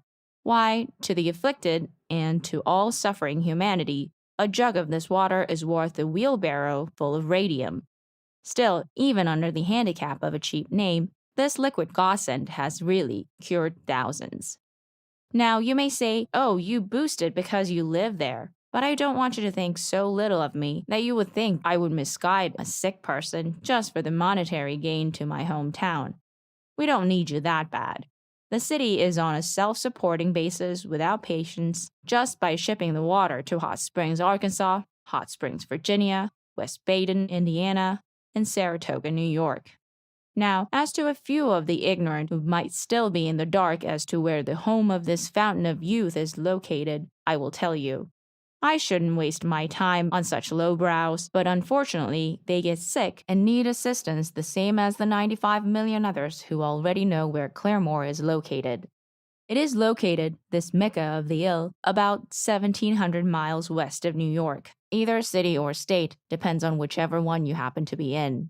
You bear a little south of west after leaving New York till you reach Sol McClellan's place, which is just on the outskirts of Claremore. Before you get into the city proper, if you remember about 500 miles back, you pass another town. Well, that was St. Louis, most of which is in Illinois. Now, if you're in the north and happen to get something the matter with you, we're 847.5 miles south by west from Gary, Indiana. We have cured hundreds of people from Chicago, Illinois, from gunshot wounds inflicted in attempted murders and robberies. There is only one way to avoid being robbed of anything in Chicago, and that is not to have anything. If you're from Minneapolis, our radium water guarantees to cure you of everything but your Swedish accent. If you're from St. Paul, we can cure you of everything but your ingrown hatred for Minneapolis. I will admit that these waters have quite a peculiar odor, as they have a proportion of sulfur and other unknown ingredients, but visitors from Kansas City who are used to a stockyard breeze take this wonderful water home as a perfume. Approaching this city from the north, don't get it confused with Oologah, Oklahoma, my original birthplace, which is 12 miles to the north, as both towns have post offices. From the west, if you're afflicted, and you're sure to be or you wouldn't have gone out there, like Claremore is just 1,900 miles due east of Mojave, California, one of the few towns which Los Angeles has not voted into their cafeteria. You come east till you reach an oil station at a road crossing. This oil station is run by a man named St. Clair. You will see a lot of men pitching horseshoes. Well, that is the post office of Tulsa, Oklahoma, and the men are millionaires pitching horseshoes for oil wells or for each other's wives. You should, by this description, have the place pretty well located in your minds. Now, if you're living in the South and are afflicted with a cotton crop under a Republican administration, or with a Ku Klux, or with a hookworm, we guarantee to rid you of either or all of these in a course of 24 baths. Claremore is located just 905 miles north of Senator Pat Harrison's mint bed in Mississippi. Coming from the Gulf country, some have got off the road and had to pass through Dallas, Texas, but have found out their mistake and got back on the main road at Fort Worth before losing all they had. You easily can tell Fort Worth. A fellow will be standing down in front of the drugstore making a speech. Now, before reaching Claremore, you will pass, even though it's in the middle of the day, a place where you think it's night and you won't know what is the matter. Well, that's Muskogee, Oklahoma, and this darkness is caused by the color scheme of the population. So put on your headlights and go on in. This Muskogee is really a parking space for cars entering Claremore. Of course, if you want to drive on into the town of Claremore proper, it's only 60 miles through the suburbs from here. The city is located on Cat Creek, and instead of having a lot of streets like most towns and cities, we have combined on one street. In that way, no street is overlooked. You might wonder how we discover this Blarney Stone of waters. In the early days, us old-timers there always consider these wells more as an odor than as a cure. But one day, a man come in there who had been raised in Kansas, and he had heard in a roundabout way of people bathing, although he had never taken one. So, by mistake, he got into this radium water. He was a one-armed man. He had lost an arm in a rush to get into a Chautauqua tent in Kansas to hear Brian speak on Man vs. Monkey. Well, he tried this bath, and it didn't kill him, and he noticed that he was beginning to sprout a new arm where he had lost the old one, so he kept on with the baths, and it's to him that we owe the discovery of this wonderful curative water. Also, he was the pioneer of bathers of Kansas, as now they tell me it's no uncommon thing to have a tub in most of their larger towns. Now, it has been discovered that you can carry a thing too far and overdo it, so we don't want you there too long. A man come there once entirely legless and stayed a week too long and went away a centipede. I want to offer here my personal testimonial of what it did to me. You see, after this Kansas guy started it, why, us old-timers moved our bathing from the river into a tub. Now, at that time, I was practically tongue-tied and couldn't speak out in private, much less in public. Well, after 12 baths, I was able to go to New York and make after-dinner speeches. I stopped in Washington on the way and saw how our government was run, and that gave me something funny to speak about. So, in thanking the water, I also want to thank the government for making the whole thing possible. Now, had I taken 24 baths, I would have been a politician, so you see, I stopped just in time. The only thing that I get out of this is I have the thrown-away crutch privilege. If you don't get well and throw away your invalid chair or crutches, I get nothing out of it, so that is why we give you a square deal. If you're not cured, I don't get your crutches. There's no other resort in the world that works on that small a margin. W.J. Bryan drank one drink of this water and turned against liquor. Senator La Follette drank 2 drinks of it and turned against everything. So remember Claremore, the Carlsbad of America, where the Frisco Railroad crosses the Iron Mountain Railroad, not often, but every few days. The end. End of section 34. End of the Illiterate Digest by Will Rogers.